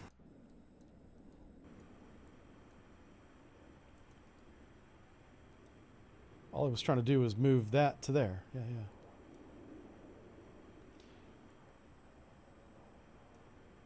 yeah. Yeah, he's kind of opened himself up to be shot, but I don't think there's any weapons left. Yeah.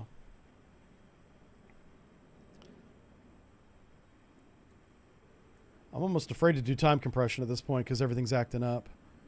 But we're going to try it. How many weapons you got left? I thought you guys were going home. Hold on a second. This is a flight of 2, right? All right, they still have 4 weapons. Let's put the weapons on this. We'll put 2 weapons on that. And 2 more weapons on this. All right, we'll watch these guys launch again. They should definitely go home after this. They don't have anything left.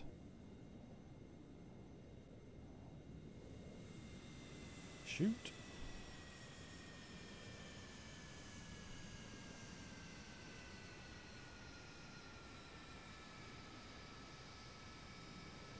Whip it away. There we go.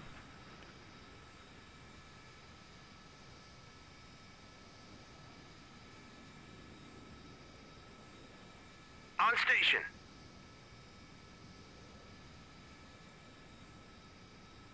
All right, so we got a weapon on that. I guess they won't shoot this again because they already have a weapon in the air on this target. Is that how that works?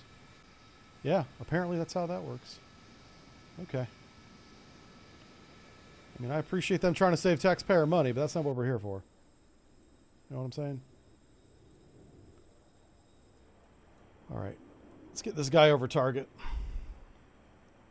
I'm trying to be careful and not go too close to that SAM site, because I think it will shoot me down if I get too close. SAM site's to the north, so... yeah, I don't see it. We don't have any launch indication yet. We're about to hit CPA, so if we're not being shot now, we're not going to get shot. CPA is closest point of approach, and that is right about here. I don't see any SAM launch. I'm pretty sure, I mean, without that radar, it should not launch. But you never know with this game.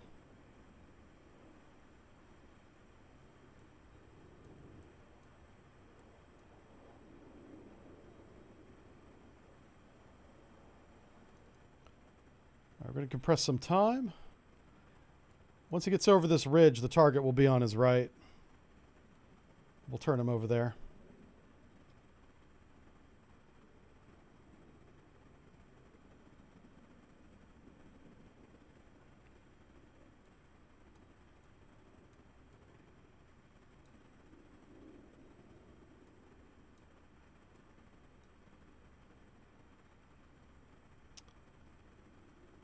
Okay. Let me give him a specific instruction to recon this outside. Track. And we'll kind of work our way into that one. Because if those are SAMs, he's screwed.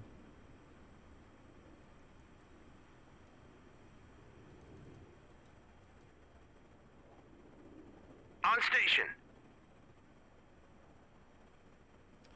Is he not going to do it? Uh-oh. Let's try that again. Telling him... Oh, wow. There we go. VID, track. VID, yeah.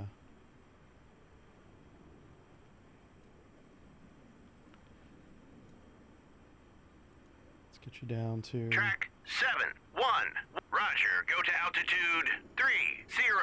He might be too far up to do the... There it is. It is a building. Excellent. And we're going to do this. VID this one. VID, track. All right. That's a refinery? Sure. Whatever. We're going to bomb it.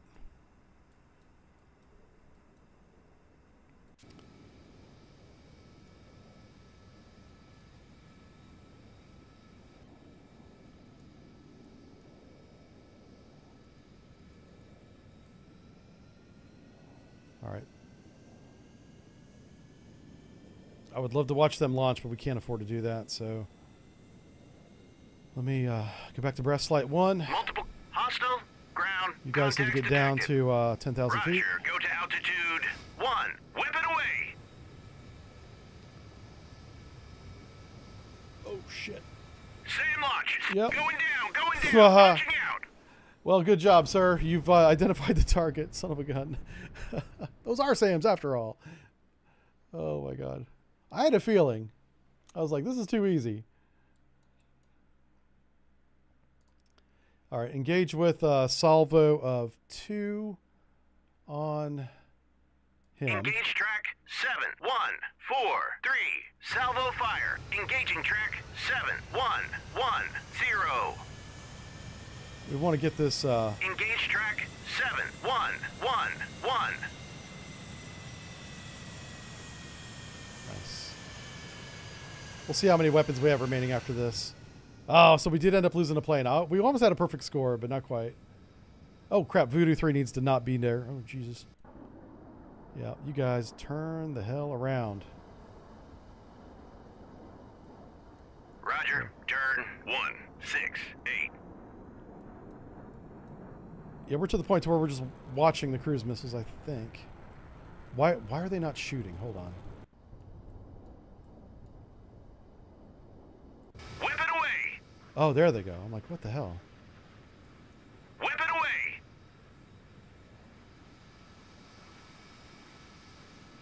There they are. Yeah, drop all the bombs. Or in this case, the cruise missiles. All right, who doesn't have a target?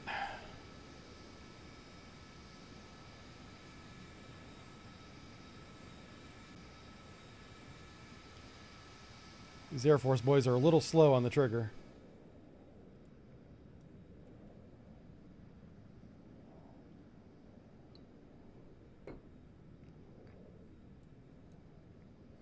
We're going to lose sight of those sites if we don't get weapons on them.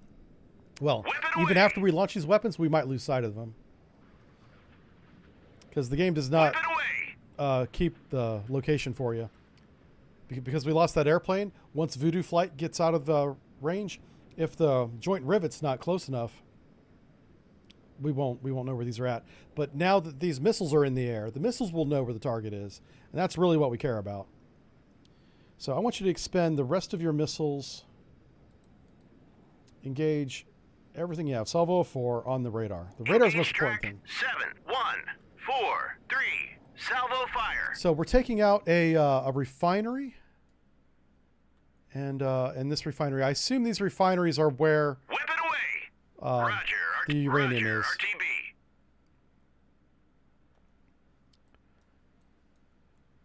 And all of the B-52s should be flying home. Whip it away. I can get the B-52s back up in the air and launch another strike on that because the Dark Star has plenty of fuel and he's watching the contacts. So now we literally can smash the fast forward button until the weapons hit. We really don't need anything else. Roger, RTB. We got boomer flights coming in. Oh, I did launch the Super Tomcat, so you know what? Because I launched them, we'll use them. Let's make sure. There they are. And check this out. They got bombs on them.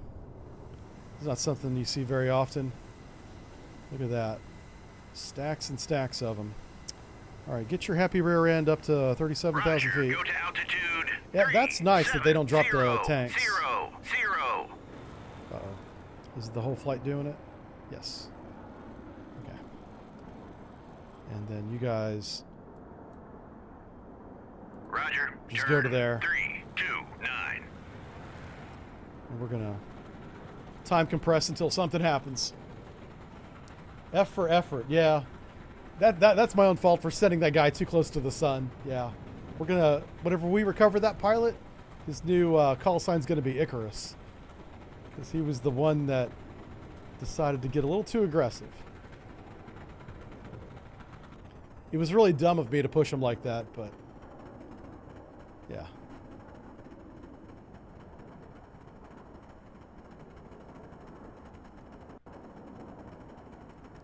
So I'm in 20 times compression. I don't want to go any faster than that because I don't want these cruise missiles slamming into the side of a mountain or anything like that.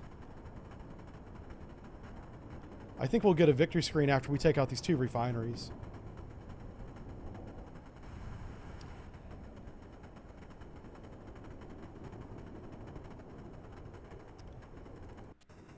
That guy's going there. Where's this guy going? He's going there. Okay.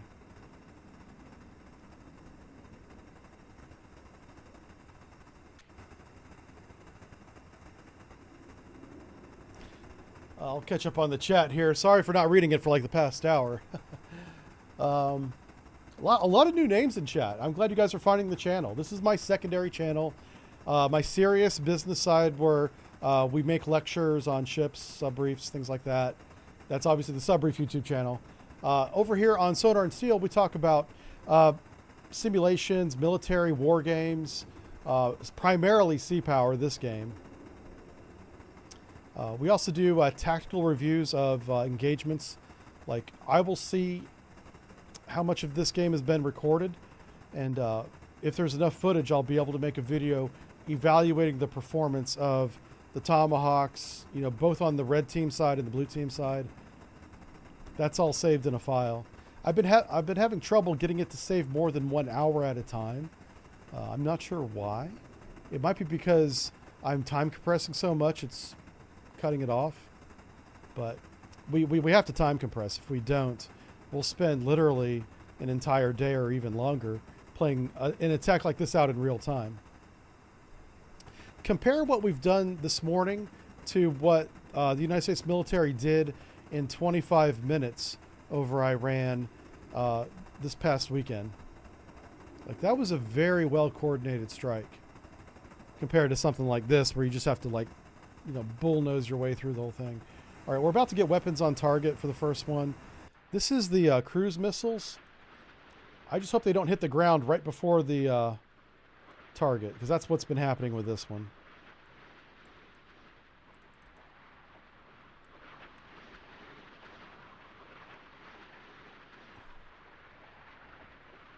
So it goes into the city.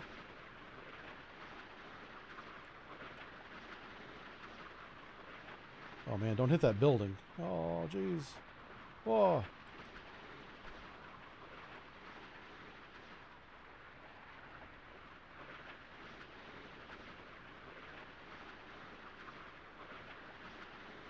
So we've got 3 of these cruise missiles, it looks like. Maybe 4. No, it's 3 on this target. If one hits, they should all hit. It's going to be all or nothing, I think. Hit track Yay. 7080. I tried to slow it down right before it hit. Track 7080. All right, so for whatever reason Is that worked, classified. Tomahawks did not. Hostile SAM site.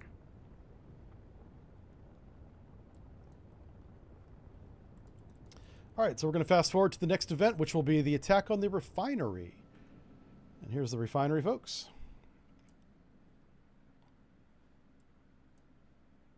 On station. This may take a lot of bombs to destroy, so that's why we're sending the Tomcats out after him, the bomb cats.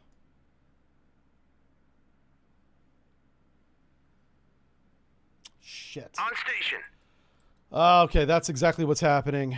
Is these poor guys are just, yeah, I can't time compress with them in the mountains because it slams them into the mountains. Okay, looks like Boomer Flight's got a job to do. Let's figure this out. All right, so I want you guys to come right here. These guys will attack the refinery. The warhead on the slammer may not be enough. That's not a very big warhead. It's designed for a precision strike. This facility needs a lot of warheads on it if you're going to destroy it. So that's where the bomb cats come in, I guess.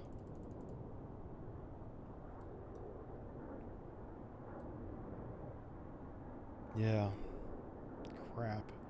You know what we're going to do? I'm going to launch another flight of them. Two flights of bombcats, just to be sure.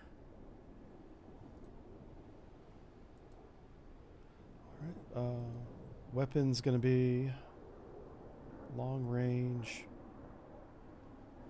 heavy strike, right? Oh. That'll do it. There's some big bombs on this one. Okay. All right, we'll give that a few minutes. Yeah.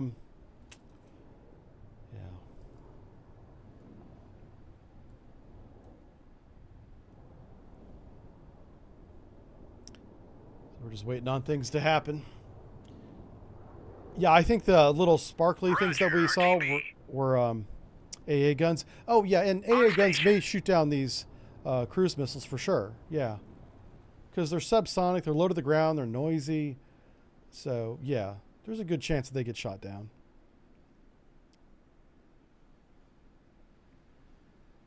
As long as I take out the SAM sites up there, I can put bombers doing circles overhead and they'll be fine. I think the win condition is these two buildings, and we've already identified their location. We've already got weapons on the far one, so if I can get these boomers to actually destroy this one, I'll be surprised. I don't think we have enough explosives. But once these SAM sites are taken out, it kind of doesn't matter. Yeah. Game reality. Yeah. It's the way it is, you know. In the end, it's a video game. That's why we don't take it too seriously, right? Yeah.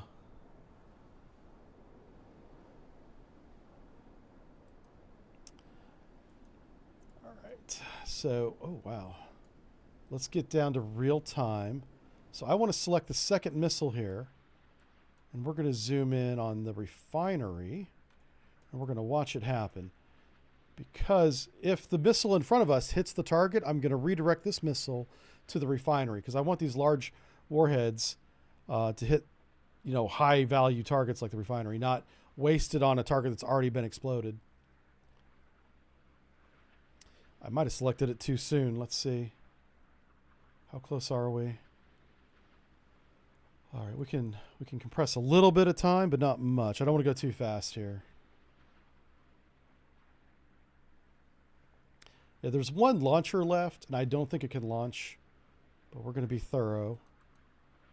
All right, now we're back to real time. Let's move my camera over to the refinery. So what's happening here is there's a cruise missile in front of us that's so small we can't even see it. But if we see the target explode, we want to retarget. Uh-oh. Is he not selected? He is selected. Oh, I can't retarget this one like I can a Tomahawk. Interesting. It's not letting me do it. Hit track 7-1. Okay. Well, this guy will just get hit twice, I guess. Track 7-1-0-6 is classified. Hostile SAM site. That is interesting. I'm going to try this again. Let's grab one of these bad boys. And just for giggles, I want to redirect him onto this. Yeah, I can't do it. Okay. So it's literally fire and forget. It's fire and give up is what it is. All right. Let's compress again.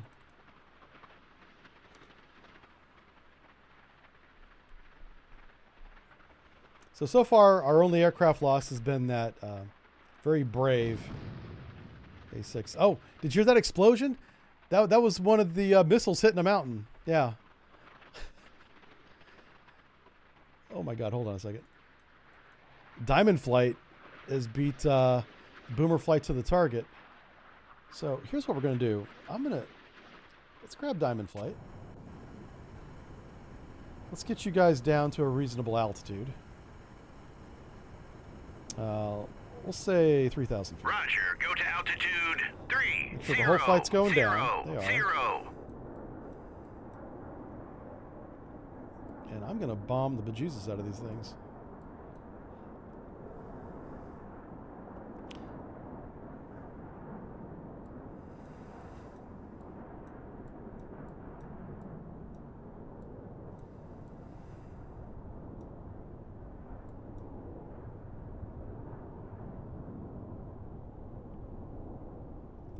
Man, 3,000 feet seems awfully low. What's going on, guys? That's above ground, right? Not total. That's not 3,000 feet. This is like 300 feet. Oh my God. Yeah, you guys are scaring me. I'm going to tell them to go a little bit higher because this is ridiculous. 6,000 feet? Go to altitude 6. I don't want to lose an F-14 to a mountain because they're not reading the altimeter properly. Holy crap. That's way too low. What are you doing? Roger, go to altitude 6. 0. Yeah. 0. Oh, they're so dumb. 0. They're so dumb. All right. Navigate 10,000 feet. Roger, go to altitude 1. 0. 0. 0. 0. Freaking chuckleheads, man. Navy pilots. Always trying to show off. Burning fuel. Roger, RTB. Ooh, who's RTBing? Not us, right? Okay. All right, that's the target. I'm afraid to change it back down to 3,000 feet, but let's try it. Let's go. Change altitude. Let's go down to 6,000 without crashing. You guys are past the mountains now. Okay, as a flight, engage your bombs on the target. Engaging track 7. Okay, they should form a line. 3. Form a queue. Uh-oh. If you guys bomb in this formation, I will personally demote all of you. Are they going to dive bomb it? Okay, I don't know. We're going to watch this. This is odd. Did not expect this to happen today. Bombs away! Oh, don't run into each other, you fools. Hit track 7103. I didn't see shit.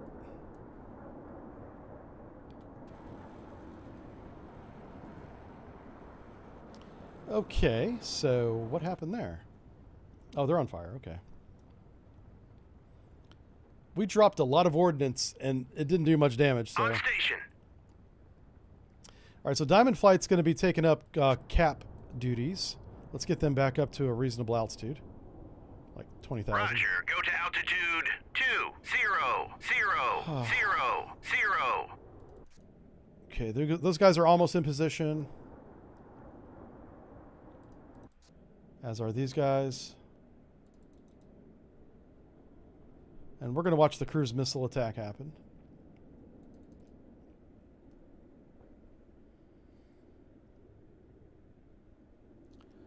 It was quite a miss. I know, right? I'm like, come on. Each Bombcat had like 12 bombs, and that little tiny explosion, that's not worth it, you know. So I definitely overkilled the SAM site that we're about to hit. I also have to get our other Tomcats moving up this way. Oh, crap. Here comes the incoming fire. That radar station's still working. Yep, it sure is. Oh, crap. Well, we'll see how many of these get through. I've got 4 going after the radar right here. Maybe 5. It's a conga line of cruise missiles.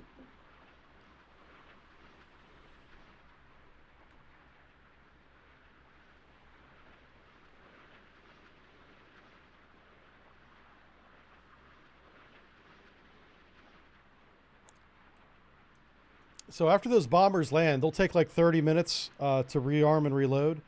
And I'll get them back up in the air again once that's done. Looks like we're going to get hits here. Good.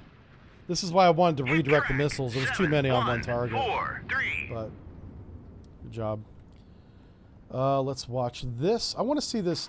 I want to see this refinery go away. You know,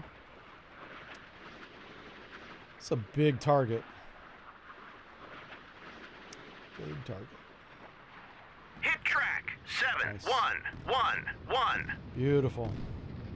All right, so it is burning. Oh, and it's destroyed. Nice. Okay, so we got it. Like, we got one down. Let's finish the other one off, and we'll get out of here. So Boomer Flight 13. Engage with On your station. salvo of 4 against him. Engage track 7103. Salvo fire. Engage with salvo of 4 right there. Engage track My 7. dog is Whip it barking, away. so I'm going to go see what's going on. I have to leave you guys Whip it just for a away. second. Let me grab the camera here. Whip it away. There we go. Where's our target at? It's due west. So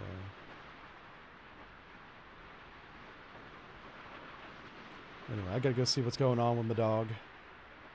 It's not like him to bark this time of day. He's usually taking his nap. I'll be right back.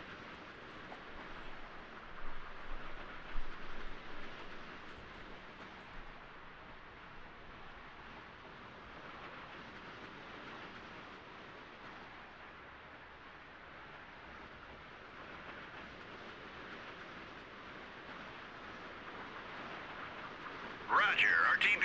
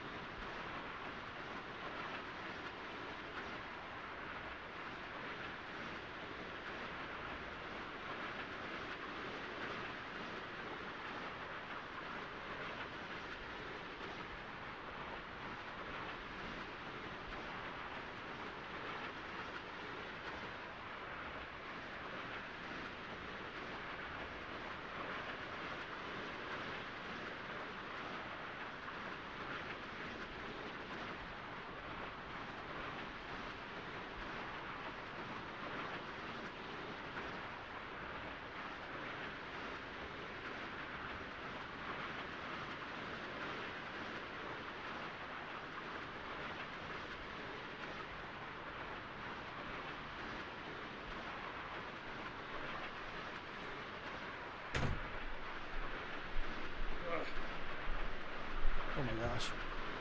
You guys can't see nothing. Sorry. How close are we to the target? Oh, we're still a ways away. Okay.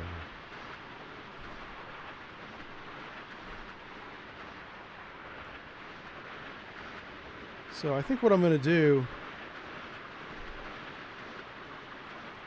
I'll send Diamond Flight up there and go guns on those launchers. In fact, let's start moving them over there. Roger, turn. Let's 3, get you guys 1, down 6. to navigate down to 10,000. Roger, go to altitude. There's still some mountains. I don't want them crashing into the mountains. 0, 0. Oh yeah, I forgot. We have another flight. Where's our other flight at? Oh, are they all the way back here? They sure are. Well, let's get you boys up to 37,000. Roger, go to altitude 370. Roger. They could just turn barely make it to the 3, 2, refinery. I 7. kind of left them there way too long. Also, let's check our bombers. Oh my god, Brass Fight still... We have one bomb remaining.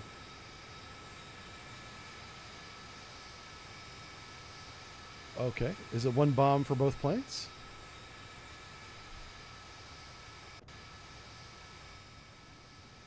Okay. I'm gonna do that as well. And we'll watch the cruise missile tech. Between the cruise missiles and these bombs, we shouldn't need any more. This should be the end of it. I assume there's just 2 sites. We haven't found a third one yet. We have smoke on the horizon. That's the refinery.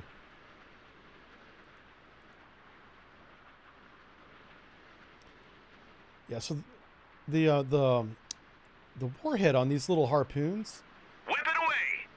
it's not much. Roger, It's not that big of a warhead. Those are the bombers going home after they fired their last missiles.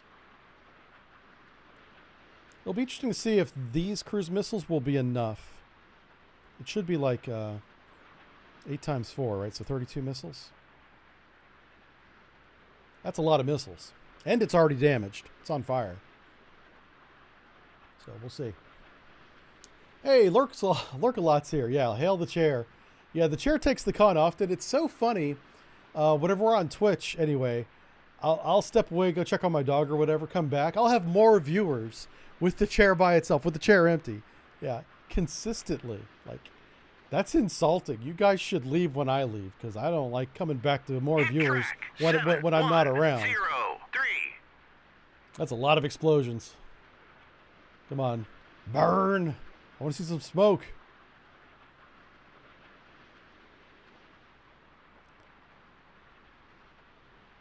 Yeah, it's still alive. The site is still active. Uh-oh. Calculation time? It was doing math for a second there. Yeah, there we go. 7, 1, 0, 3. Well, we hit it. All right, let's take a look. What weapons do they have left? Nothing. Okay, RTB, my friends. Roger, RTB. How about you? Yep, nothing either. Roger, RTB. All right, so while we're waiting on the bombers to rearm and reload and their missiles to get on target, I'm going to have some fun with these bomb cats here. This is a flight of 4. The only thing that they have left, they do have some air-to-air missiles, and they've got 600 rounds of 20 millimeter. We're going to do some gun runs on these cheeky little launchers. And I'm gambling that without the radar, they should not launch. Yeah. So we'll see. We'll see what happens.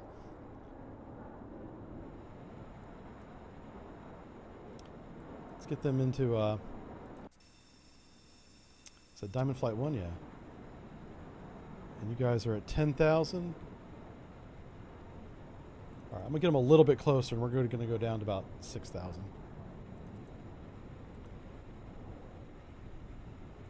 right, let's go down to 6. Roger, go to altitude 6. The whole flight is changing. Yep. 0. Where's your other guys at? There they are.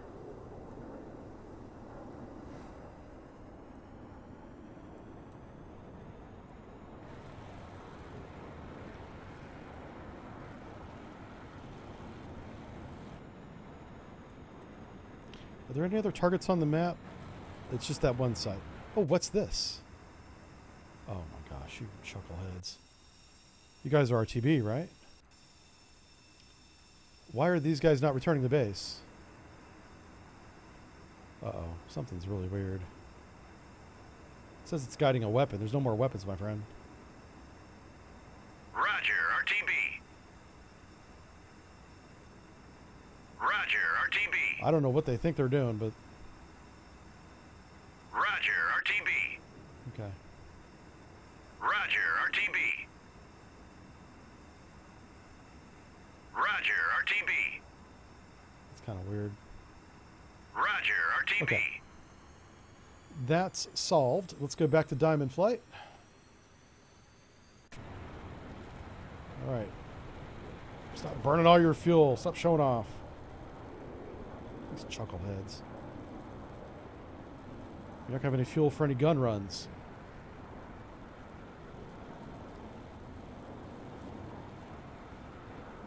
There's no way this is 6,000 feet, but whatever.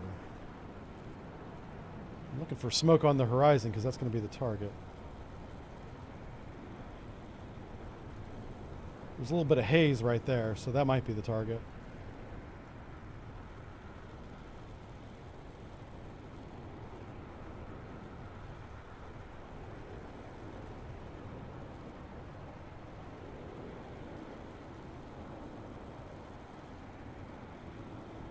We're about 15 clicks out, so it should be showing up on the horizon here soon.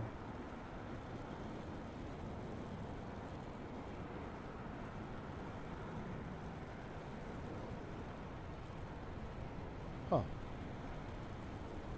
Oh, that's it right there. Found him. Okay, start your gun runs now, baby. Let's hit that one first. Now, these are missiles full of missile fuel. They should explode real nice with some gun rounds in them. Guns, guns, guns. Hit track 7. Guns, guns, guns. Guns, guns, guns. There we go. Good shot. Whoa. Okay, that almost didn't work out for you. Nice. They took them all out in one pass. Well done. Holy crap. Good job, guys. I'm actually impressed. That's pretty good. All right. Well, we're out of targets, so I don't know. Come back over this way. Turn 1, 3. Maybe we'll do gun runs on this thing until it goes away. That was pretty good. So the AI for gun runs is definitely top notch. Is anybody rearmed and refueled? Diamond Flight 5 is incoming. Yeah. What do they have? They have the bombs. Yeah, between this flight of cruise missiles and Diamond Flight, I think we're good.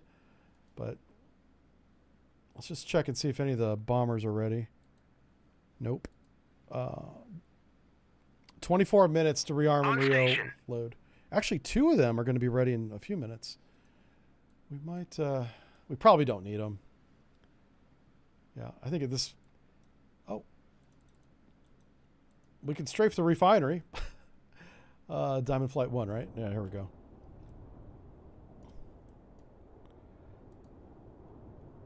Are they going to do it? Oh, these mad lads, they're actually going to do it. We're going to put 20 millimeter on a oil refinery because that's how we roll. This is not going to be effective fire at all. I mean, they'll hit the target. It just won't be effective. If they miss this, I'm sending them to the Army because they're not going to fly my planes anymore. I can multitask and still maintain my stream rating? What? Oh, the hurricane stream. Yeah, made the president because I left the stream going all night to watch the hurricane go through. This is back in like 2018. And the chair was on camera. It was awesome. And I got up the next morning and we still had a house. This is hilarious. Why? Why are we doing this? Is it because we can? Is it because freedom? I don't know. Let's set the whole flight to weapons free and see what happens. Actually, are they going to do chain runs?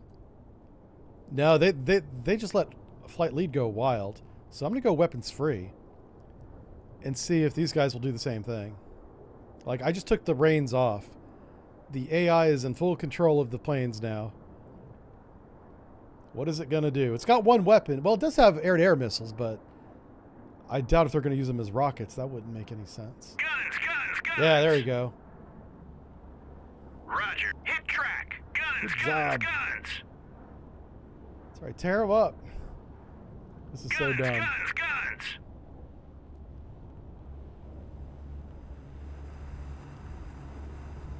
Oh my gosh. Roger, RTB. That building in particular is toast. Oh, look at them. Showing off. You go home. You've had too much today. Uh-oh. Pull up. Pull up. There we go. Yeah, and they're completely Winchester for air to ground now. There's no guns, nothing. It says joining formation. You know what? I'll keep you guys overhead so we have some eyeballs on target, I guess. Even though Dark Star should still be around. I think. Yeah, Dark Star's right here. Dark Star's our eye in the sky. As long as we got this guy close by, we're fine. Let's back off that so it's not so loud. And we'll just time compress until... What's the next event? It's probably these cruise missiles, I imagine. Roger, RTB. Yeah, the game is called Sea Power. And it's a lot of fun. It's got some jank to it, which I kind of like. It's kind of grown on me. It is a simulation, but it's like simulation light. If you really want to get deep in the simulating battles like this, very detailed, you want a program called Command Naval Operations, so CMANO. And that's a very good game. But that game is entirely played on this screen, essentially. Whereas the fun thing about this game, Sea Power, is we have the 3D view. CMANO doesn't have a view quite like this. There's some things you can do to try and make that work. Like you can add tac view to it. But by default, if you don't do that, all you do is see this. And sometimes this is hard for viewers like on Twitch, people that are not familiar with military sims and military wargaming, don't know what all the symbols mean. All they see is X's and O's hitting each other. Try watching a football game if it was X's and O's, right? That's not as exciting. So Sea Power is perfect for streaming and getting people accustomed and familiar with this. I see Diamond Flight 5 is already on site, so we're going to grab that and have some fun with him too. He doesn't have much fuel to have fun with. Crap. Yeah, we pretty much have to... Once he gets right there... I don't want to have him descend over the mountains. That's kind of what I'm concerned about.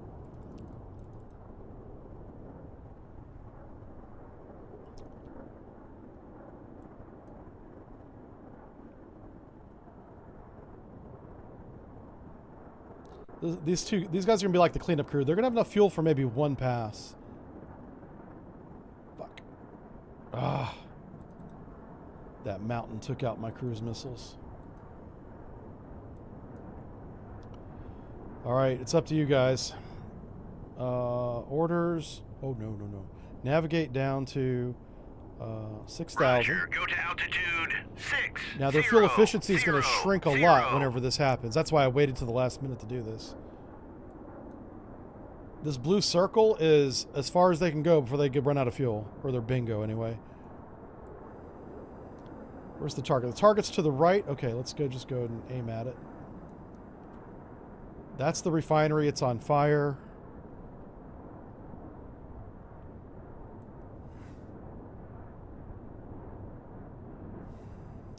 And what we have here is stacks and stacks of bombs. And these are 2,000 pounders. So 4 2,000-pound bombs and 1, 2, 3, 4 500-pound bombs. So it's a lot of ordnance. And we don't have enough fuel for one pass here.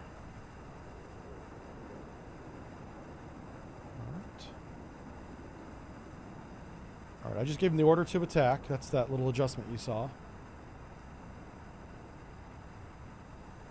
Bombs away! What? It's a little early for that. Where? Who? Oh, what?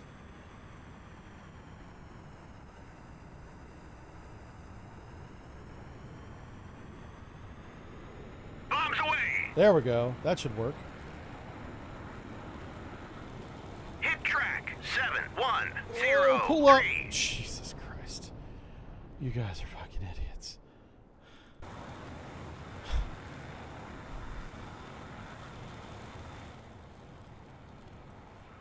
Okay. Well, he's in the army now.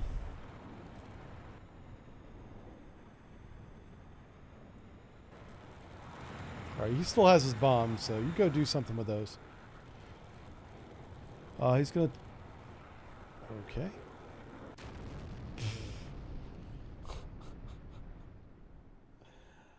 Oh my God, what's going on? Tom Cruise, save us. Man, right now the ground has more kills than Iran does.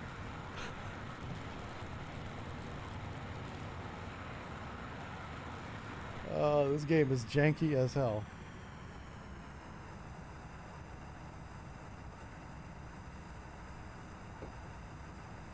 We have one target remaining. Like, this should not be hard. It's a freaking building the size of a city block. Oh no, you're out of fuel. Get out of Afterburner, you fool. Drop the bombs. Drop the bombs. Bombs away! Oh, thank God. He's bingo fuel right now. Oh, he lofted those bombs over the target you missed.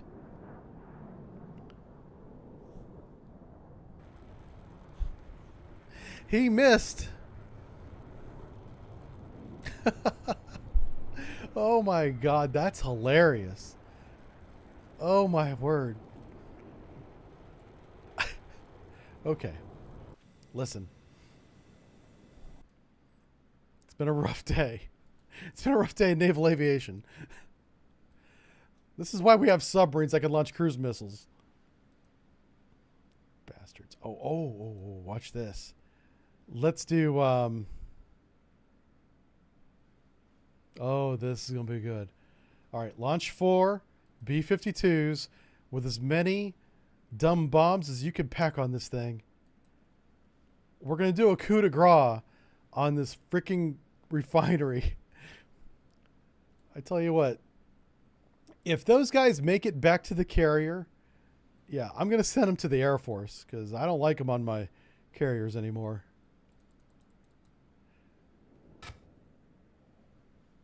All right, we're gonna get the we're gonna get 4 bombers up in the air, And there's no more air defense, so they should be good to go.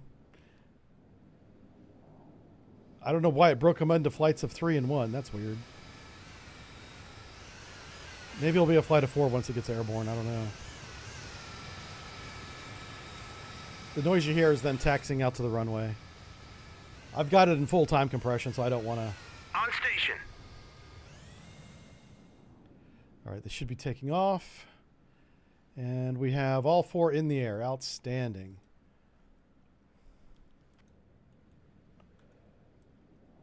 All right. Let's give them a second to get formed up here.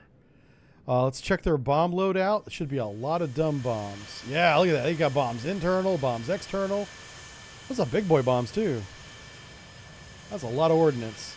All right, we're about to go have some fun. Come on, guys, form up.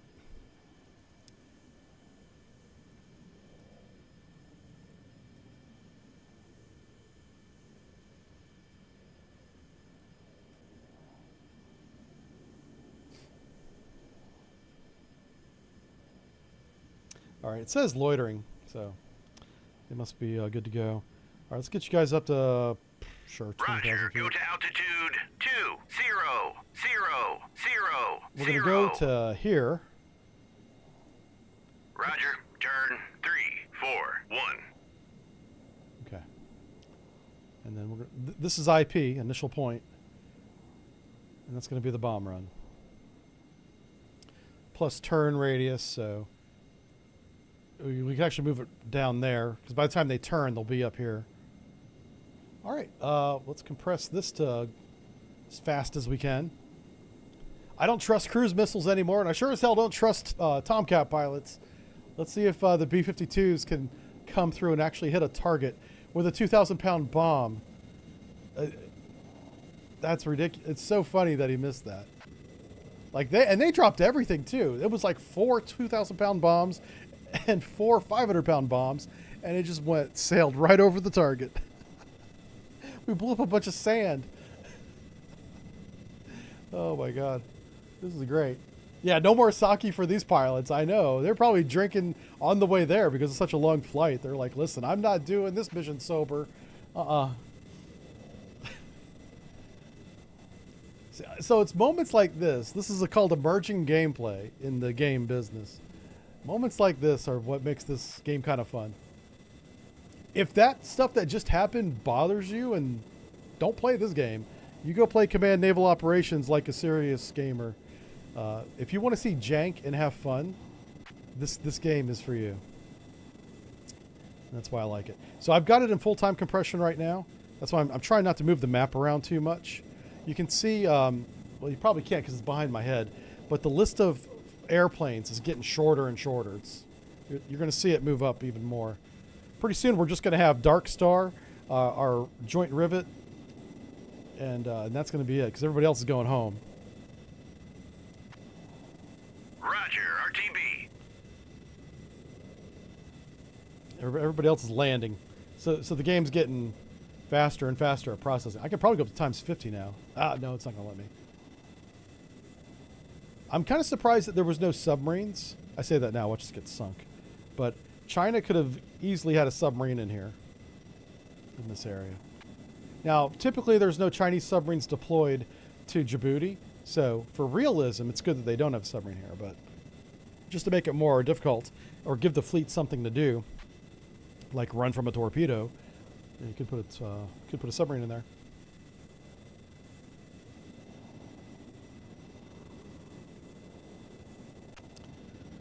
All right, so these guys are coming up on IP. Let's move them down to 6,000 feet. Roger, go to altitude 600. I realize I just did that over mountains. I know the Tomcats didn't do very well when I did that, so let's actually make sure we're not about to slam our bombers into a mountain. Yeah, I'm concerned about that. All right, let's just watch it. If they get close to the ground, we're going to, like, put them back up again. Like, I don't know why they're not staying at the proper altitude. This is very odd. Like, they're literally sea skimming or land skimming, whatever we call this. They should not be doing that. This should be altitude above ground. Oh my god. He's like in a dive and there's a mountain range coming up. All right. You guys want to be chuckleheads? Go back to 10,000. Go to altitude 1. 0, 0, 0, 0. I just want to get them past this mountain. This is the mountain ridge that the cruise missile slammed into. I don't want my planes doing that. Okay. They can dumb drop from 10,000 feet, so we'll just do that. There's more than enough bombs that even if they miss, they're going to hit.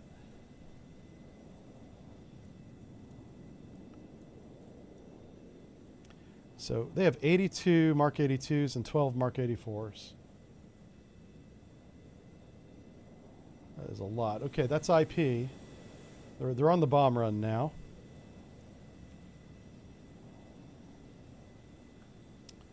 So the entire flight, drop everything. Engaging track 7, 1, 0, 3.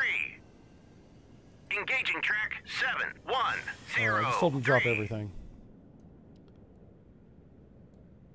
I'm just curious if they're going to get in a different formation. I would expect them to get into a line at this point. Okay. So we're just going to do a level bombing run. It's unopposed. So we are 40 clicks out. 45 maybe? Yeah. Oh, no, more than that. There we go. We can see smoke on the horizon. That's the marker. That's the... Oh, never mind. That's dirt on my screen. Just happened to be right where we were looking. Everybody's squinting at their phones right now going, where's the target? I don't see anything.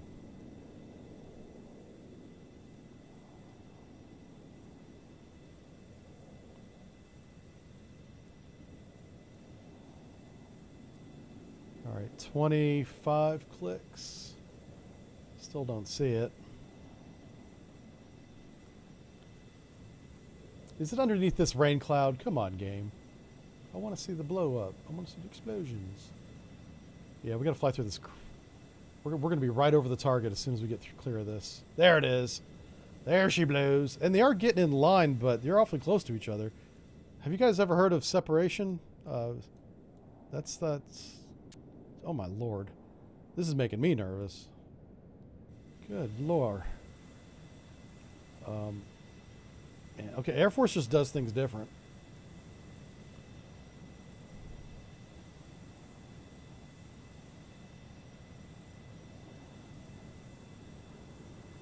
Oh, bomb bay doors open, yeah. Bombs away! Drop everything, yeah! Bombs away! Get some! Have some freedom! Bombs away! You're welcome! Bombs away! Yeah, and they're launching the external stores as well, that's right. Bombs away! Not gonna miss that. Bombs away! Uh-oh. Bombs away! Good lord, they're still dropping. How many freaking bombs do you load on that plane? Roger, RTB. RTB, baby. Oh, this is gonna be good. Hit track 7. Yeah, 1, we're happy 0, to... Okay, 3. we got all the uranium. Now let's watch the explosions. Oh. Oh, yeah. Oh, that feels good. There's one left. We got to go get the other one. Okay. Efficiency was 1,000%, whatever. Decisive victory. We destroyed everything. And we lost a bunch of dumbass Tomcats because they were showing off and hit the ground real hard. Anyway, Scent, great game. Thanks for making this. Thanks for recommending it. Everyone, if you have Sea Power, you should go to the workshop and look up Cent, C-E-N-T. He has a bunch of missions. This one is from the list called Chippin' In, the scenarios of Chippin' In. It's like what do you call it? It's a campaign where there's one after the other. This is like the 5th one in that campaign, and it's a lot of fun. Just be ready for some jank in the second half of the game because sometimes the program it's still in early access. They're still working out the little glitches, and I've learned to just kind of enjoy them now at this point. So anyway, we're going to wrap it up here. Thanks for hanging out with me pretty much all day. This went a little bit longer than I expected it to because the mountains ate a bunch of our weapons unexpectedly. We had to retarget sites second and a third time, but it's still a lot of fun. So I plan on doing this again next Wednesday. So we'll be on Twitter. We should be on Twitch next Wednesday if I don't jack that up like I did today. And then, of course, right here on YouTube. So